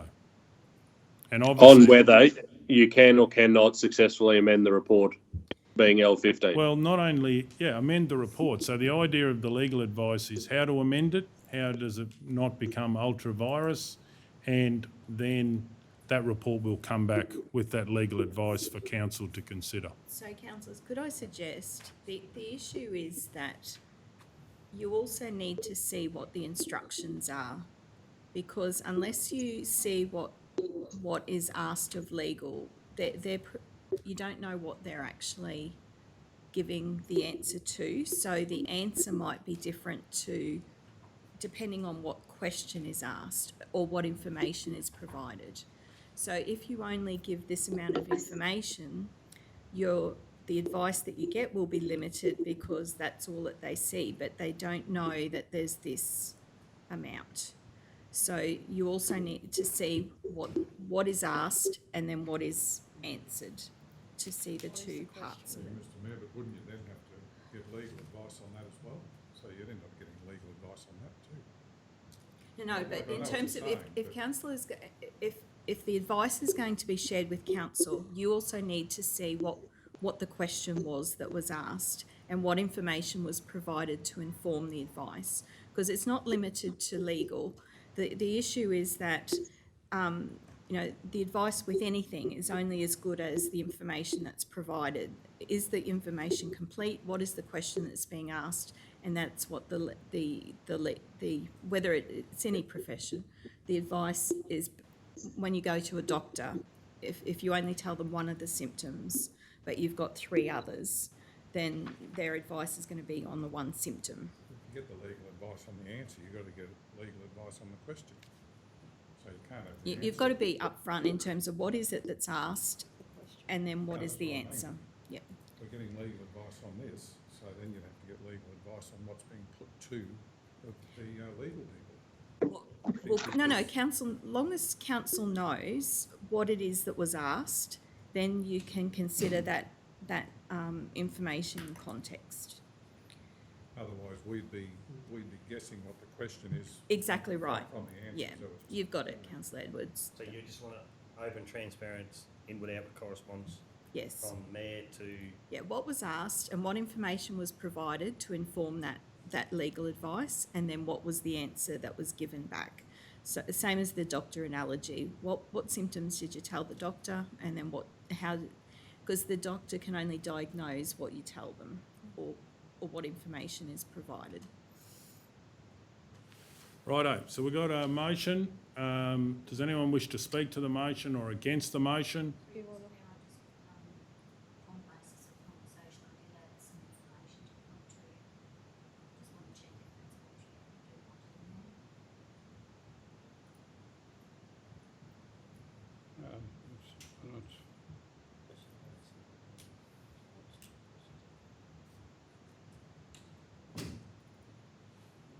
I think it's clear in the motion what successfully amending the report will be, so it's not ultra-virus. What does ultra-virus mean, Mr Mayor? outside the powers of council, I So is believe. that the question, is it? What's in this report is the question. How to amend it successfully so it is not ultra-virus. Yeah. Well, that would be, yes, the question. And the report would be attached to the question. Yeah, definitely, send that down as well. So having that in number 2 won't be a problem then, the question asked and written advice in response to the questions asked to be shared. No, I don't think it needs to be in there. I'll move the motion without that. But There is a risk that council will rely on advice that is incomplete or not fully informed of all of the matters. what I can say is that I expect that the correspondence back will be written advice, and I think will be complete. Okay, we have a mover. Is What the are you second? moving, Mr Mayor? Oh, Kel's just might be.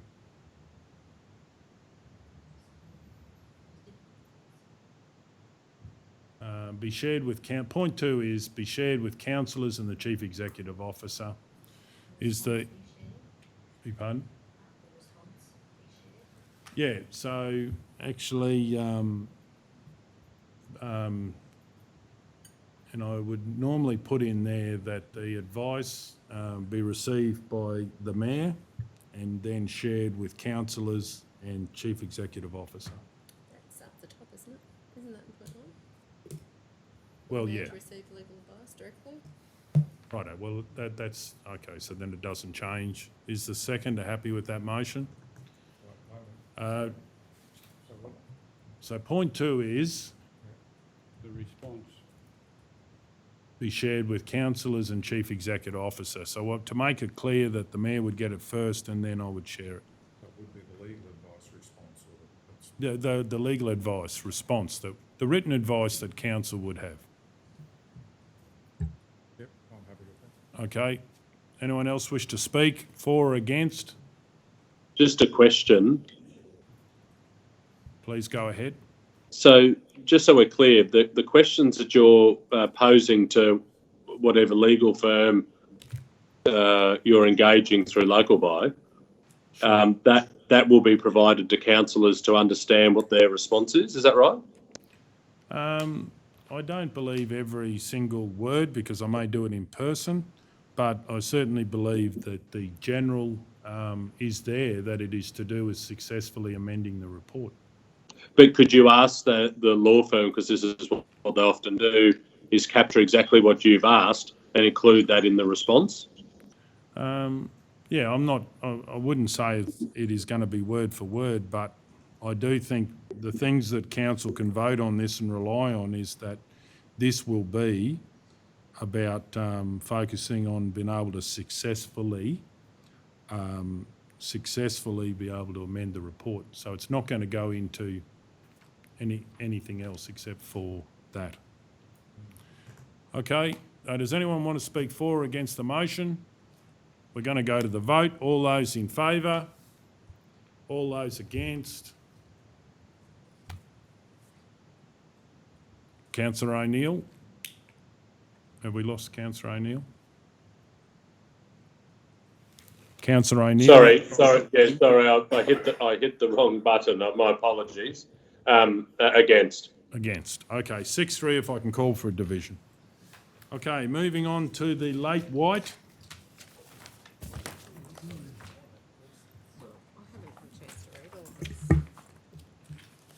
Have we not had a chance to read it? Okay, it's very important that you do read your agenda, so I think, can we go into closed?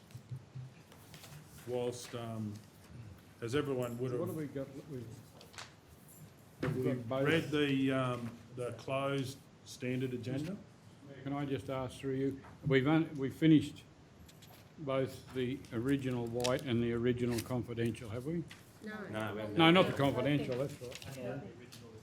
Running one up. White, still at the late white, and then. Yeah, okay. Confidential. Okay. No, but someone hasn't, well, we haven't read it, So we just could go into close while people could read it and ask any We questions. can't go into close with open. No, we could do the standard closed, get that done, so we can keep rolling. Has everyone read the standard confidential? The original one? Yes. Yeah. So we could do closed. Do we have something on wording for that, CEO? Go into closed? Yeah. Yeah, you do it. Up on the screen? I'll move in accordance with the provisions of section 254J3 of the Local Government Regulation 2012. A local government may resolve to close a meeting to the public to discuss confidential items that its councillors or members consider it necessary to close the meeting. Okay. Sorry, we also need to have up the overviews. Yeah, I think they were Sorry, there. scroll, Oh, Cal, please. Okay.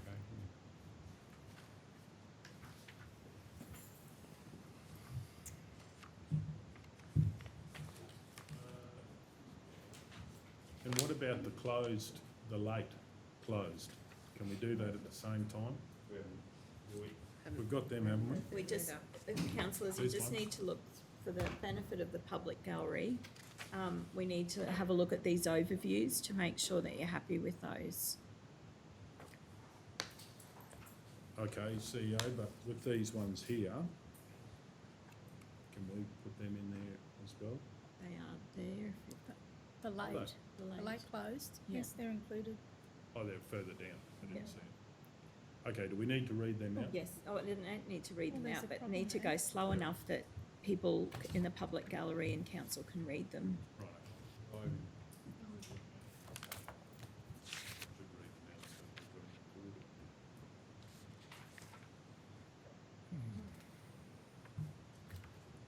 You with that? Okay, is everyone That's happy one with and, that? that's 1 and 2. C1, C2, C3 and C4.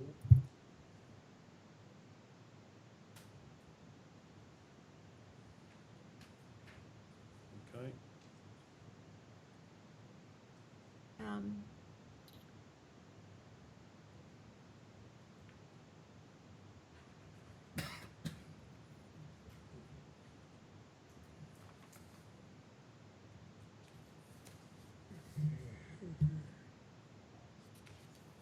okay, can we move on? Or did you have something?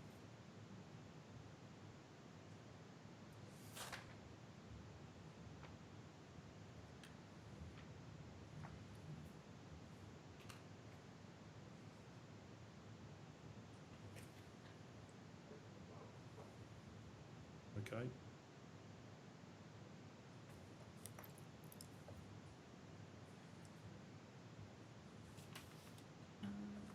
C6 and C7 will need titles, Cal. So C6 is tabling email correspondence. Redford Road, Mungalawa.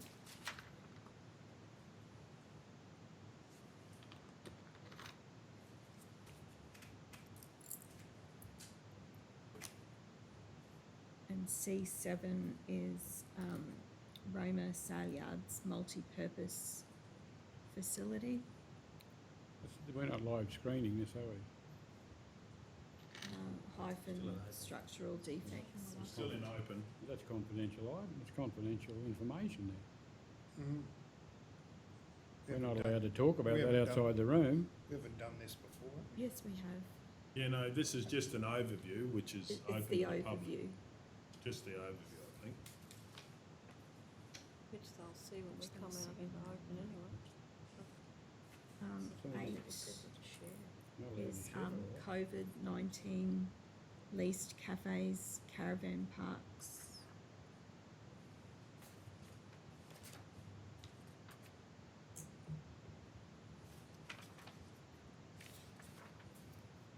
Caravan parks. Car hire companies. And Hibernian hall users.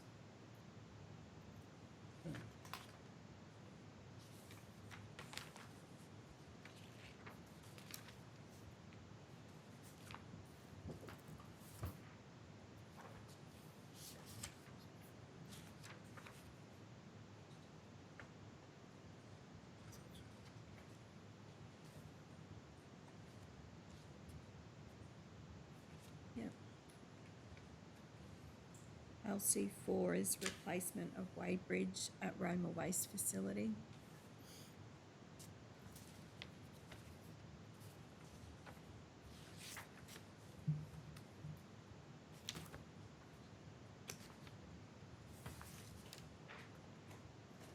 And LC5 is not needed because we've done that one.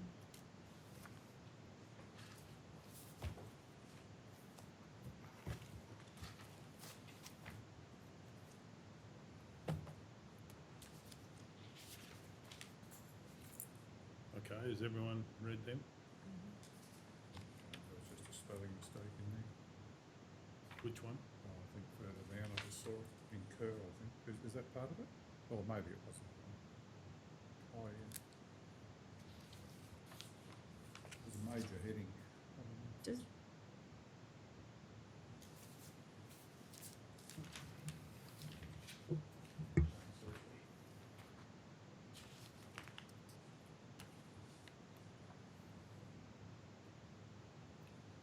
Just down further, Kel?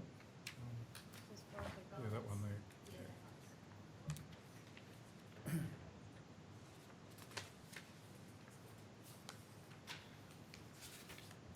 Okay, are you happy with that, CEO? One suggestion.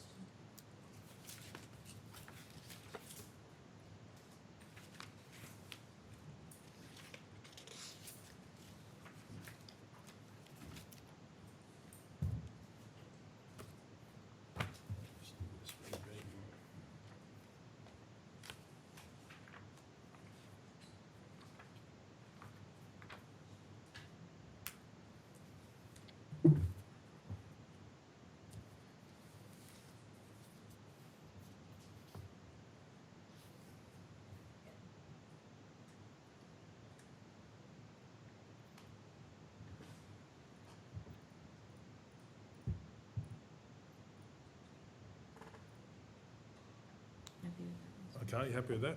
Okay, so you're happy to move that, councillor McMullen, as on the screen? Well, I did move it before, Mr Yeah, Mayor. yeah, and that's just an overview of everything, which is, I think we need to do as per the legislation now. Do we have a seconder? Councillor Edwards, all those in favour? Yes. 9-0.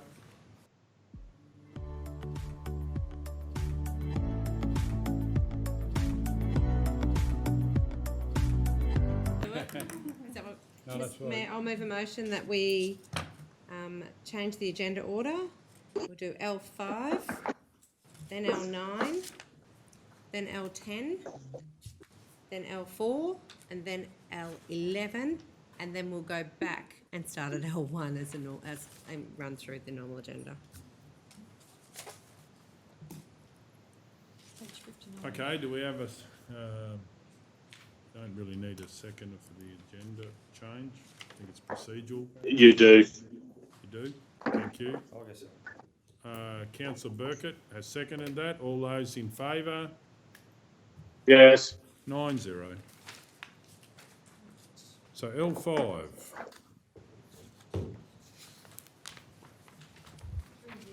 This is an information report in regard to the Roma Neighbourhood Centre and the agreement that Council is negotiating with Maranoa Gaming Community Inc. Council considered the agreement at 2 meetings in November, on the 11th and also the 25th of November. The purpose of this report is just to provide Council an update on how discussions are going with the group, and also just to put all in one place, so all councillors have kind of got a comprehensive understanding of what is being proposed by the group. There was a few false starts with this agreement. I mean, we started and then council considered some offers, and then so we're back now to the negotiations. Just a few little things I thought might be worthwhile mentioning to council, and it's all summarised in the report there. But one is in the resolutions on the 11th and the 25th. Both of those resolutions mention that council's entering into these negotiations for the purpose of developing a youth drop-in centre facility in the region. I just wanted to make sure that councillors were aware that it is the group's intention to develop a youth drop-in centre, but as per the plan they've provided, they're not looking to do that for 2 to 3 years. And I have confirmed that with them via email, that is their intentions. They said if this initial 12 months trial is successful, it's absolutely still going to be the aim of them to develop a youth drop-in facility in the complex within 24 to 36 months. The other point I just wanted to mention to councillors too, in the latest resolution on the 25th of November, it noted as point 1 that noting the requested area. The group has confirmed with me that it was their intention to take on the entire neighbourhood centre building, as well as the allotment on Hawthorn Street where the house used to be, because they wanted to do some youth activities there. They're also wishing to take on the corner of Hawthorn and Bowen Streets, which is the area that's informally used as a car park now by parents and staff of Roma Junior School. I did ask them their intentions in regard to the car park area, and I did raise with them that if they're looking to take on that area and allowing parking still, that they'd have to make sure that they had adequate insurance coverage to cover that.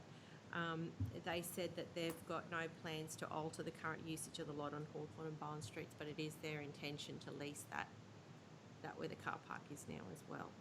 So it's going to be the entire lot, so all of the neighbourhood centre, the corner allotment that's currently used informally as car parking, as well as the block where the house was demolished.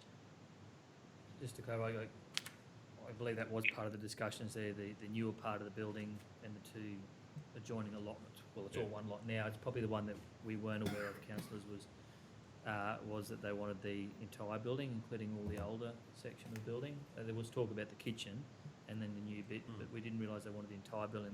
There will be some funds required to bring that up to standard, but Tanya, just in terms of the use of that part of the old building though? So at the moment it's used as storage. It has raised some issues in terms of storage.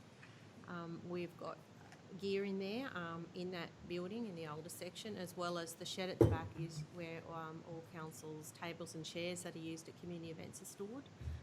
So Maranoa Gaming wants that as well, so we need to find a new home for that. Plus with the community hub and the changes there with the university, a lot of the gear out of that building that the university centre doesn't want to use has had to be moved out of there, and it's now sitting in the Ernest Brock room, which is going to cause issues for Hyros and the Ernest Brock because there's a lot of gear stored in there now. So we are very, very short of storage. Sorry, in terms of use, they wanted to use the old part of the building for? They're wanting to use, so their plans are, what they're looking to do is initially is to use it for gaming. They're then looking to hire areas out to bring income in. That's their first two goals, and their longer term goal is to use is to actually do the youth centre. But it's their intention they want the entire building.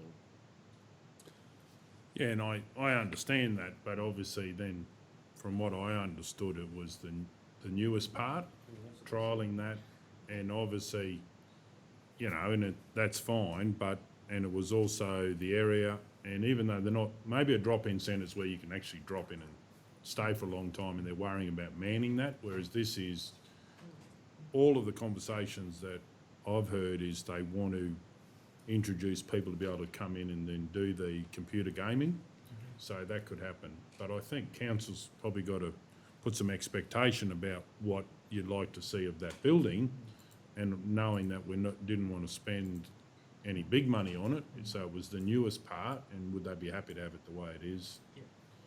And that was the clarification we were seeking, Mr Mayor. That was because that was probably our understanding from the previous meeting, was certainly the vacant land adjoining it. They did sort of say they wanted to kick a football and go outside, and we thought it was the newer part. So we just probably wanted to bring that back to the table just for the negotiations going forward. We can shore all of that up.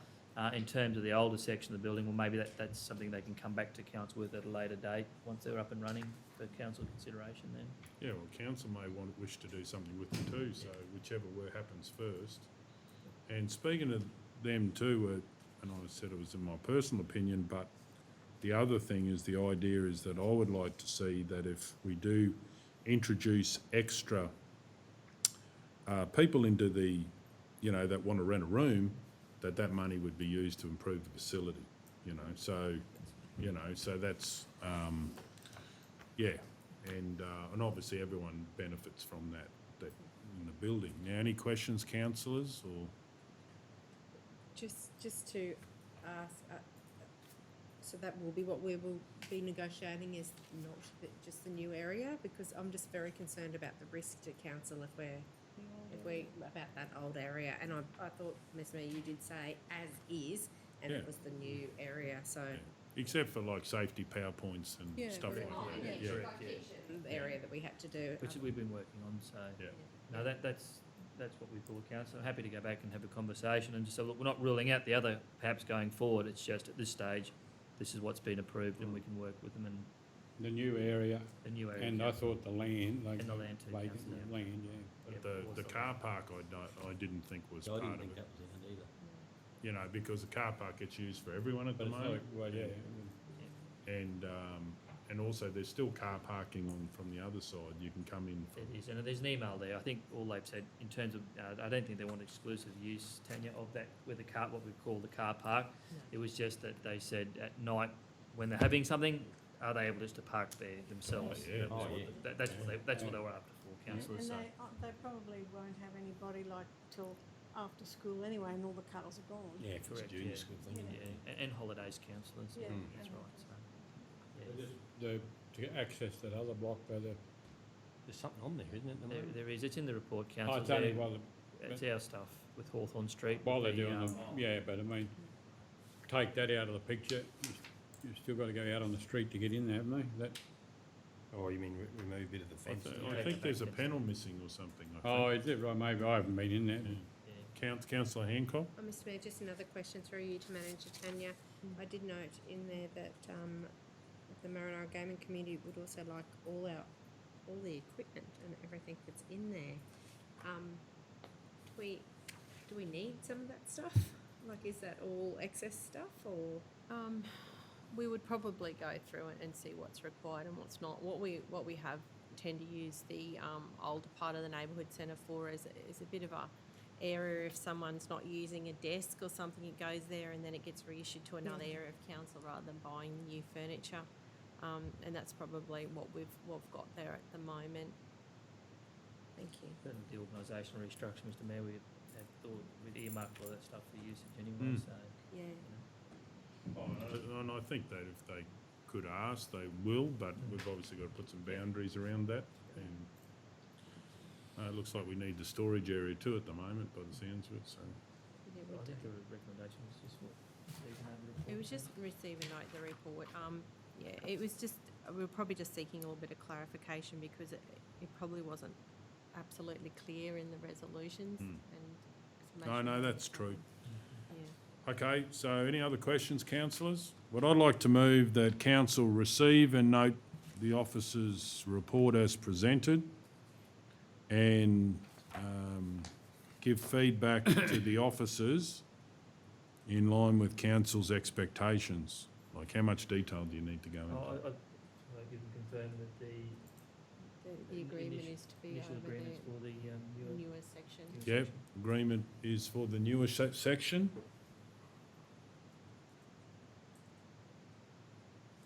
And the spare block, once construction equipment is moved off the site? No. That's suffice, Mr Mayor. And then anything else you need in there? I think covered it, Mr Mayor. Righto, do we have a seconder for that? Councillor Guthrie, any opposition? Does anyone wish to speak to it? We'll go to the vote. All those in favour? Yes. Okay, moving on. What was the next one? L9. L9.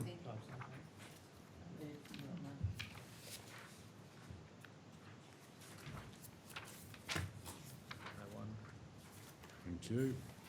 L9, grant opportunity Queensland Government, mental health and wellbeing package, localised mental health initiatives. Do we have any questions, councillors? Councillor Hancock. Through you, Mr Mayor, to Manager Ed. Just so I'm clear, we're going to apply for a grant for an economic development officer, but we're not. But your recommendation is actually to use that money for the Maranoa Innovation Network project. I'm just trying to put them together. Yeah, through you, Mr Mayor. Yeah, the term economic development officer. So I hear you. Excuse me? Okay, we go ahead, councillor. No, it's meant So the to- project we're talking about is the Maranoa Innovation Network, which we launched a week and a half ago. So that's the project we're talking about. So it's run through the BEP program, the Business Excellence Program. The grant opportunity will allow for you to employ an economic development officer to input to people's mental health by helping them with their businesses, grow new ideas, helping them do better, create mental stability, I guess, in the business community. It's the first time such a the Queensland Health have offered a grant program that reaches that far. So we spoke to the department about it, and the consultant that we actually employ to project manage the Maranoa Employment Network, there's a possibility that this funding will fund that activity into years 2 and 3. So we're applying for a grant to continue to employ the project manager for the Maranoa Employment Network. So the project's already started, and that's what, according to the guidelines, it's meant to have started before the 30th of June this year. So the project has started, but this funding will fund it into years 21, 22 and 22, 23, finishing 30th of June. So thereby it ensures the continuity of that program and in effect provides 100% of council's input, financial input or potential input for the next 2 years. Okay, any questions? Does anyone wish to move? Councillor Taylor. I'll move. Please go ahead. I'd move that, number 1, that council applies for the Queensland Government Mental Health and Wellbeing Package, localised mental health initiatives for a grant of $75,000 in support of its Maranoa Innovations Network project, and 2, that council authorises its chief executive officer to submit the application and sign the deed of agreement if successful. We have a seconder, Councillor Hancock. Any opposition? Does anyone wish to speak? We're going to go to the vote. All those in favour? Yes. Okay, 9-0. Righto, moving on to L10. L10.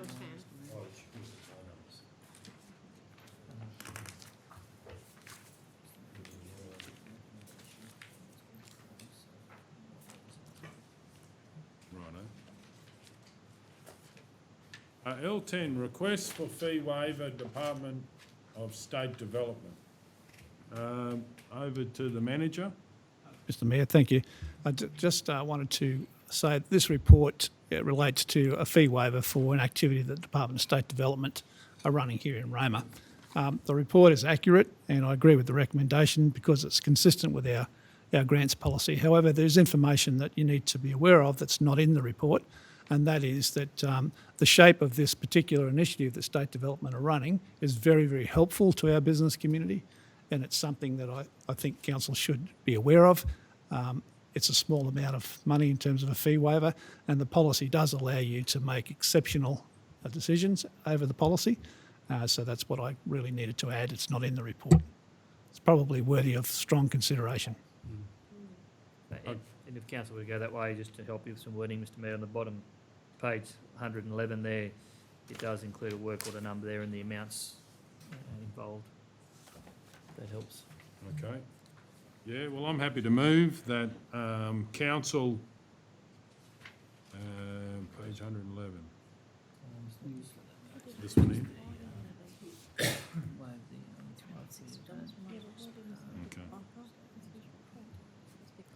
Okay, that council waive the hire fee of $360.50 and charge that to the in-kind minor budget GL 2887.2246.2001.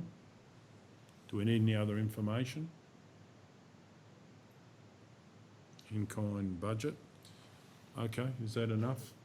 Just noticing in the report that it says that that budget's been expended, so we'll need to allocate it from somewhere It does, else. so just add on that one, mate. Yeah, it's a bit contradictory, Councillor, because it says actually to book it to it, but then it does say. Manager Ed? Through you, Mr Mayor, I could accommodate that in the manager's economic development materials and services budget. Righto. Can we change that to the manager's? Oh, sorry, I think we need to put it through that because it's got to be in kind, so we can Yeah. capture in kind at the end, Mr Mayor. We just Oh, need right, to okay. transfer it. Yep, so what wording do we need? A transfer from, and I don't have the GL number, but managers materials and services budget to the in-kind minor budget.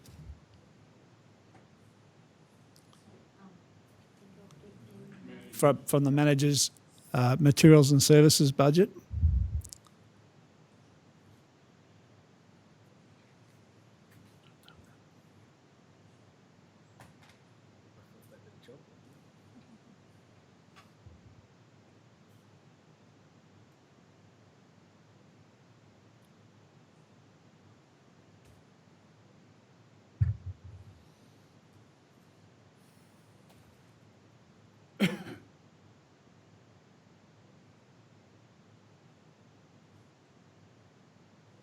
Okay, we happy with that? So maybe it's just councillor, so it's one, waive the high fee, two, waive the bond. Now, the GL number for the in-kind minor budget is, if you'd like me to help you.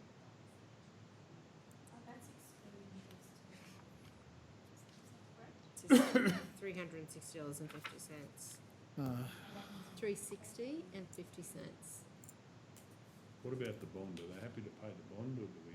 No, I think that'll be No. so one council waive the high fee and two. That's including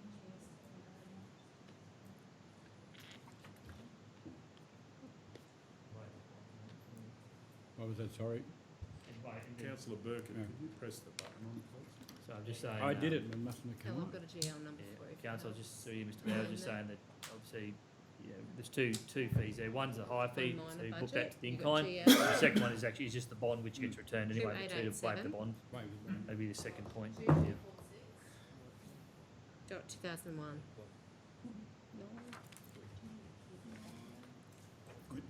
And we're going to do one and a two. Yeah. Who is to waive the bond? Oh dear.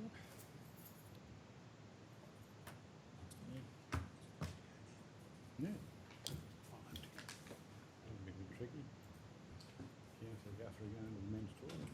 Righto. Do we have a seconder? That, Mr Mayor? Councillor McMullen? Yes. What did we end up?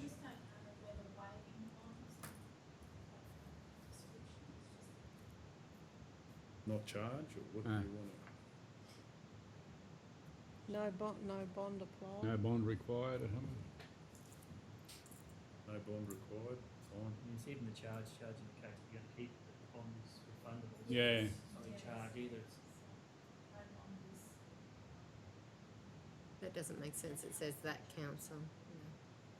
So, Kel, that would be, sorry, Kel, that would be actually, we don't know, I think what you got for number 3 needs to follow number 1. Yeah, if number 2 become number 3. Yeah, and then, that's right, council, number Yeah. 3. Because Kel, number 3 is linked to number 1.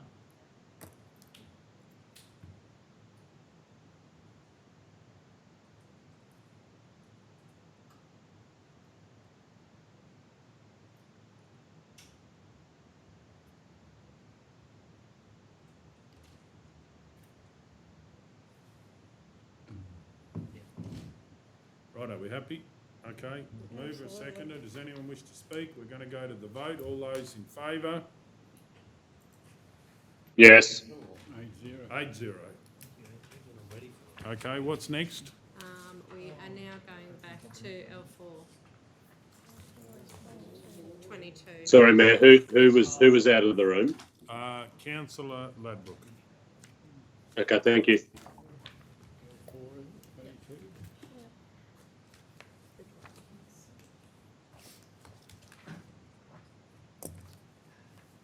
L4, Mr Mayor, page 22. L4, material change use, dwelling house, domestic outbuilding. Reference 2020-22-11.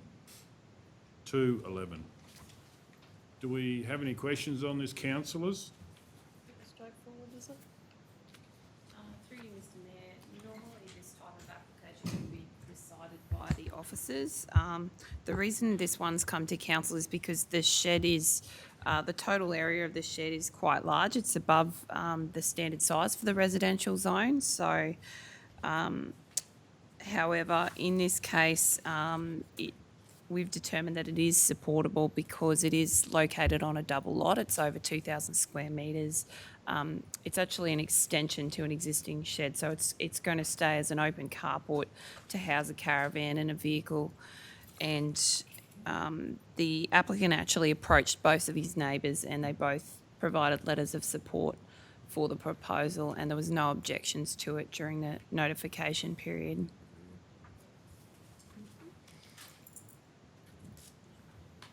Okay, do we have a mover? Well, councillor Taylor was first.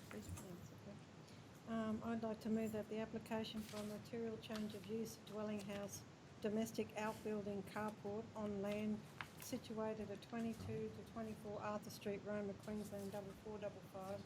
Property described as Lot 11 on RP 217132 be approved subject to the listed relevant and reasonable development conditions and general advice. We have a seconder, councillor McMullen. Any opposition? Does anyone wish to speak? We're going to go to the vote. All those in favour? Yes. 9-0. L11, 114.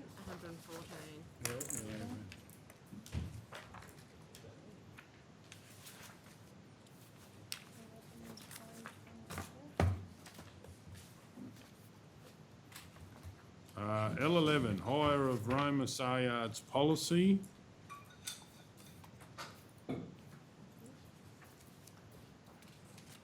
Can I ask, what were the main changes to what we'd seen before? So there was a little change done with that. It referenced back to commercial land of use policy, which we thought was still coming to council, but we've been informed that it's not. So we've just removed reference to that policy in this document. And so what are the groups that are able to hire it now? Is it basically, so not private individuals, is that correct? That's correct. So at the moment, nobody for the purpose of a private function, weddings, birthdays, can use it. We've put a little bit of restriction around that certain areas can't be used on sale days, like the meeting room, dining area, stud stock selling arena on Tuesdays or nominated sale days, as they're used for patrons attending the sale. Also, restrictions around the stud stock selling arena from the months of August to November, and that's to cater for the stud sale and the work involved. The reason for that is the work involved to set it up for a bull sale and then have to change it. The other reason was if somebody hypothetically said, I would like to use the stud stock selling arena next September, there's no bull sale, but then in March somebody wants a bull sale. It's just to eliminate that. Councillors, Yeah, please go ahead. I was just going to say, through you, Mr Mayor, I just have noticed that the copy that's come through into the agenda, there's a series of A, B, C, Ds, like it hasn't come across properly, but in our copy it's perfect. So I just wanted to let you know that page 119, See under catering services, it's got A, B, C, D, E, F, G. I don't know what's happened there because in our system that's not there, so there must be some little problem. And we did notice there was some sale yards without a capital S, which we will correct. Mr Mayor, can I just ask a question? Please go ahead. Sharon, just with that, with the kitchen. Yep. So is it saying that other people can use it or they can't use it? Is it all through Cafe 54? No, so they have exclusive use of it. However, in their management agreement, it does permit the manager to grant a short-term licence over the kitchen area with council approval. So if they wanted to grant someone who's hiring the facility for an event, So it's up to them? it's up to them, Yeah. yes. But it will come to council for approval. Okay, yeah. The manager is the manager of Cafe 54. Yeah, not our manager. Yeah, it will, yeah, if the manager of the canteen Yeah. permits it, Yeah. and then it'll just come to, Through the channel. through to Paul, Yeah. just to make sure that that event is approved. Yeah. So the question I've got is, if there's always things that come outside this policy, how do you bring it forward without, them having to talk to councillors that they're not allowed or whatever? Have you got a mechanism in here where someone can raise it if it is needed to be raised in this policy? Well, that is our complaint management policy and process. We have referred to that in this policy under an internal review. And I understand that, but if it's not friendly, what happens is, like, for instance, if Manager Paul hears about it and said, I don't know, it's something private, but it's completely, it's similar to what other things, what's the process of how can it be brought forward? Otherwise it bubbles around in the community. And they don't know about our complaints policy. They might not know about that because that's a separate policy. Well, if they've got that would be, Paul would just bring that to council. If they're not happy with council's policy on the hire and it doesn't meet the terms of the hire, well, then it would come to council. So is that correct, that Paul, the manager could bring it to council, is that correct? Yes. Righto, so there is an avenue there. Obviously, if we say, like, we don't hire it privately, that's fine, but if they said, oh, it's a really big event for the region and blah, blah, then the manager could bring it forward to council to have a look at it. Well, if Is that correct? if the person isn't happy with council's policy that it's not available for private functions, they can ask for it to be brought to No, council. that's good that the manager could bring it forward, because sometimes people don't know where to do the complaints policy. Sharon, does council have the right to then override? I think you asked in the question, Mr Mayor, if someone wanted to use the facility and it's a really good project but they're unable to reach an agreement, are they able to bring it back to council for a decision? Oh, no, more like, for instance, someone might say, I don't know, from Melbourne, that we want to have an event up here, but it doesn't fit the criteria, and they'll only talk to, maybe Paul gets the inquiry instead of through the booking, and then he goes, well, it doesn't fit the policy, that he has, the manager has an ability to escalate it up to council. That answers the question here, because there's some things we've got discretion over, then there's some things we probably don't have discretion under there, but that thing that we do, so. Yeah. So you would need to consider, council, if council adopts a policy and then you want to approve something that doesn't comply with the policy, you need to reconsider the policy. Yeah, correct. But it could be a one-off thing, but all I'm saying is it's a friendly system where the manager might hear about it, says it doesn't fit, they're still keen, how do we escalate it to council? Because otherwise it bumbles around the community. Yep. Yep.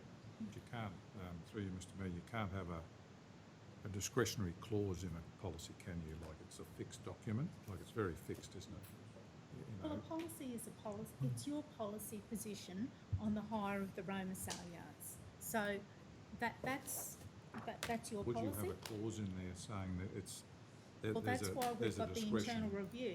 If someone isn't happy with either Paul's decision or the policy, then we bring it back to the council table, and then you can reconsider that.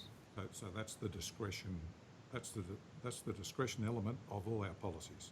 There's no specific clause in there which says. What's the alternative process? Yeah, that the can be alternative followed? process is for the manager to have a discretion. Now, you're actually telling them that they've got a discretion to do something in the policy, or is it meant to be fixed? That's all I'm asking. Yeah. Well, the policy is council's policy, No, and yeah, we need to work in with that policy.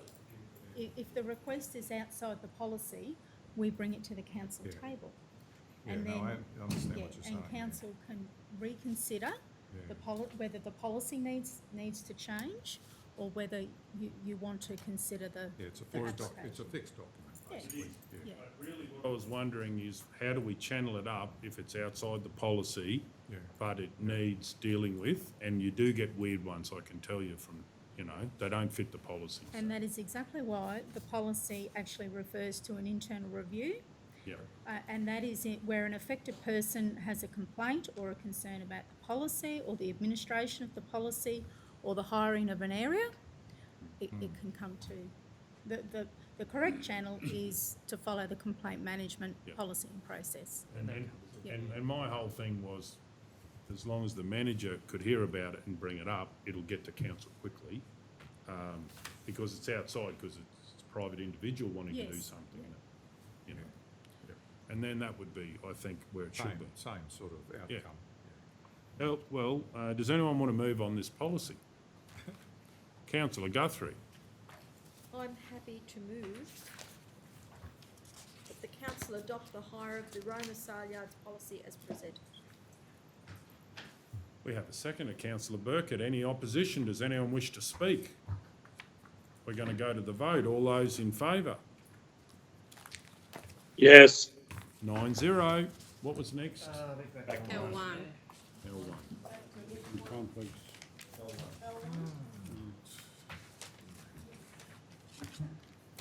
Did someone say they had a conflict Yeah, about? well, I've got one on You've C, got no, one of the mine's in C. Cs, but they've got to be done in ordinary, so.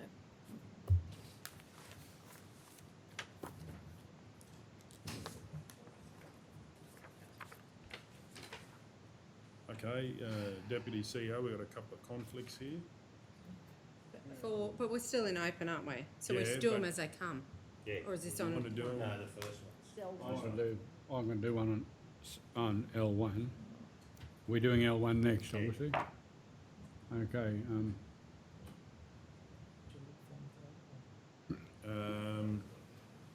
Kel's got on the mic, right? Yeah. Did I say we'd have you back?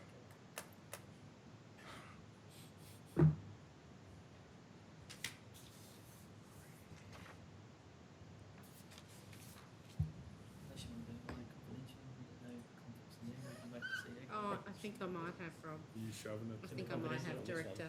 Yeah. No, You it's do it fine. right, Kel? And then Blake. The title is Mount Owen Culvert Replacement Simpsons Crossing Tender Award. Councillor Jeff McMullen. I have a declarable conflict. That makes sense? Yeah. You just have to answer those questions. Myself, sorry. Yep. Relationship Right, with the category.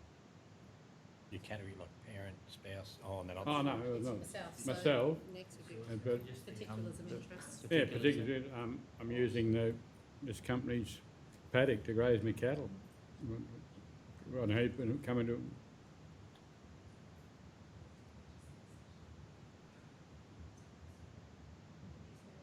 Council, I'm using, just using their paddock, accessing their paddock for Leasing of the paddock to, for cattle.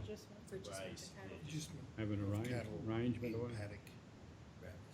Yeah, has a grazing arrangement. grazing arrangement or something with their paddock. Has a grazing arrangement. Just spice it up a bit. Cows and sheep. It would have to be of the applicant. Sorry? Of the applicant, like you're using the applicant's paddock. Yeah, the Is that applicant's correct? applicant's paddock. Oh, the applicant's paddock. using Oh, the yes, yeah, applicant's- the applicant's Right, there's paddock. gotta be a Yeah, relationship. sorry, yeah. No, obviously I'm leaving the room. Yeah, for cattle, yeah. I'll be leaving the room, obviously. Prescribe, is it, what is it? See you. No, That's it? No. See you. I won't go far. Okay, righto, you on there? Okay, so we're going to deal with L1, Mount Owen Culvert Replacement. So this is a pretty good project to get this over the line, and Yeah, definitely, Mr. Mayor. It's been a project. It's taken a little while to get the approvals in that creek crossing, but yeah, I can remember the day we met the residents out there last term, and that. So we've there's a big issue in the industry at the moment about culvert supply there, but we've been able to mitigate that by providing the culverts ourselves to make this job happen in the time frame. So, but yeah, there was the tenderers there, provided the details, and yeah, no further. Happy with the recommendation. Nothing else sort of to add.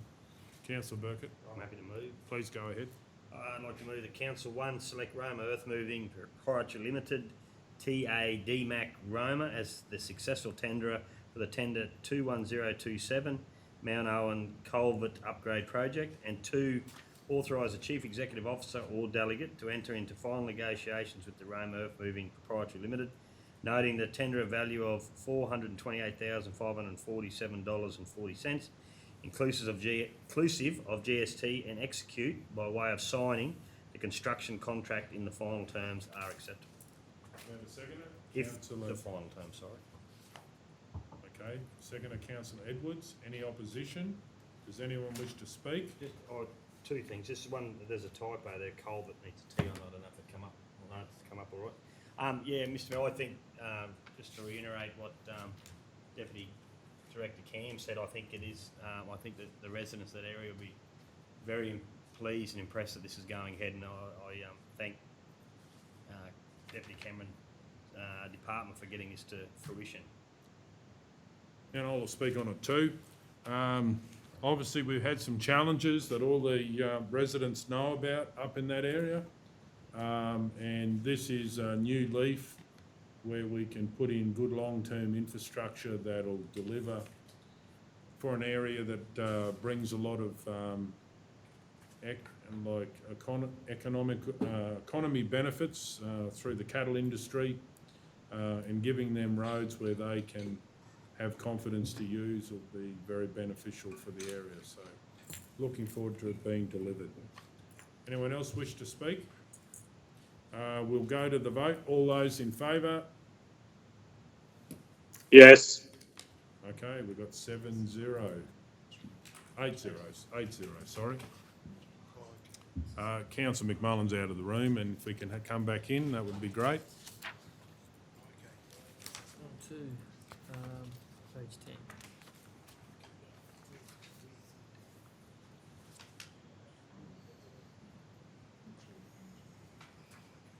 L2, Roma Youth Precinct Bicentennial Park Draft Master Plan Adoption. Community. Any questions, councillors? Good. Happy to move. For Taylor? I'm happy to move. Please The council one endorse the draft Roma Youth Precinct Master Plan and approve the plan for release as part of the next stage of the community consultation for the project. And 2, be presented with a subsequent report outlining the feedback from the community received as part of this next stage of consultation. We have a second, Councillor Hancock. Sorry, Mr. Chair. Just a couple of things. Just want to note a couple of little minor amendments from what was posted there was just the removal of a reference to residential development. It's just future development, so not saying it can't be residential, but it could go whatever way. Dialed down the reference to water park. It's sort of nature park with incorporating water, so it's not a massive there. And just amended the staging slightly to increase the amount of paths in the earlier stages, but it's not huge. Just while certain other elements in that industry are probably quite expensive while this COVID stimulus is about. So but it was nothing that we didn't talk about previously. And would that mean that if it goes ahead with the pump track, there'll be a loop around? Correct, Mr. Mayor. Oh, great. Yep. Okay, anyone else wish to speak? Councillor Hancock. Righto, we're going to the vote. All those in favour? Yes. 9-0. 69? 69. What about L3, 16? Page 16, isn't it? L3, page 16. Thank you. L3, Queensland Resilience and Risk Reduction Fund, 2020-2021 nomination of projects.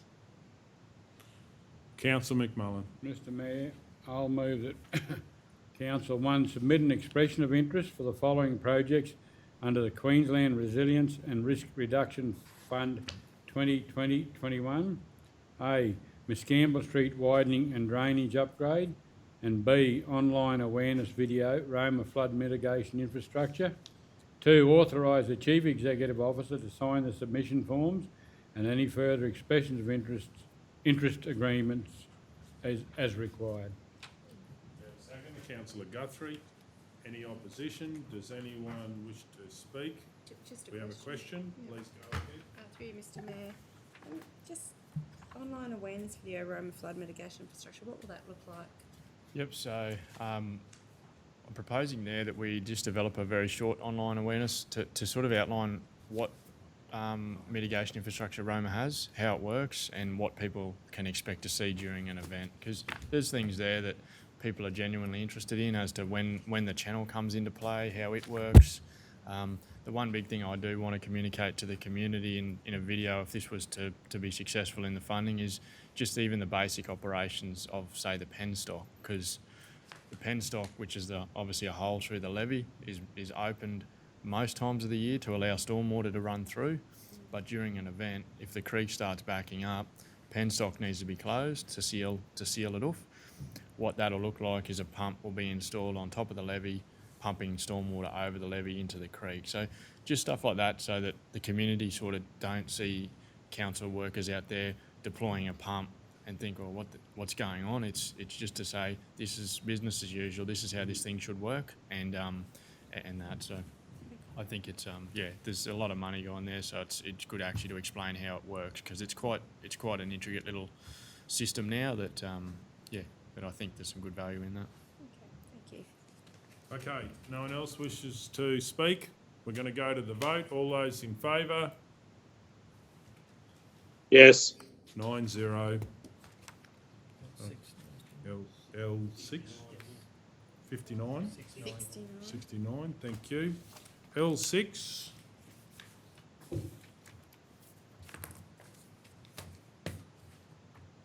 I'd like to move this lay on the table till the next meeting.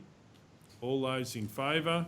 Can I ask why? Because I think this one needs, I believe it's beneficial to have this report for longer to digest it. And all those in favour?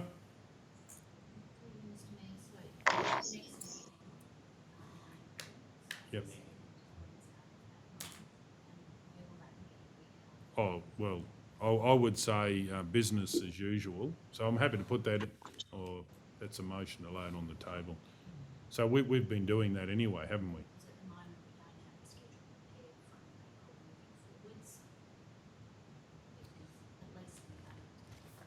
Righto. So rather than, because you haven't voted on Kel, would it be rather than lay it on the table, would it be that lock in next meeting and then then the report be brought back to that meeting for future upcoming meetings? Yeah, I'd do that for April.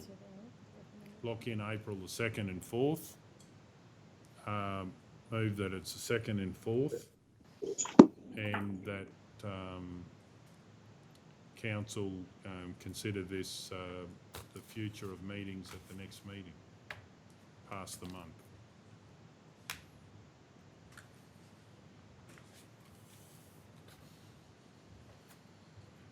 So you're just saying we haven't had time to read this, or? No, I think this is a big decision, and I think we often will put things to the next meeting, and I think this one needs it. But I take on what Keller said, and this would be, if this is supported, would be locking in the next month so everyone has certainty. I think it's in the chambers there, Kel, or Ernest Brock room if unavailable again. Similar to what you had in previous. So we have meetings in these outlying towns. No, just basically lock in business as usual and then decide it at the next meeting for the rest of the year. Where we do it. Okay, I'll move that. Is there a seconder for that motion? Councillor Edwards. So commencing at 9 a.m. Kel. Put that off, so April, business as usual, back in here. Then work out where we're going to. Yeah. And then Just hold. the second part, Mr. Mayor, so you consider the remaining meetings at the next ordinary meeting? Yeah. So we can get a schedule going then.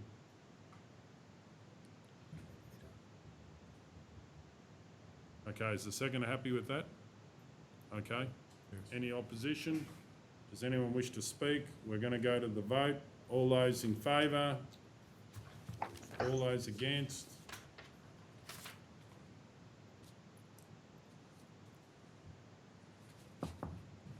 Councillor O'Neill, are you on the phone? Sorry, I pushed the wrong button again. Okay, no problem. You'd think I'd get used to. I'm against. Okay, 6-3. If I can call for a division. Okay, moving on. Mr. Mayor, L7's next. This is one at Graham. It's been kicking around for a while. Really wanted to probably do it at a briefing session, this one, if I can lay that on the table and be presented in the briefing session. This is the one with the gas. That you, Righto. Supposed to go. I'll move to lay it on the table till a future meeting, future briefing or meeting. All those in favour? Yes. Okay, so that's 9-0. Thanks, Mr. Mayor. Down in the late, I think you. Monthly financial report, I'm sure we haven't done that. Just lay on the table. L8. So where are we up to? L22. L8. L8, monthly financial report as at 28th of February 2021. Just give the director a call, Mr. Mayor. She's just stepped out. Righto. Well, does anyone have any questions for the director? Well, I thought she was going to, she's going to present it to us. Yeah. Give her a call now. All right, I okay. think we asked We did, we've last asked. time, yes. Councillor Edwards asked. Oh, We right, presented. okay. What's the next one, like? That's it then. Closed. You've got to deal with the late confidential, and then you've also We're got gonna to quick read of that. resolve the actual confidential, which you've already reviewed. It'll give us a couple minutes to check through this. Late confidential. Is thinking.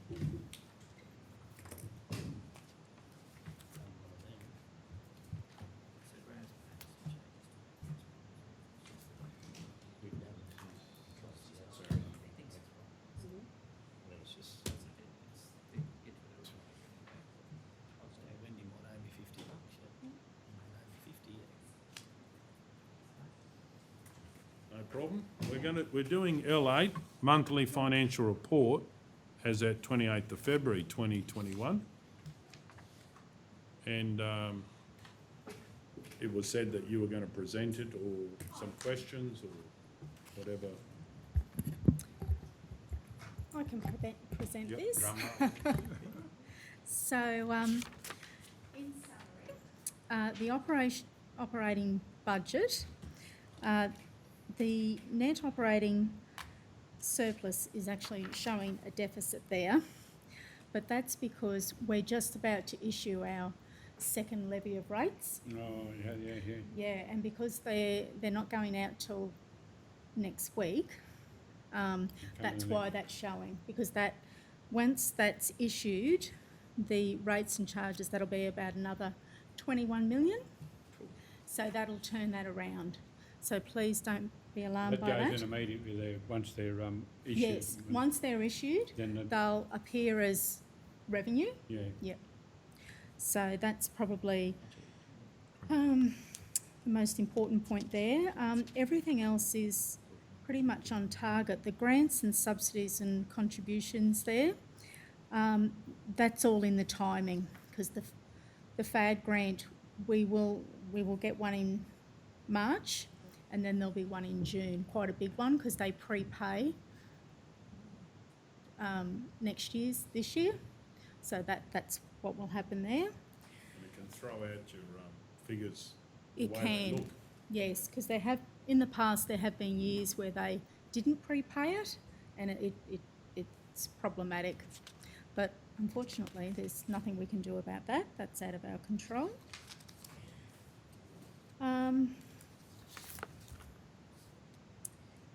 So the rest is probably the capital grant revenue is lower than what we would normally expect. The biggest contributing factor is there's a few externally funded multi-year projects that haven't commenced, so that's impacting on that figure. I know at the last meeting there was, we'll keep continuing with the capital expenditure. The same factors are impacting that figure, is that a lot of those projects haven't commenced yet and will more than likely go over into next financial year. I know that facilities area there too, Sharon. I know with Tanya's stuff there was stuff we've gone out to the market with and just can't get a tender on at the moment, just the timing of COVID. So they'll be pushed back. Yeah, I think it'll be a very bad year for value for money in a lot of things this year because of the amount of stimulus that's in Australia. Through you, Mr. Councillor Mayor. Taylor. Sharon, the rates and charges, is that saying that we've only got about 50% in, or that is the half yearly amount? Where you've got the total value of rates outstanding, is that what Where you, you've which? got rates and charges 41,972,263. Oh, sorry, back on page 93. Yeah. Yep. So we budgeted 41.9 million in rates. For the full year? For the full year. Yeah. We've issued one levy. Yeah. We're about to issue the second. So that's only half of what you've Correct. done anyway? Yes. Yep. The best figure there is the 118%. We've done well. Yes, well, yeah. But everything else is pretty much on target. In terms of the outstanding rates and charges, I know at the last meeting or before that, there was a few questions around how did it compare to this time last year. So I've included those figures so that you can see. It does get a little bit tricky depending on when the rates are issued. So if we have a look at February 2020, there was actually roughly 20 million outstanding, but that's because the rates discount day hadn't come round. We're right in the middle of the rates issue. Last minute rush. So next month in March, we'll have a bit better idea how we're travelling. But as you can see, if we look at January compared to last year, this year to last year, the rates and charges outstanding were 2.1 million in January. This January, we had 3.1 million outstanding. So there's quite an increase. You also need to take into account that the total amount that we levied is much higher this year because of the increase in the rates. Yeah. Any questions, councillors? Thanks very much. Thank you, Sharon. Oh, can I just Sharon. mention one other thing, sure. please? On page 96, we have reported the prepaid rates. I think there was a question about that. You can see, based on those dates, you can see where they people prepay them, then the rates are issued, and then the figure drops. So it's a common trend. Yeah. Okay, does anyone wish to move on this report? No, just to say, I don't want to move this, well, I'm happy to move, Mr. Mayor, but also wanted to say thank you. It's really good to have it presented to us and explained, so.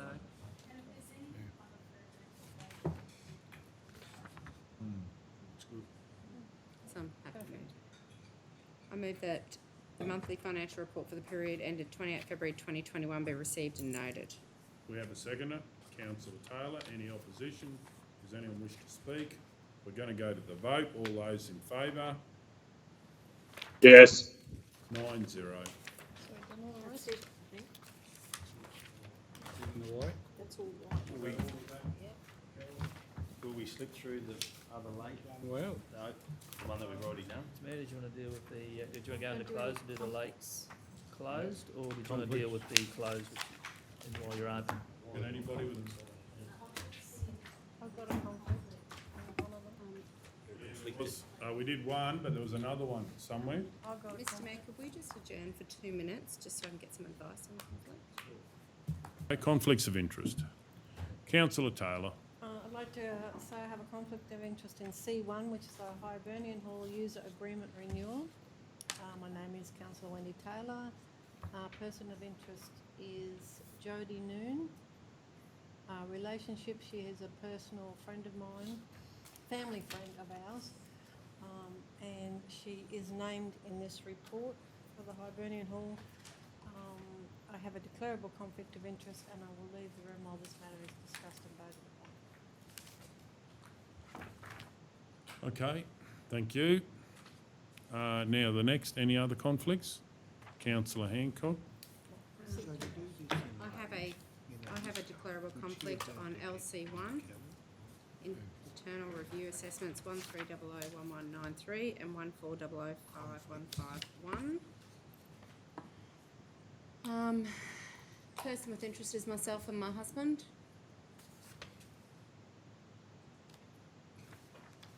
It is, the relationship category is with Surat Post and News Proprietary Limited.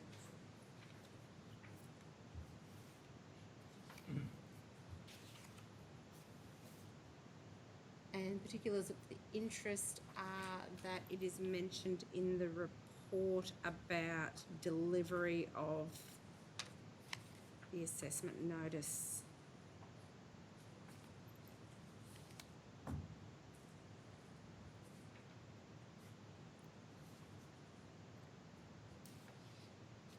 So I think I've got a declarable conflict. And I'm going to choose to leave the room while the matter is discussed and voted on.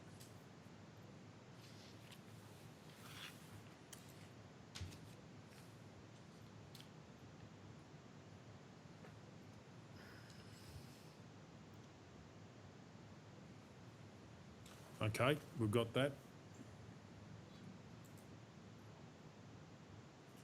You happy with that, Deputy CEO? Just saying, Councillor was, sorry, just when they mentioned the report about delivery of the assessment notice, just in the Surat area, a bit more specific there. It is in the Surat area, wasn't it? That's the potential conflict. Well, I'm actually unsure. Okay, I'll leave it at that then. Yeah, I'm actually unsure what area it was actually in. Okay. I just want to Err on the side of caution. err on I the side of understand, caution. Yeah. Thanks, Mr. Mayor. Okay, righto. So, righto. Now we can. Do you want to do the open, Kel, or do we go into closed and finish the closed items?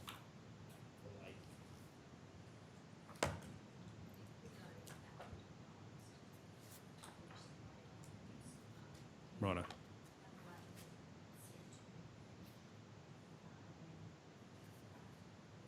Righto. Okay, yep, good. Have we got someone to move into closed? We did it before, so I don't think we need to do it again. That was, that's I'll move in accordance with the provisions of section 254J3 of the Local Government Regulation 2012, the local government may resolve to close a meeting to the public to discuss confidential items that its councillors or members consider it necessary to close the meeting. And that was recorded earlier, all of those items, so. Yes. Okay, do we have a seconder? Councillor Guthrie. All those in favour? Yes.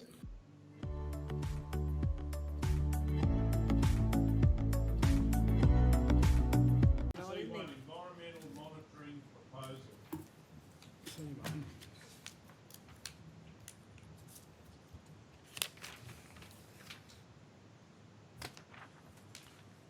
Everyone's rushing into this one.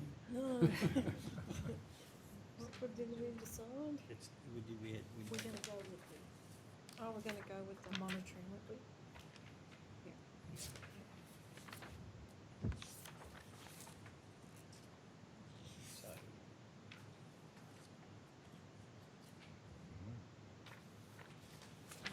Is it,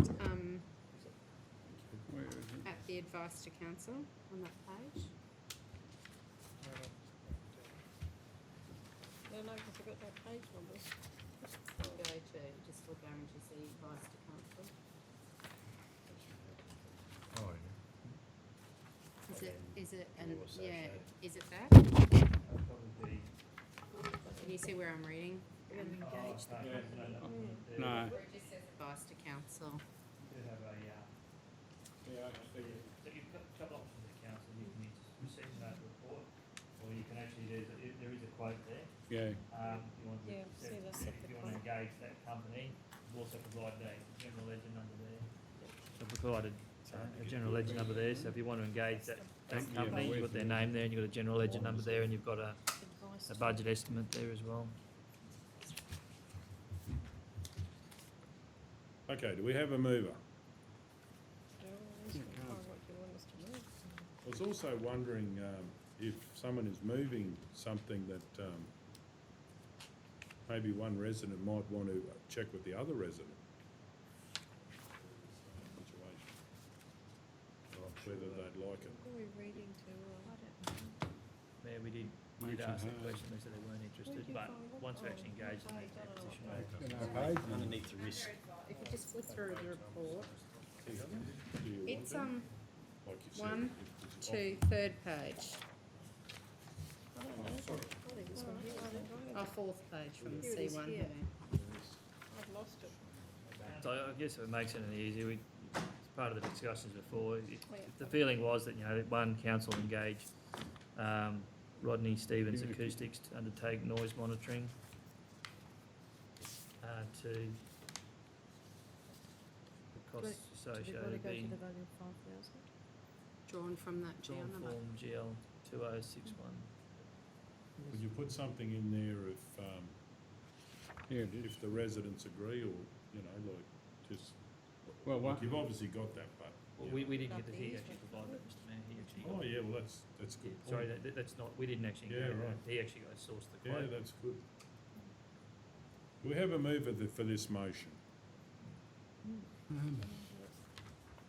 Mr Mayor, I'll move. Councillor McMullen. The council, one, engage Rodney Stevens Acoustics to undertake noise monitoring. Two, draw the associated costs from GL-2061.2001.2001. And maybe councillors if you want, and then three, a report. Oh, Report would be brought back to council on the results.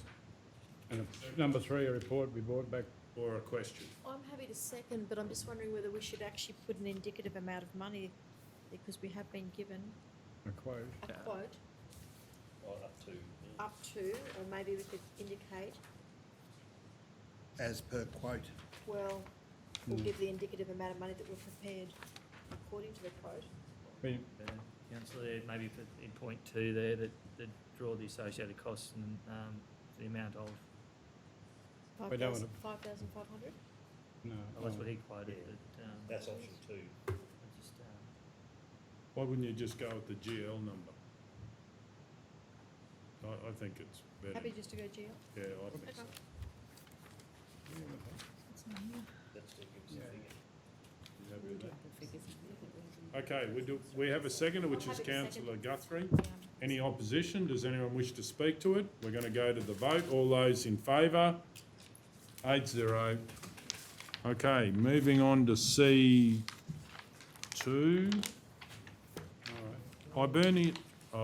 Councillor Taylor's left the room. Hibernian Hall User Agreement Renewal. Do we have a mover? Councillor I'd like to move that council enter into a non-exclusive user agreement with Dance West 03 for the use of the Hibernian Hall Rover for a period of 3 years. I better start again. The council enter into a non-exclusive user agreement with Dance West 03 for the use of the Hibernian Hall Roma for a period of 3 years. As a regular long-term hire of the Hibernian Hall facility, charge Dance West 03 the reduced hourly fee of $14.35 rate frequent users for the term of this agreement. Requires all applicable fees and charges outstanding to be paid prior to acceptance of the renewal agreement. Authorise the Chief Executive Officer or delegate to execute the user agreement with Dance West 03 and any other associated documentation. Do we have a seconder? Councillor Edwards. Any opposition? Does anyone wish to speak to the motion? Yeah, I just think this and one of the other users, what's on gymnastics is great for the whole area. I know a lot of people travel in for these, and it's great to have these access to these types of entertainment, sport or whatever in our area. Okay, anyone else wish to speak? We're going to go to the vote. All those in favour? 7-0.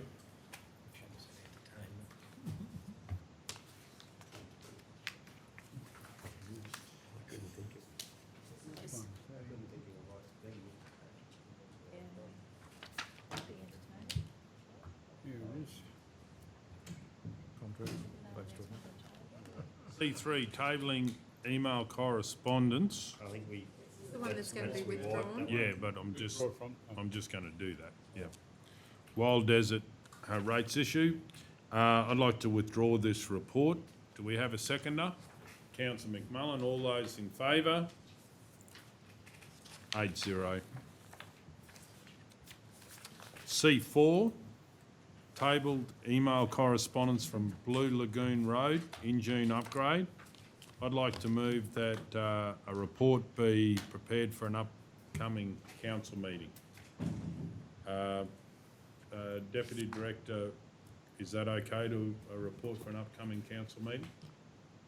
Yep. That's fine, Mr Mayor. Yep. Do we have a seconder? Councillor Guthrie, any opposition? Does anyone wish to speak? We're going to go to the vote. All those in favour? 8-0.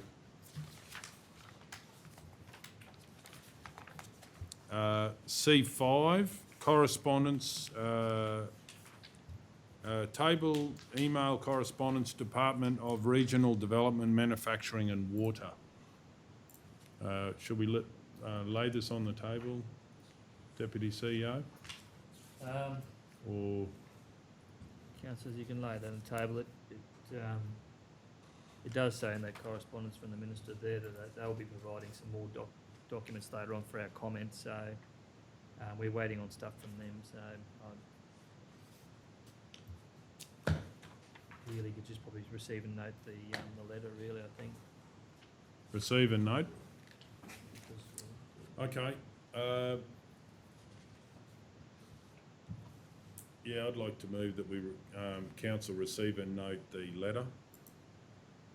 And that'll go to the correct department? Correct. Yeah. We have a seconder, Councillor Burkett. Any opposition? Does anyone wish to speak to it? We're going to the vote. All those in favour? 8-0. C6, tabling email correspondence, Redford Road, Mungalala. I'd like to move that this correspondence be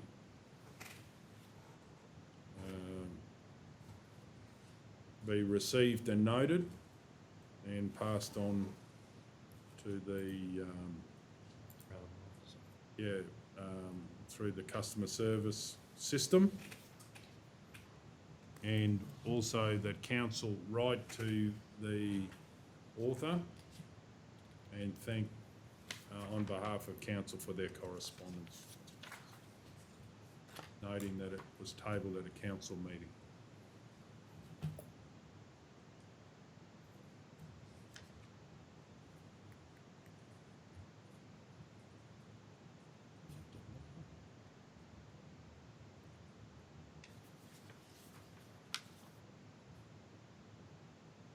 Okay, does everyone understand the motion?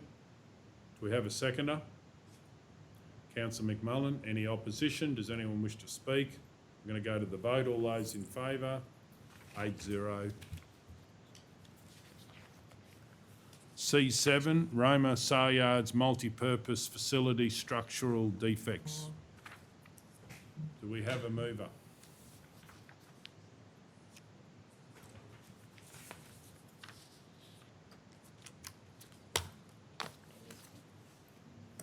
Councillor Burkett. I move that Council 1 engage McCulloch and Robinson lawyers to further investigate the defects at the Roma Saryards multi-purpose facility and potential causes of action arising from the defects. 2, the engagement be made in accordance with S232 of the Local Government Regulation 2012, that Council is not required to invite written quotes from multiple entities if the contract is entered into with a supplier from a registered or of pre-qualified suppliers. 3, authorise the Chief Executive Officer or delegate to enter into final negotiations with McCulloch Robertson lawyers and raise the purchase order if the final terms are acceptable. We have a seconder. Councillor Edwards, any opposition? Does anyone wish to speak to it? We're going to go to the vote. All those in favour? 8-0. C8.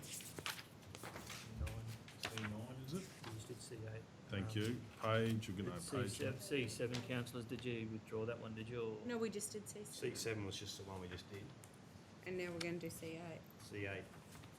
No, my numbering must be different. I've got the RADF as C7. No, haven't seen any RADF today. Mine's in a different to yours then. It was actually Mayor's, Have your own Mayor's meeting. report, C7.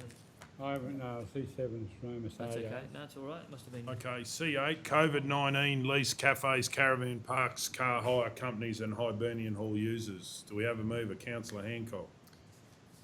I move that Council, in reference to the National Cabinet Mandatory Code of Conduct for the SME commercial leasing principles during COVID-19, 1, provide John Day Holdings Pty Ltd trading as Thrifty Car Rentals a 30% waiver of lease payments payable under the agreement for car park licence at the Roma Airport, backdated to 22nd of February 2021 and continuing up to and including 30 June 2021. 2, note that no further COVID-19 lease reprieve is being granted to lessees of other council facilities. Okay, do we have a seconder?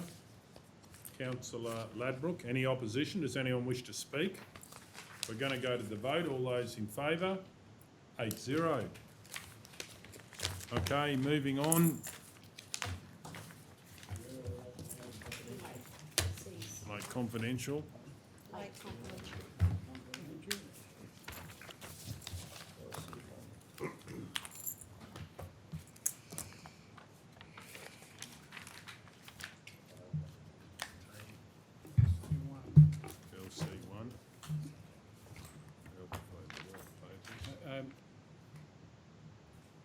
That's right.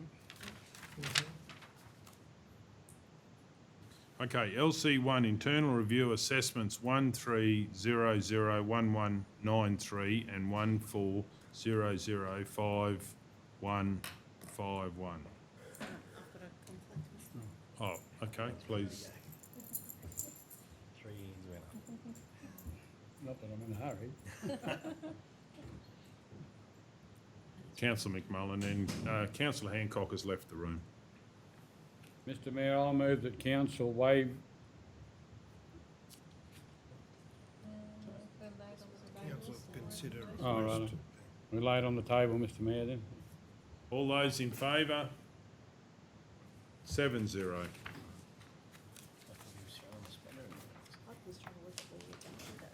didn't. I should have wrote something on it before.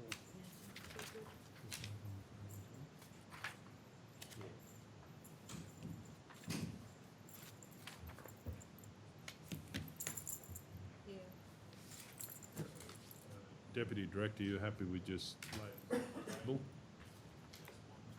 Right. LC2, 2021 to 24 Works for Queensland Project Funding Nominations. I move we lay this on the table till a future meeting. All those in favour? 8-0.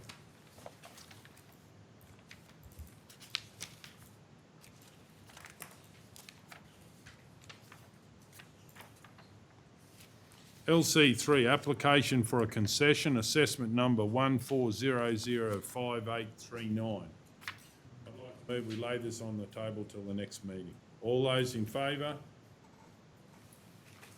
8-0.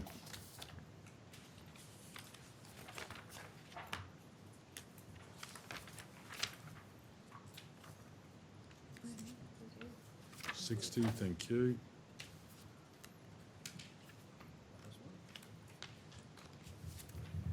LC4, replacement of weighbridge at Roma Waste Facility. Councillor McMullen. Mr Mayor, I will move that Council 1 allocate $72,500 from work order 1472.2154.2001 to undertake necessary repairs to the Roma Waste Facility weighbridge. 2, a report be prepared for an upcoming meeting on cost recovery options considering the age of the weighbridge. Councillor Edwards, any opposition? Does anyone wish to speak? We're going to go to the vote. All those in favour? 8-0. Minutes. Very good thinking. Do we have a mover on the minutes of the 10th of March? Yep. Councillor Edwards, any... I'd move that the minutes of the ordinary meeting held on the 10th of March 2021 be confirmed. Do we have a seconder? Councillor Taylor, any opposition? Does anyone wish to speak? We're going to go to the vote. All those in favour? 8-0. Mr Mayor, I'll move one more special meeting. Which one's that? Special meeting on the 17th of March. Minutes. Yeah. I haven't seen those. Can I have a... It's only one page. You would have it there, I would. Oh, is it this one? Is that it? Yeah.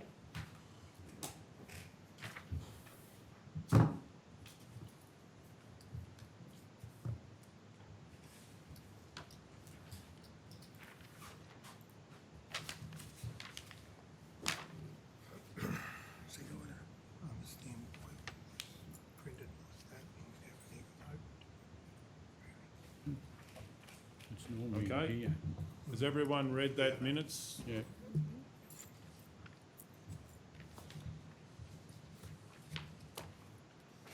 Okay, Councillor McMullen, have you... Yeah, Mr Mayor, I'll move that the minutes of the special meeting held on the 17th of March 2021 be confirmed. We have a seconder? Councillor Burkett, any opposition? Does anyone wish to speak? We're going to go to the vote. All those in favour? 8-0.